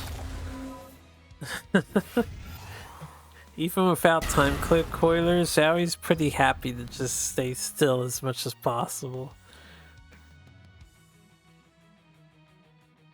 It's a new age of Magmar strategy. Just keep the general as central as you can, or in one tile as much as possible.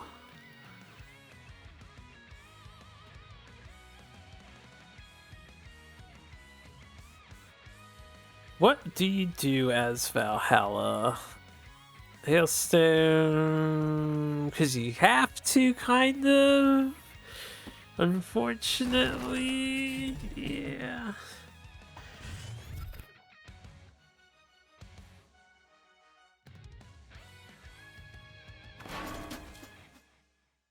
I decide to stay in range of Zowie.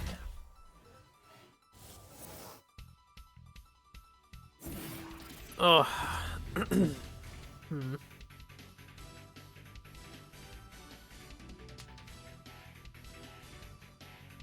I know you're protected by the bubble shield.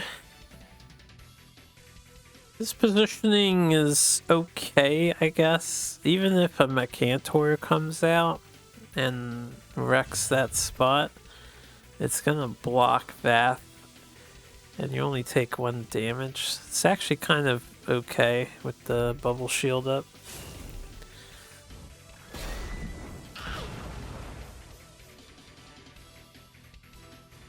I think we just see a harvester here.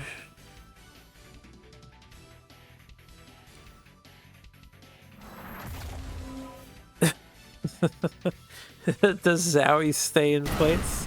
Yes, he does. I would think Spirit of the Wild's possibly on the table. I wouldn't be thinking Avalanches, though. Zowie's pretty happy to just stay center. Hey, yeah, this is a 0 durability artifact. It should be broken.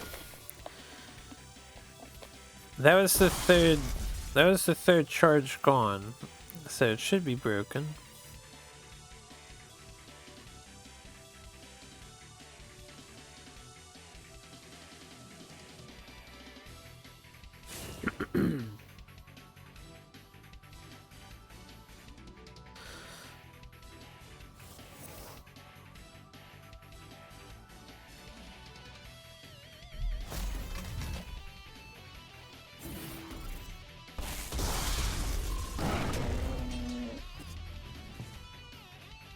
Interesting. Valhalla chooses to remain in range of Vath. Oh my goodness. This plasma storm though.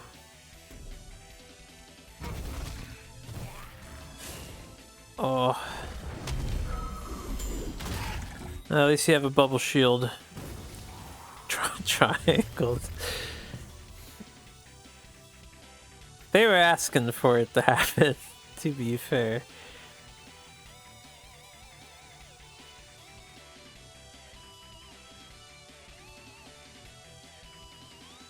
It's not easy to spread out your minions super far in that situation, but Valhalla did have the luxury of playing around that and Mercantor. Well, this is a pickle.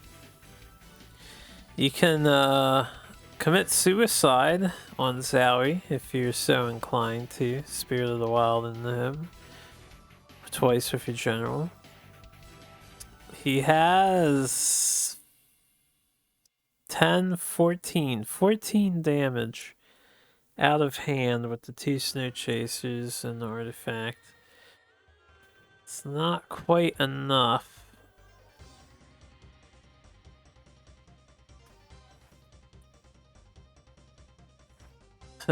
Well played was issued out. I think we might see the suicide strats.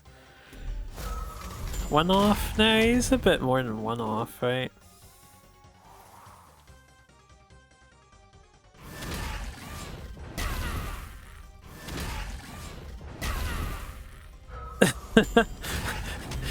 I respect it though. They went out like a champion. Ah, yeah, that was Zowie's Rejuvenator. That was not Valhalla's. Alright, so Zowie's gonna move on. Had no problem dealing with the Vanguard deck. That's kind of what I thought the other game was gonna go like a bit, truthfully. But this was the complete opposite. Okay. So we're going to round 4 of the losers finals. We're getting ever closer. Alright, I gotta hide the things so we don't spoil results for those who do not know.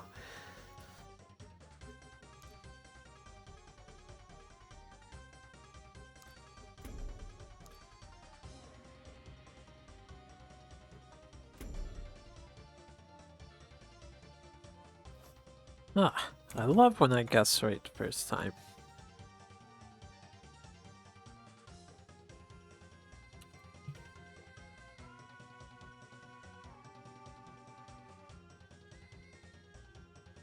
This feels like it'll be a match that's good for placing bets on. If you don't know the results, of course. So we have Scuttle and their fascinating Vitruvian concoction, which is making it quite far in the losers bracket here, versus Basilic and their very aggro Vanguard list. I have no idea how this will play out for them, but I'm excited to see how it all goes down. Basil's happy with their hand, no replaces, so just opening. Probably gonna do Mementos into Fenrir, or if not, dump their entire hand because they can.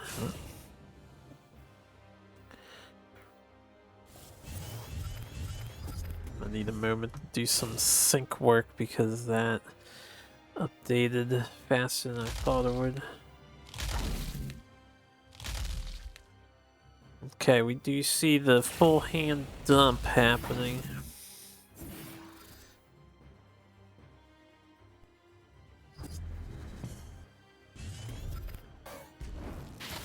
Pause this for a second so we can catch up with the second hand.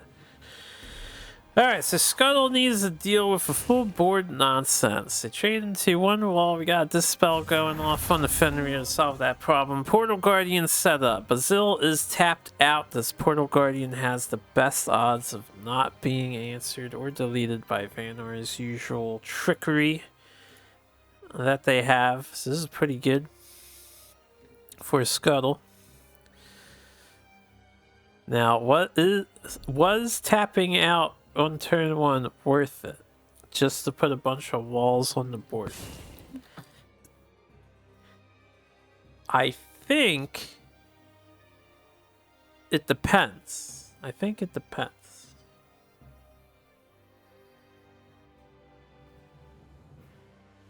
I'm not sure. Basil can only play one card here. I would probably develop the Fenrir, because more Fenrirs on the board is more good than less Fenrirs on the board.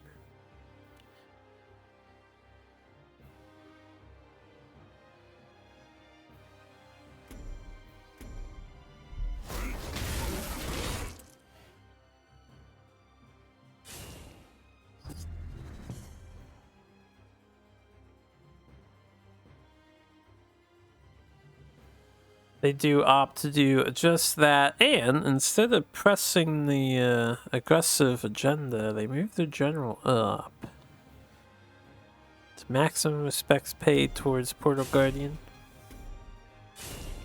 Gonna be a really good Rift Walker coming up.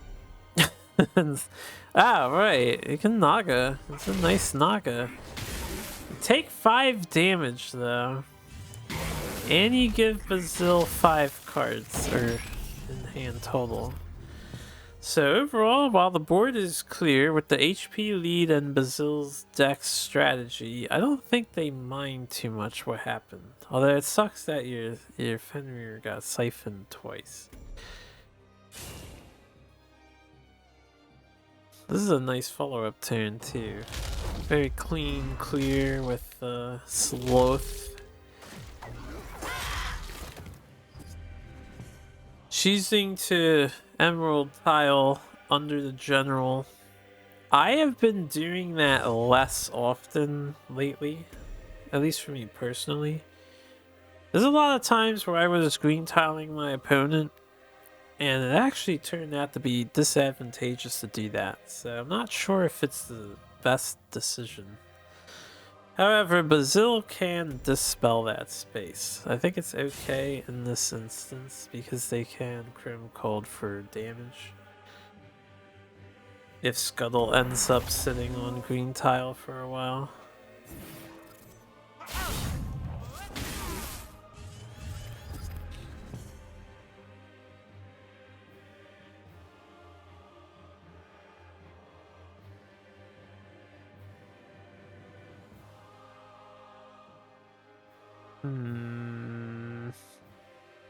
This still has a lot of options.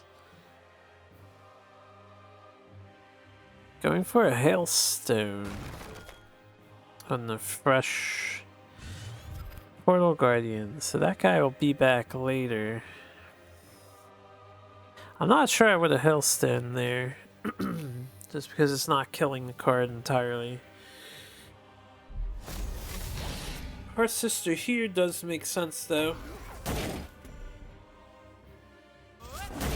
So you get a clean clear. I probably would have just Chrome Colded the other Portal Guardian.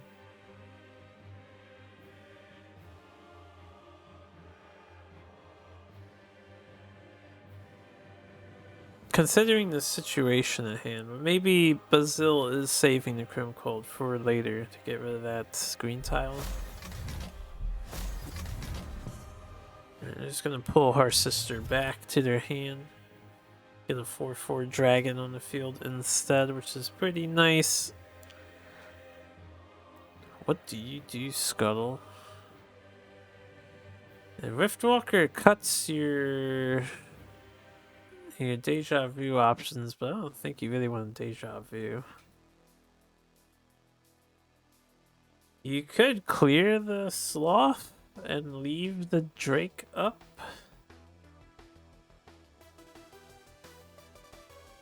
Let's That's an option. Rasha Deja Vu look tempting here. What do you Deja Vu with the Rasha? Just a dervish? Doesn't it just become a 3/3 that disappears at the end of the turn? Oh yeah, the 2/2 could have hit Sloth. That's true.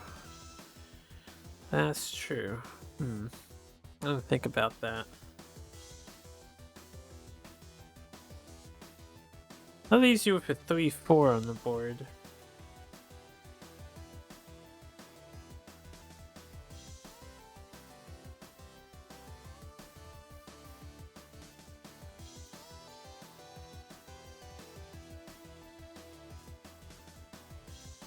An interesting situation. Oh my. I did this earlier today and it worked out. Put yourself on blue tile. I don't think Bazil needed to put himself on blue tile though. In this situation. They could have pressed the aggro agenda.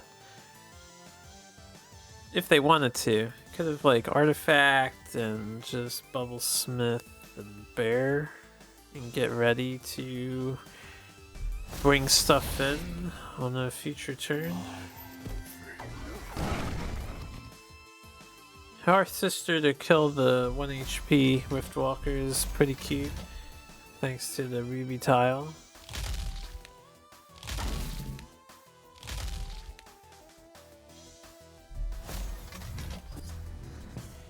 Interesting. They didn't surround with the bubble smith.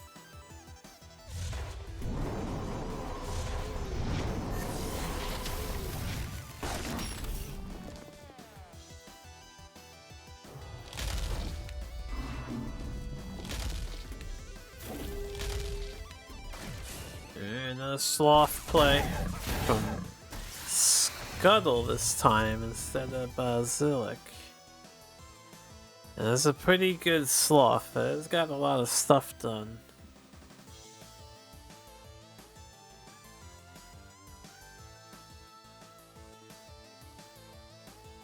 Sister's been bounced twice, yeah.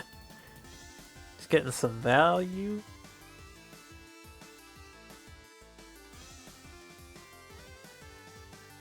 She's like the harbinger of the worm. You see the sister, you know that 4/4 is coming.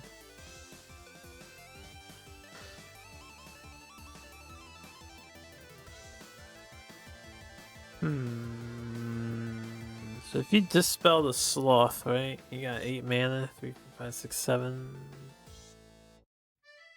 You have 5, 10, 12. Bazil is 1 off of lethal.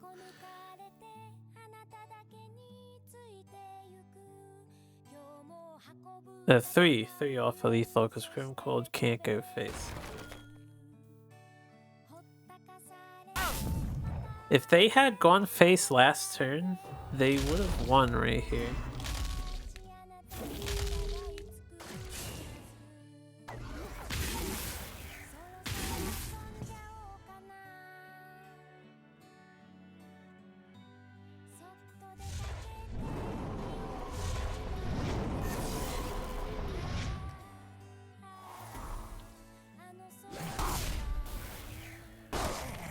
Run, Scudder, run!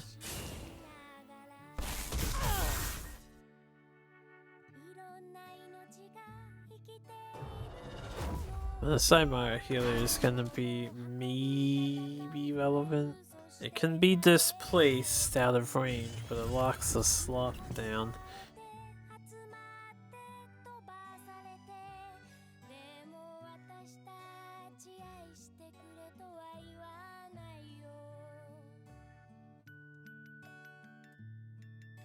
Is this lethal actually? It might be lethal. 2, 4, 6, 79. They have 9 mana. Okay, this is lethal. Unless you don't see it. You can play a Ghost Links. You can play Heart Sister and then get Amara away from you. And then you can equip your artifact and use your sloth to smash them in the face with Frostfire.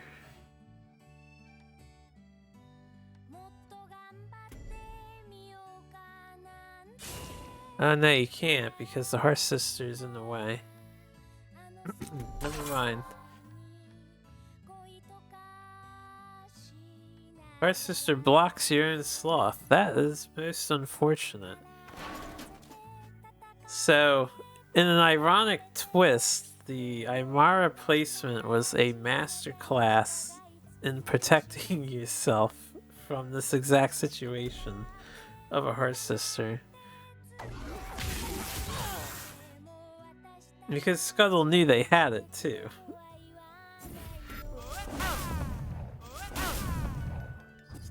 Oh man.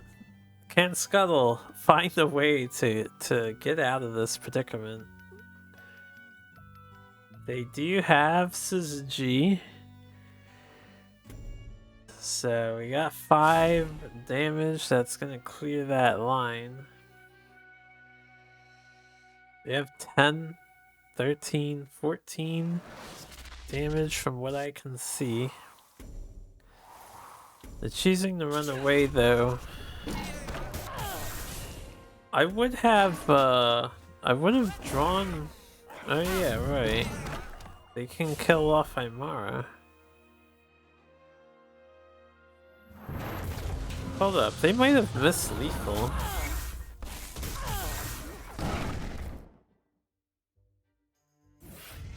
Maybe they weren't close enough to lethal. Never mind. Nano lethal. Yeah, maybe they weren't close enough. Because that was 10. It would have been 12, 15, 16, 17, 18, 19. I think 19. And then it depends on what you drew off of the card. But you ran out of mana. Yeah, they were out of mana.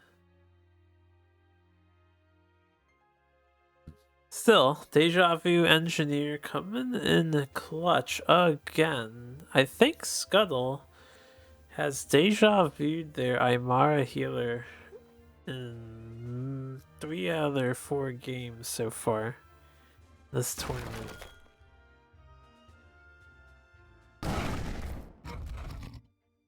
Yeah, that's a heck of a comeback.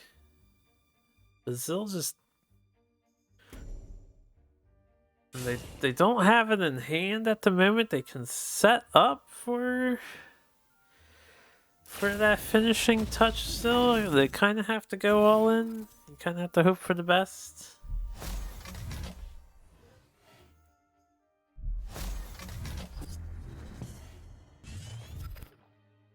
Excuse me.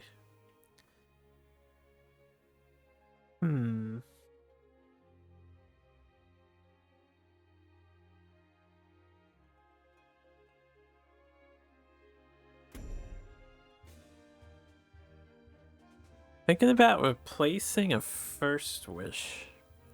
I feel like I would cast the First Wish and see if you can draw another Suzuki, right? Would be lethal. If you could... I'm not sure they can kill their own Aymara, actually. This is lethal, isn't it? Yeah. Oh, is this lethal? Even through the bubble shield? The bubble shield's gonna nerf 1 instance to 1 damage.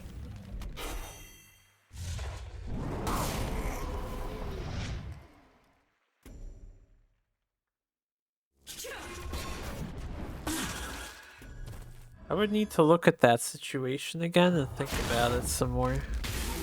I didn't see the lethal. I don't think Scuttle saw it either, since they went with a defensive play and just a board clear. I was trying to think if there's a way they could kill their Aymara while hitting with the Riftwalker.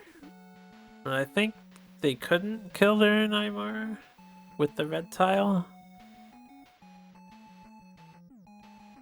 At the very least, I didn't see the lethal.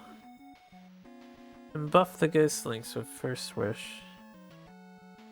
Oh, you can buff enemies with First Wish. Oh my god.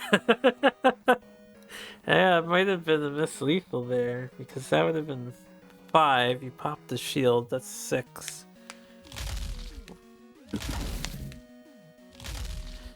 And then your generals too, 7, 8. They're still off 1 damage. Are we sure the bubble shield didn't save Bazil's life there? I think they're off 1 damage. Yeah, the 1 damage barrier, I think, saved their life. But that's smart. I didn't think about the fact you can buff your opponent's stuff with First Wish. This is a good catch, though.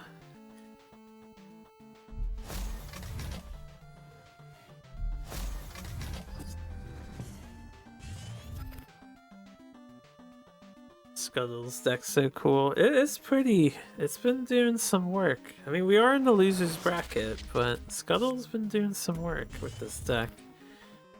I'm also interested in it. It fits my sort of play style, I think. I may end up trying to recreate it later.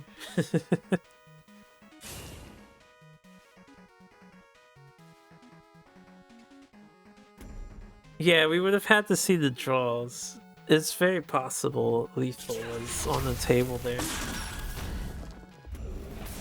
But at the same time, if he committed to that play, he would not have saved himself with Aymara on the previous turn. The double kill for 10 damage. Damn, Aymara is getting some value in Scuttle's list. With the Deja Vu Engineers. That was fun to watch. VG, well played to both players though. Basilikovac. I can't say that. I don't know why. Basilikovikai is eliminated now.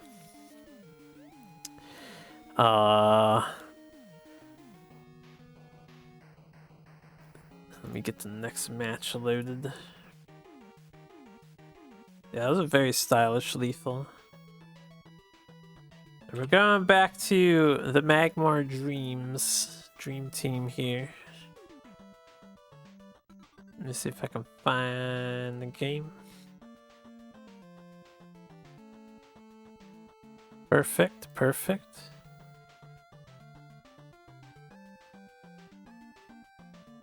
Okay, we have... oh, shit. Well...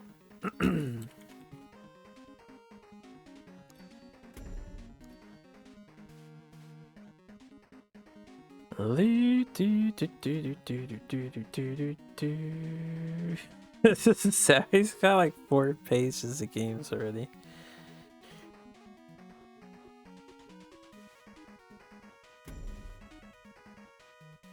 Okay, there we go. That is correct. Gotta fix the other one to the other side.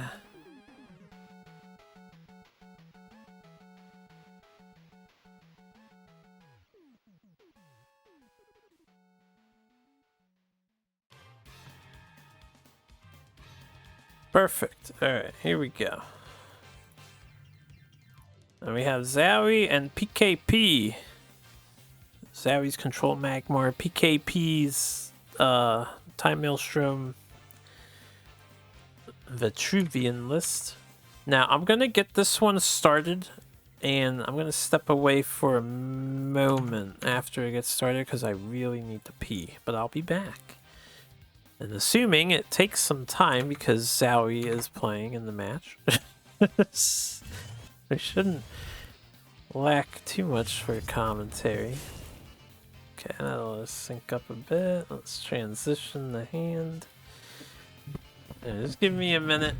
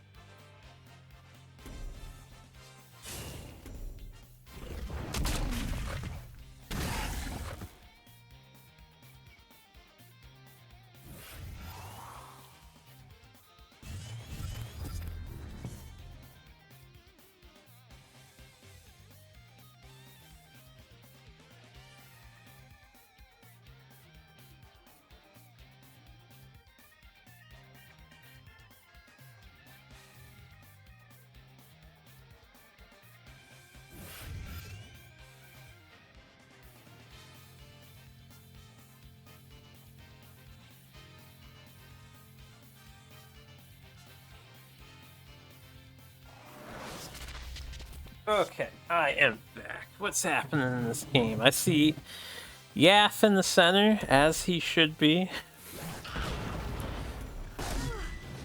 And we got Mana Forger Ass. Looks like we just played some minions. And Dervish from Ancestral Vessel Dude is on the board, got hit with a first wish.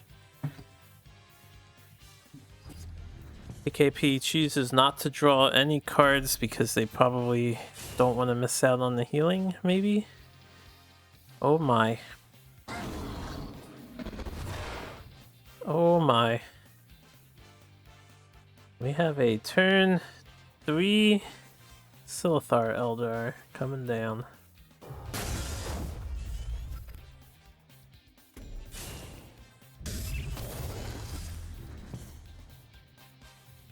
Can PKP deal with this situation before it gets out of hand?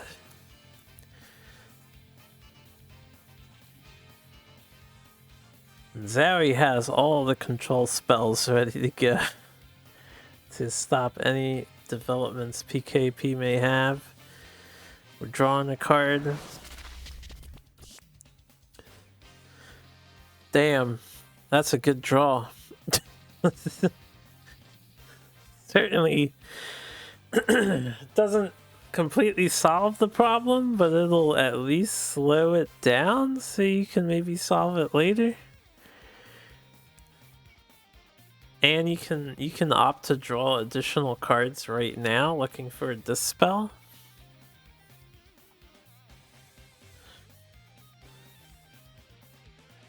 Star's Fury instead, huh? This is fine too. This lets you clear the Phalanx Star. You can get the egg. Alright. Yeah, he can pay for both. Because of how that worked out. Then, yeah, Star's Fury is really good. I thought he couldn't do both, but he can do both. That is an excellent solution to that problem. I was thinking draw cards and hope you get a dispel, but nay! PKPs, I got this under control. So he's just gonna plasma that Mana Forger. He didn't like what he saw last turn. So he's gonna make sure that that kind of shit can't happen again. Yeah, it wasn't just the fact that it took the tile, but that both the spells were discounted. There's a lot of things that worked out well for PKP. Plasma Storm is gone. PKP plays in the Plasma Storm. He gets anachronized anyway, so it doesn't matter. But I definitely would have done a different movement there. I would have played one, moved forward two, and then played another one to play around Plasma. But anyway.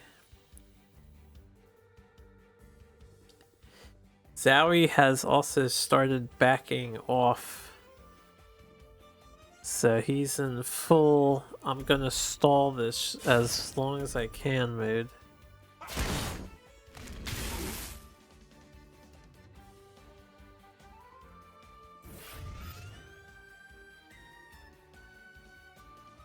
PKP's deck was a really curious deck too. And they have this... I don't know what the overall objective of the deck is, but it's been functioning and working. And they do some very interesting plays. They have like Mana Forger, Keeper of the Veil, Cosmic Flesh.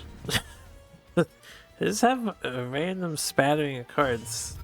At least from my perspective. I still don't really know what the deck's like win condition is.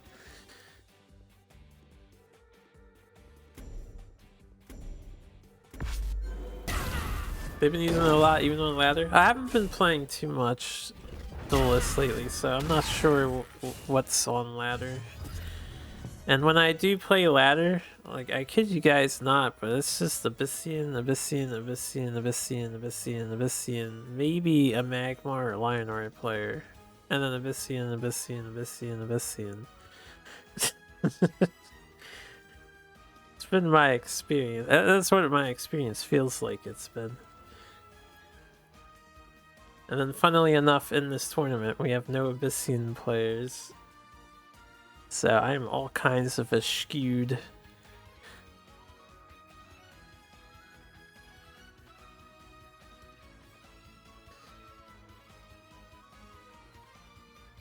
So we taking some solid board control back. They got Mac Daddy out. PKP can copy it. And we will see it get copied. Oh yeah, some nice holy glass, Mercantor glass, stained glass imagery there. And then once again we're set up in this diagonal anti-frenzy position. So how we going for the second Elder though? This game was sick. Well, that's good to hear. And so far, it is quite evenly matched. PKP has done some plays. Zowie's done some plays. Oh, is this the reason why it's sick? Are we gonna have Eldar Wars? Oh, baby. Look at that chick. It's losing its mind.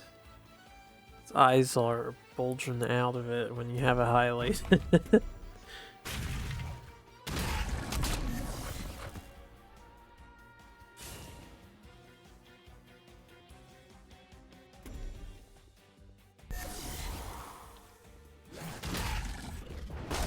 This would be unnecessary extra work on the artist's part, but I was wondering, or at least I thought to myself it would be quite humorous if you Doomcaster the chick, if it turned into like a chicken sprite instead, like it grew up into a chicken. It's a thought that I had a while ago. Figured I'd share it with you all. I thought it would be funny if that was the case.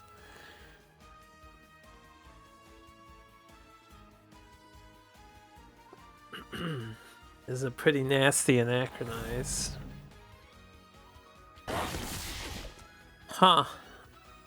Anachronize can't touch a Mirage Master, huh? Damn. There's your counterplay, ladies and gentlemen. Anachronize can't hit a Mirage Master because it transforms itself. So that's how you beat Anacro. You play Vitruvian's Mirage Master.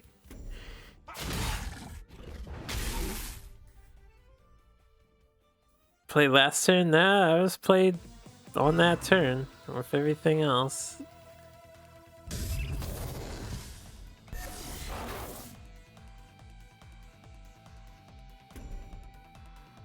Oh wait, did it copy the state when the Elder was played? But he copied the turn the Elder was played.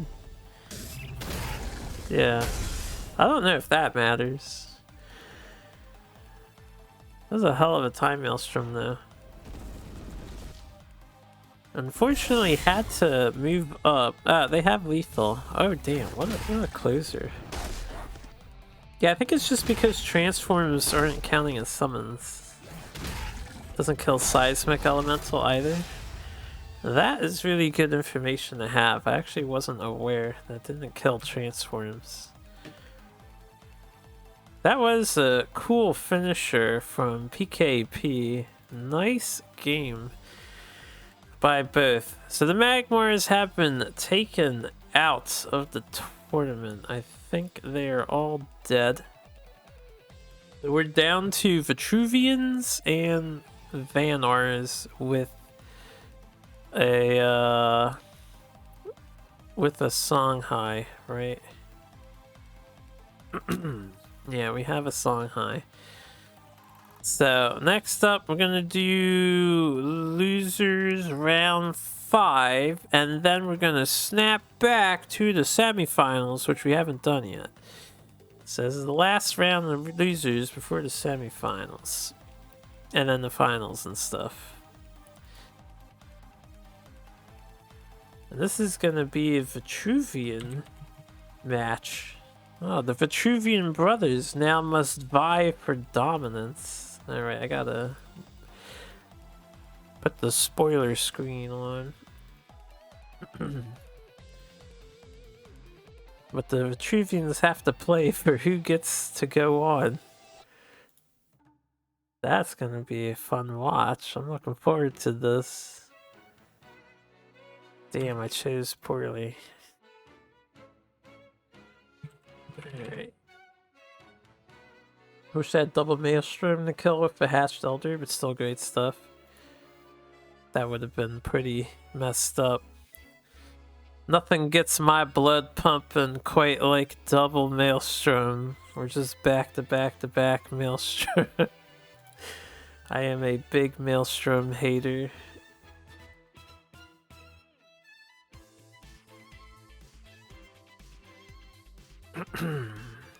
Where is... Oh, wait, who is player 1 in this match? Yeah, okay. This is correct.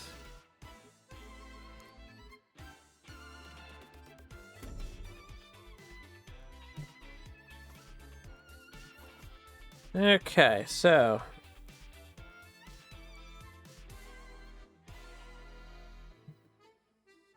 where is player 2's hand? Oh, there it is. Wasn't showing up for me. We have the Vitruvians coming after each other. Both of them shiny Xerxes of different mock flavors. Or mark flavors.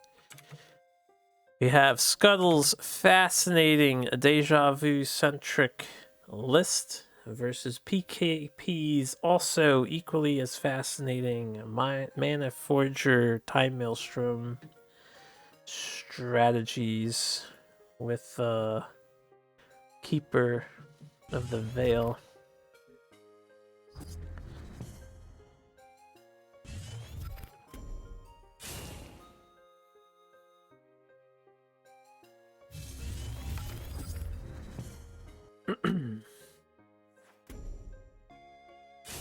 We're doing central obelisk placement. I like to do that still myself. Scuttle thinking about where they want to drop this Portal Guardian. I'm gonna put it right behind them. Leave it snugly fit there. You won't be able to assist that dismantling the structure on the next turn with that positioning, but he is very safe from obelisk spawns, most of them, anyway.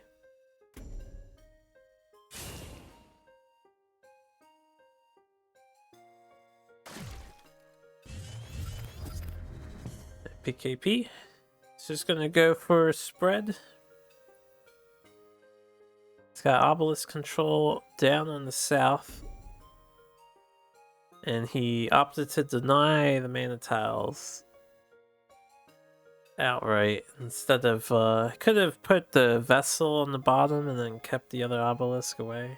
Or put the vessel in the center and kept the other obelisk away. Just leave the bottom and top tiles open, but chose not to do that. Scuttle sees his ancestral vessel, matches it, and then raises the healing mystic to restore their guardian to full.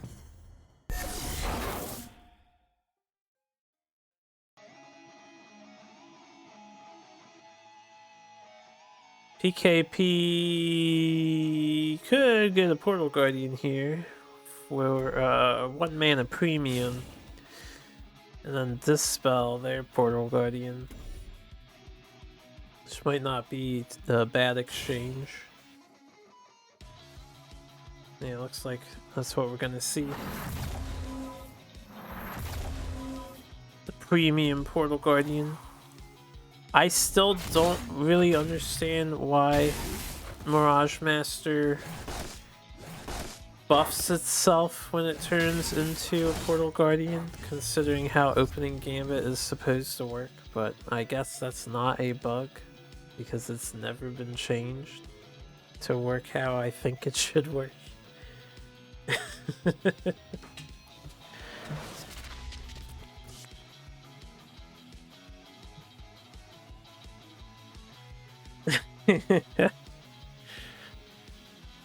See it emote.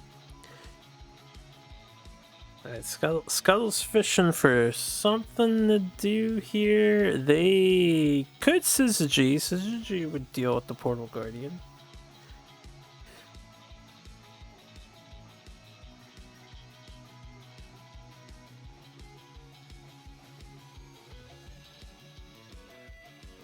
But then they don't develop anything. And their board's going to be left in a very vulnerable state.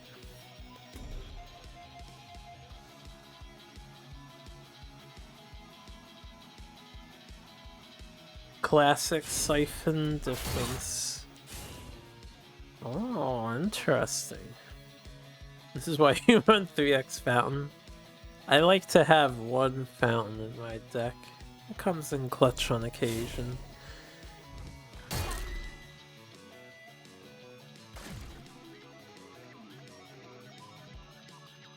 Okay, interesting line of play. Scuttle's not happy about it. He's decided to spread out like so. So he's got some threats in the top left so he can deal with the obelisk over there. He left his general in a vulnerable position considering where the obelisks are. This Portal Guardian is about to smash some damage. That is a beast of a Portal Guardian.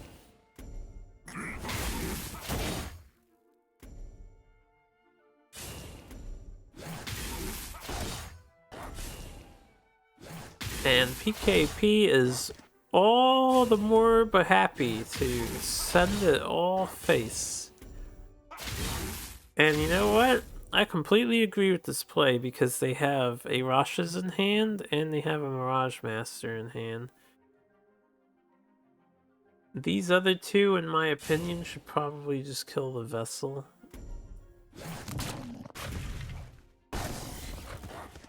Yeah. Can't really save that obelisk from destruction. Scuttle's in a bit of a predicament here. They're not out of it yet. And once again, we have a Syzygy play on the table. And we see Riftwalker come down first.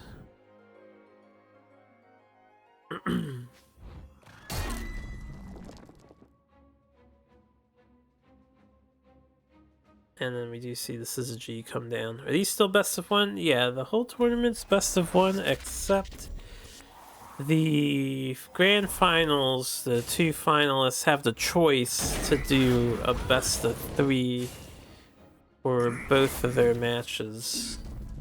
As if the loser wins, the bracket will reset. So it's up to them. I don't know what they chose yet. I think they just did best of one with how fast it ended, but I don't know. Anyway, Scuttle did their best, but they can't get away from PKP, and PKP's got the out-of-hand damage they need to finish the job. They do have it. The mirror matches have been exceptionally brutal. Like early on, the Vanar that we saw was brutal both times, and now the vet on the vet was brutal to witness. But well played, PKP. They'll be moving on. Let's get the break screen. So we are caught up with the losers. Now we are going to do the semi-finals match. So this is going to be between Smarty and Incognito. And then we'll go back to the losers, which is whoever loses this game, and PKP. And then it'll be the grand finals right after that.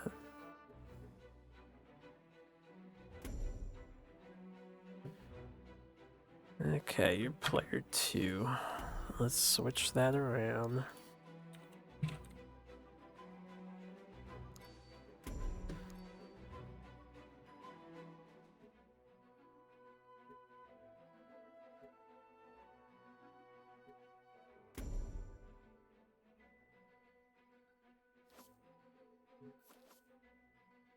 So feel free to place your bets. Who do you think will take it? If you don't know, of course, we gotta stipulate that. But we have Mechazor Songhai, piloted by Incognito, coming up against Walls of Anar, piloted by Smarty. Okay, I think we're ready to go here. Let's get this started. Oh, Incog has that divination too. Oh, hold up. Slow down. Smarty's thinking. Let me give it a second for player 2 to catch up here. And then I will let that go, and we'll let this go. Okay. We're both on real time, right? We are. They know what they want to do, and they're doing it immediately. Immediate action. Alright. So Smarty just denying the Mantle, and then they're getting that Fenrir set up. Good old Fenrir War Master is still here to assist her on turn 1.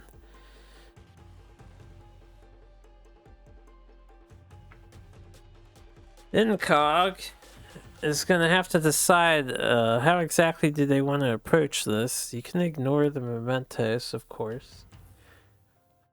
Could actually just do a bunch of face damage. They could do the same thing they did last time. Incog was in this exact same situation, sort of, in the previous match. And they could Saber Spine and hit the Fenrir with the wings.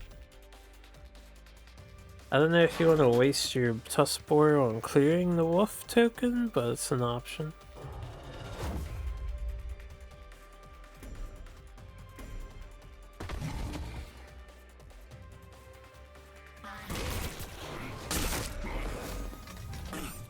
Alright, they are going face with the Tuskboar.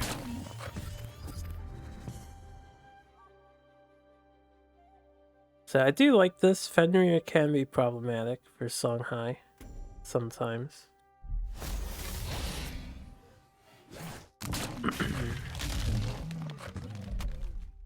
Heart Sister though is gonna let that mementos get some value. And then trading HP to preserve the wolf token. This can be a little scary. I don't think Smarty has healing in her deck, right? You are up against an Incog Songhai list. But keeping the wolf token around can be very good too.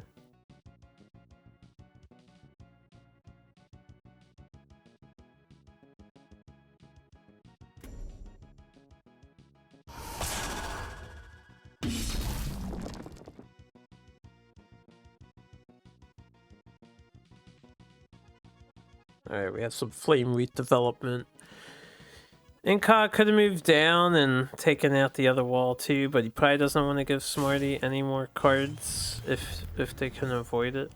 So they choose to leave it on the board for right now. That is definitely a replace. Smarty's the only Vanor player doing Glacial Elemental this time around, I think. The other two didn't have it with their aggro strategies. And these Glacial Elementals have been getting pretty good value. Incog might want to consider juxtaing to deal with it.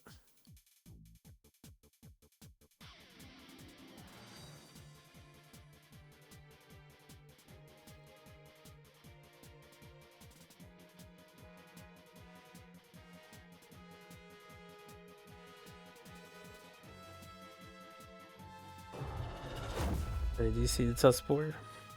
We do see Juxta bringing in the Heart Sister. I think Incog will probably remove the Heart Sister, right?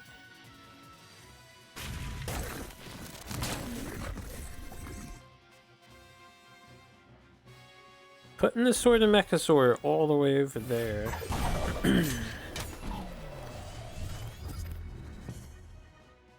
It is in range of Smarty's General to hit. Not that it matters, because Smarty is an excellent player. And I wasn't looking at their hand earlier. I was getting a little lost in thought. But they already have the Wombo combo ready to go again. With a full surround in tow. If they draw into a Razorback, then they really know how to play Duelyst like a champion. Incog's actually in some trouble here. And they're Razorback in hand, but they got the third elemental just in case. Incog choosing to send Spiral away. Interesting.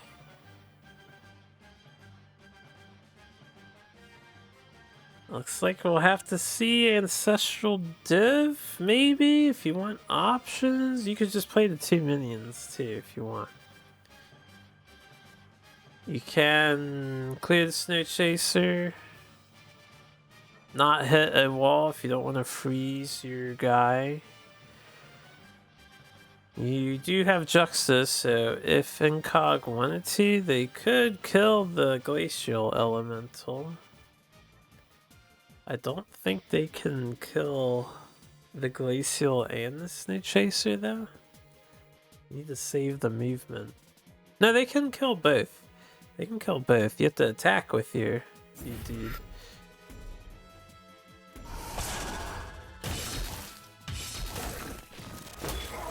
Yeah, you can do that, and then you can juxta the... Yep. And avoiding the wall again, don't want to provide Smarty with any more cards. Kinda bittersweet. Your Flame Wreath is gonna get punched to death, but... surviving the situation for now. Smarty's just like, alright, let's try a third one. And Cog's got the smiley face for it. Yeah.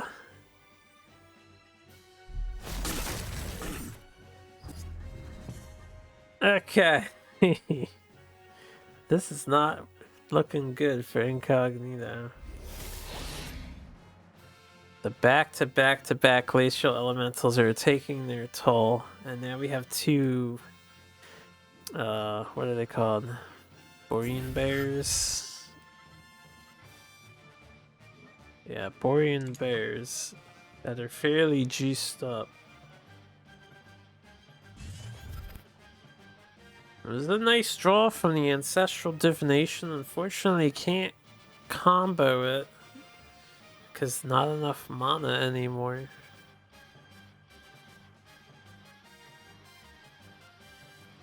Also, because of Incognito's positioning, kind of blocked off the Wreath's ability to kill the Glacial Elemental. The Wings of Mechazor should probably be up 2 tiles, or up and right, instead of right next to the Glacial. And if they play Metal Teeth,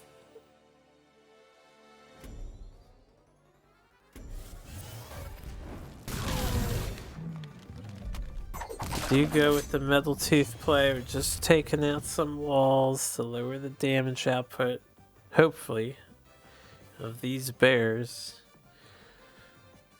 Little dragon still would have gotten stunned by the wall.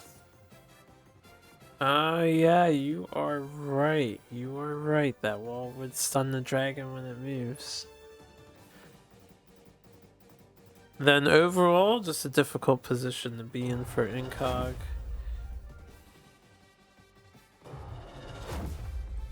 Oh, and now we have Lady Locks. And we have the freshest balls around. Husky 3/3s. With a Snow Chaser drop. The bears are back to 4 attack each. I think this is just over. What do you do as Incognito? We need a Silhouette Tracer. It's pronto.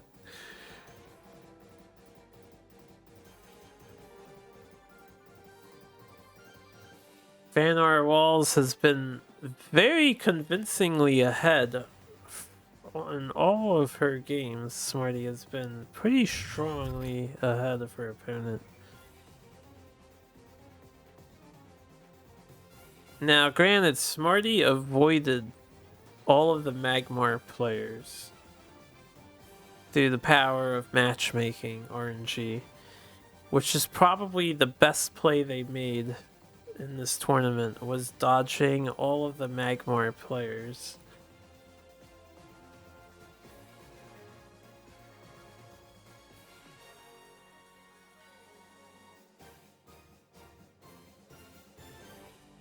Incog not looking to concede just quite yet, though. I don't really know what they can do. Yeah, you can fish for cards with Ancestral. Maybe... I was gonna say, maybe you play Frame Reef and you hopefully get Death Strike Seal, but that doesn't really kill enough. So you would need to maybe... draw... I don't know, if you played that sword and you got an inner focus off of the second one, maybe in some universe you could have gotten out of that, but that was looking pretty bad. But well played to Smarty. Incog's not out of it yet. We're going to move on to the losers semifinals, I suppose. Also known as losers round 6. So Incognito is going to be facing off against PKP. Let me hide the screen so we don't know the results. Whoever wins this gets to face Smarty in the grand finals, and then we will find out if they did a best of 1 or a best of 3. So I do not know what they decided to do.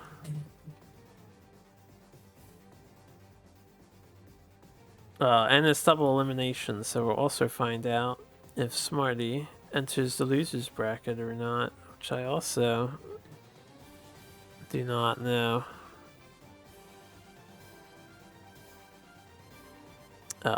This is incorrect. Okay. Gotta switch to general side. My guesses have been off the past few games.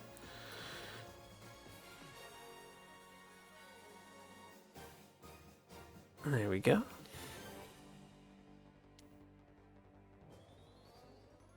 Okay. If you over here.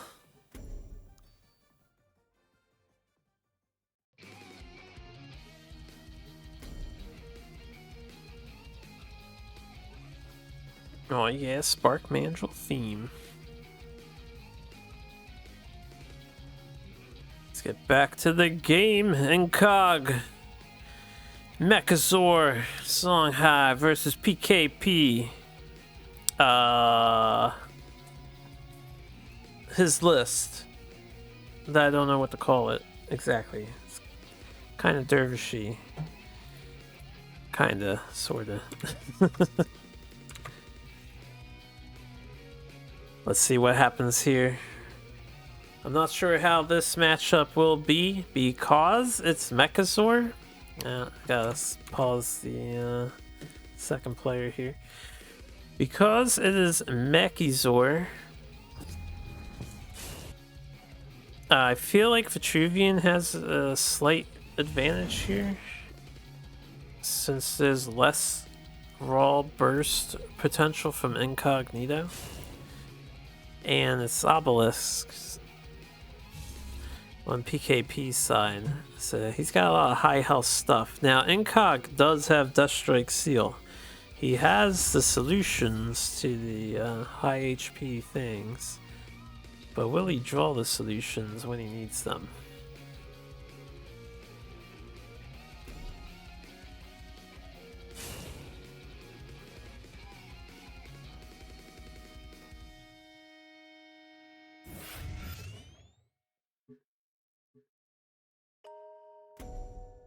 Take a sip of my drink real quick.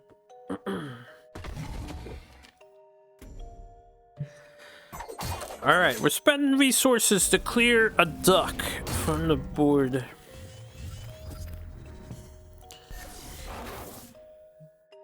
There's a couple of mechs out here. Was my favorite SNES game. Without a doubt, Sheeran the Wanderer. It's technically Super Famicom, but I treat the two as one and the same.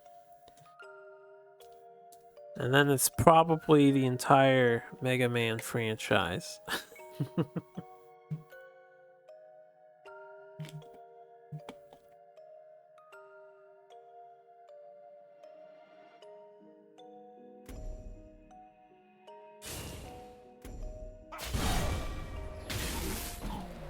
Yeah, I don't think there's much to think about here. PKP just develops a Fire Blaze Obelisk. He had to clear out the sword of Mechazor, which is the most problematic thing. Take out the other guy that's in reach. You're sitting pretty. Inca can kill another Obelisk if they want to spend the resource. That'll be 2 Saberspine Seals down to do so, and you only develop a Heart Seeker, which is okay against Vet sometimes. Usually forces out Arashas or something to reach.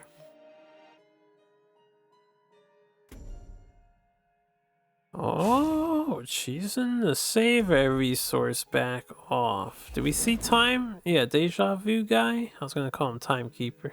It's his old name, right? I keep using the Duelyst 1 names instead of the new names. My brain is a jumbled mess. But we do see the Deja Vu guy. Curious positioning just because it's 5 mana. It's not a great Star's Fury, but with the Fire Blaze out, it's not a bad Star's Fury. If PKP wanted to. We had the option to. So I'm just surprised Deja Vu isn't behind one of the two.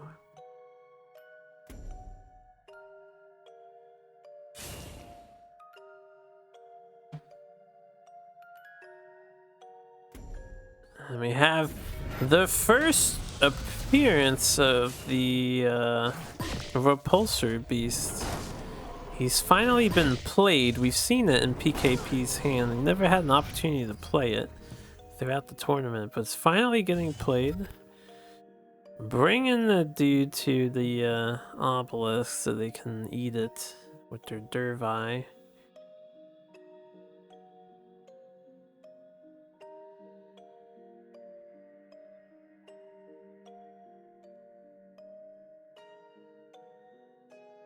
I think Incognito is just gonna set up some more Mechazors. He is at 40% already. This could be the game that we see Mechazor be relevant or not. We haven't seen him yet.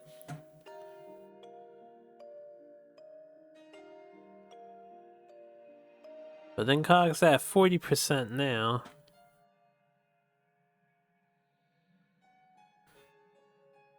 Actually choosing Heartseeker over the Wings of Mechazor drop.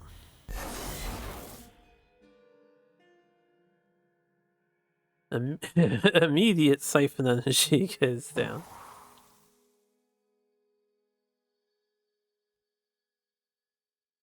I guess Heartseeker is doing its job then, with that immediate dispel.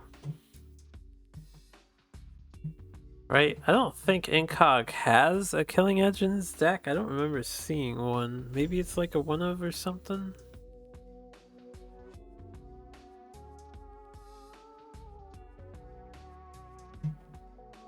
Did he have Killing Edge in his deck? He probably does, since he's got Metal Teeth. I might be thinking of one of the other Songhai players.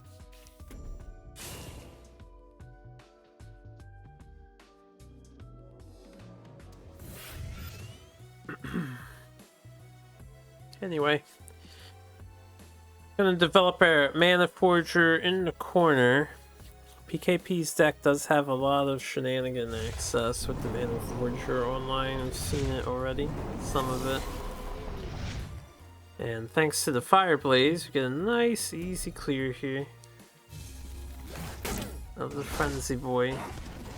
Which is good to delete, considering that Juxtaposition is in hand.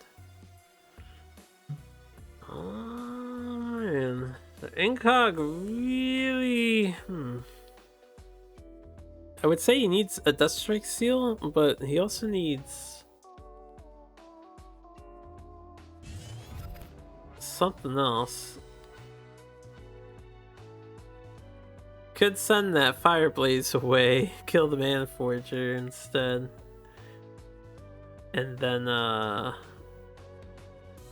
don't know, play a Mechazor piece or something.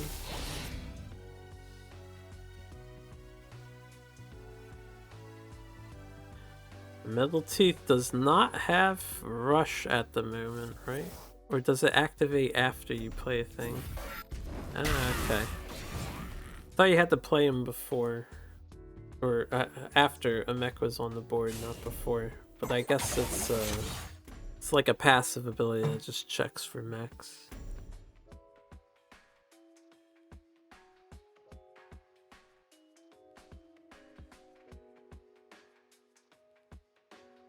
Now we're thinking, what do we do with Hearth Sister? Damn.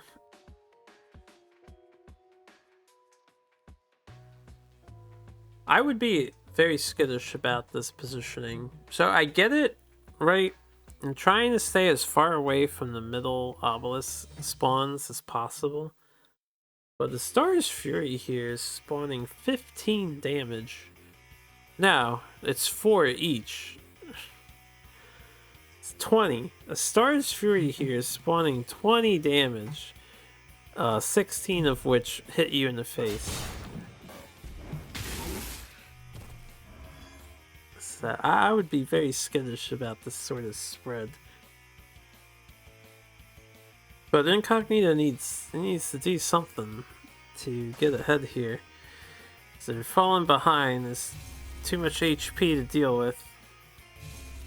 PKP just put another 14 HP on the board. And Incog's only answer is going to be a Deathstrike Seal, but it's not even the thing you want to draw on the replace, right? What would you want to draw on the replace?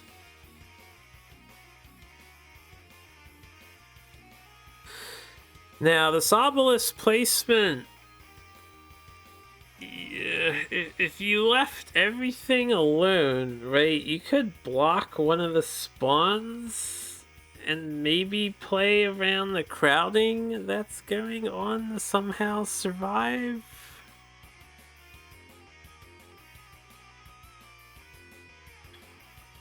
And he decides to just do a Juxta here.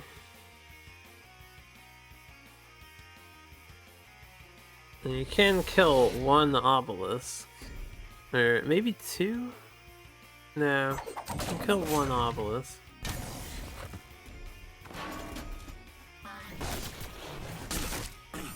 Alright, opts to make this a line of trading here, which is okay. I think we're at 80% Mechazor.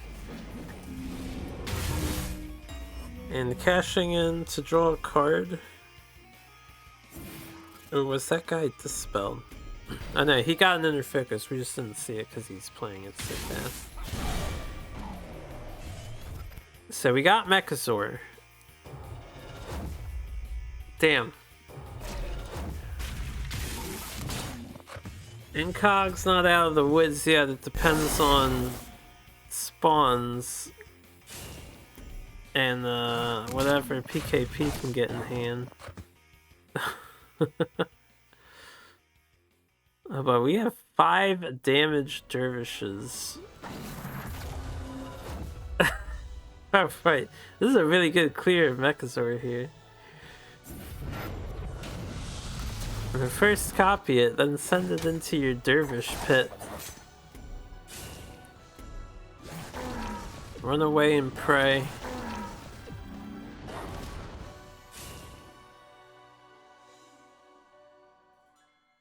There's that Star's Fury I've been talking about. What are you watching? You're watching Duelyst. Rhetorical, I'm sure.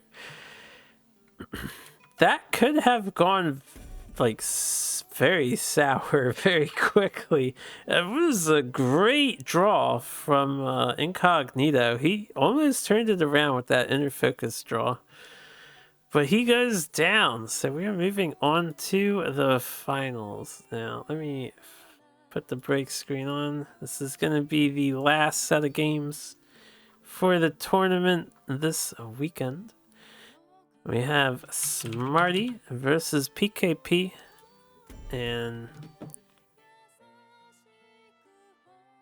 I will say, paying attention to their match histories here, that they opted for a best of one, a one and done. So it'll be 1 or 2 games left, depending on who wins the next one, but they are not doing a best of 3. Good, I actually called it correct this time.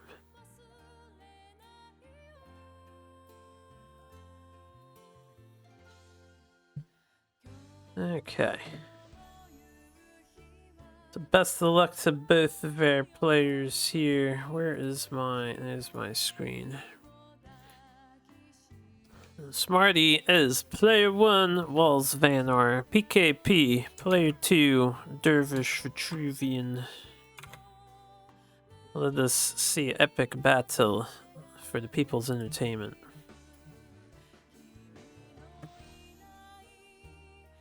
Alright, PKP replaced one thing, I think, and then they are quite satisfied with their cards. Smarty replacing some stuff. Let's hide that player 2 hand.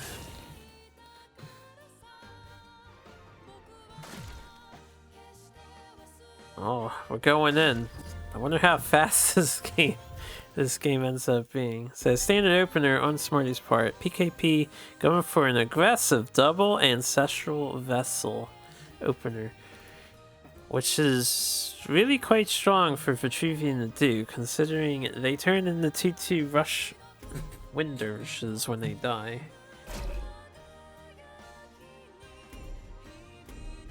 Watching Nugget Prize. Oh, that's Decoy responding to you.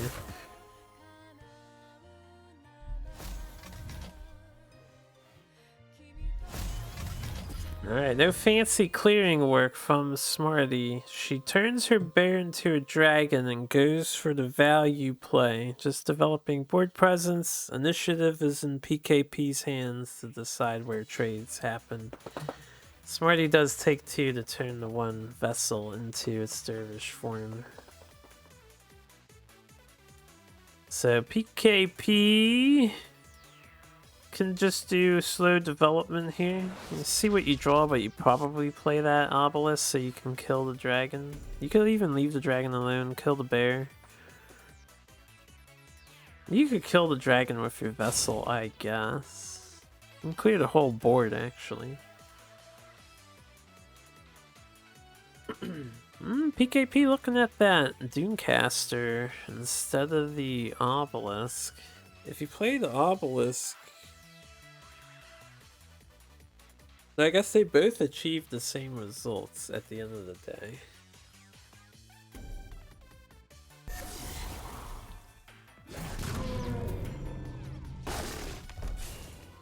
Yeah, we do see the full clear happening.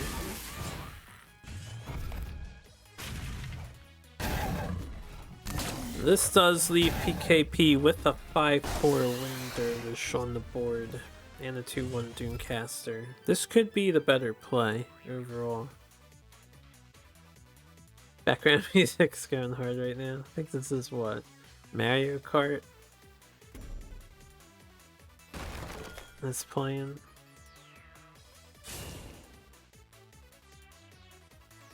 Smarty's gonna tempo Hailstone Prison to bounce the Dervish into the hand of PKP. He'll be able to make use of that later.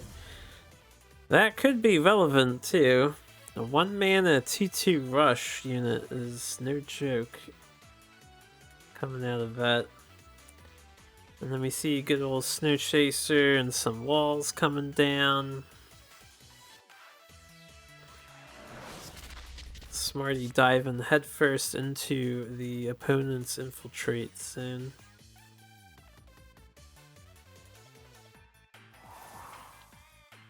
Decent draw, well, for the first wish, I guess, since we're using it.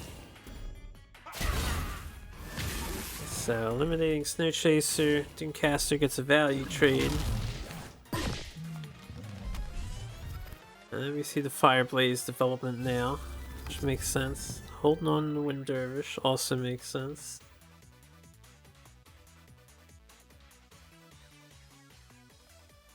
Smarty has some clear potential here, though. They could tempo again. They could Gamba.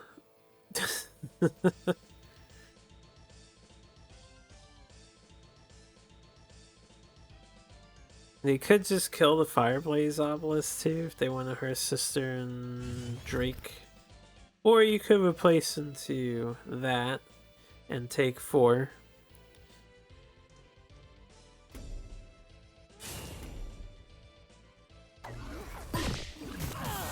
Replacing in the Bone Shield barrier is pretty good.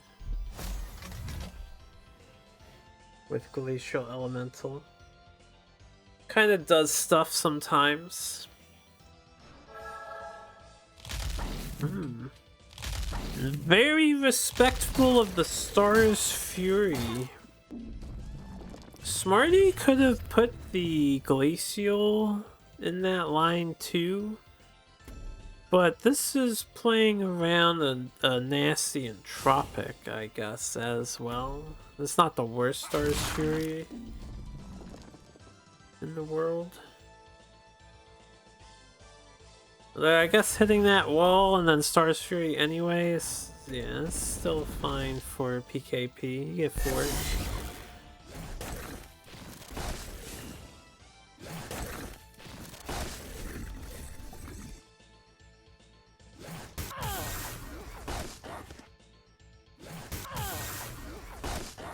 Ooh, PKP going face!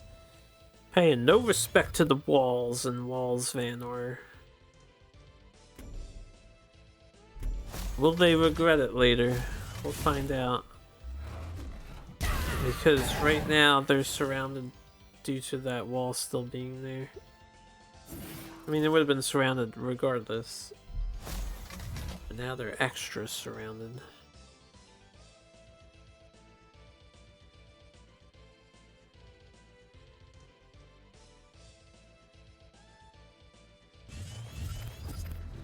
Alright, taking a moment to think if you want to play anything else. Could have tempoed out a Hearth Sister or something, too. Just to add more pressure. Opted not to.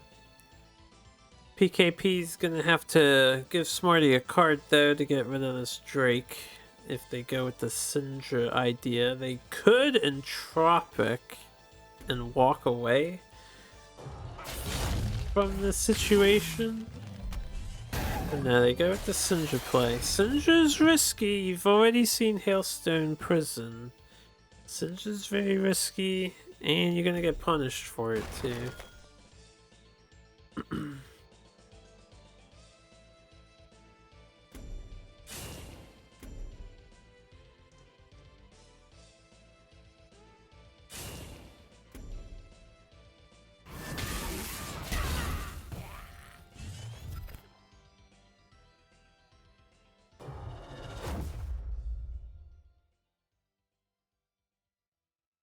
This positioning is really quite smart.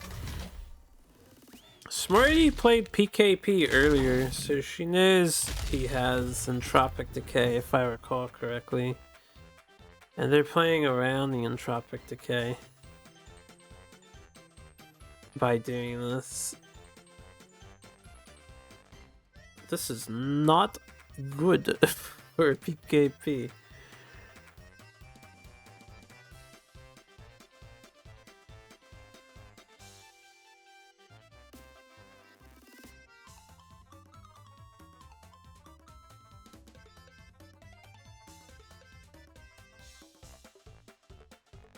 Alright, we end up replacing one of the entropics. We find the Mirage Master. I don't think Mirage Master is what we're looking for here in this situation.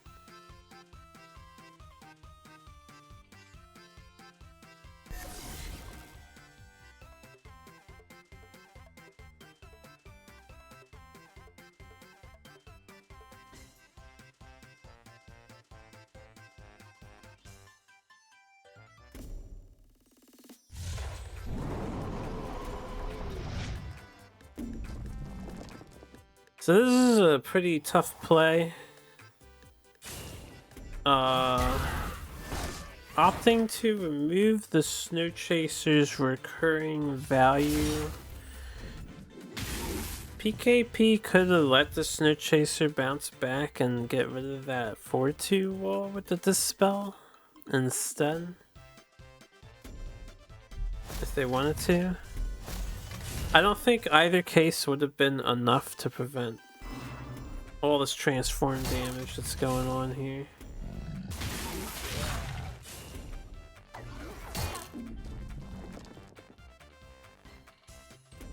Best wishes. Best wishes is the funniest thing that they added.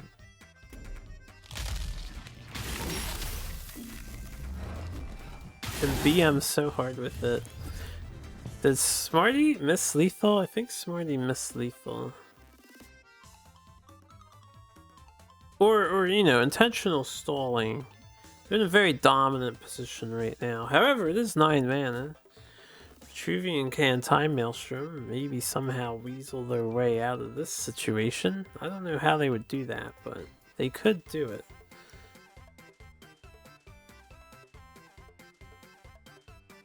You meant to oops. You were giving them a chance to make a comeback, and then you gave them your best wishes. It was all intentional, right?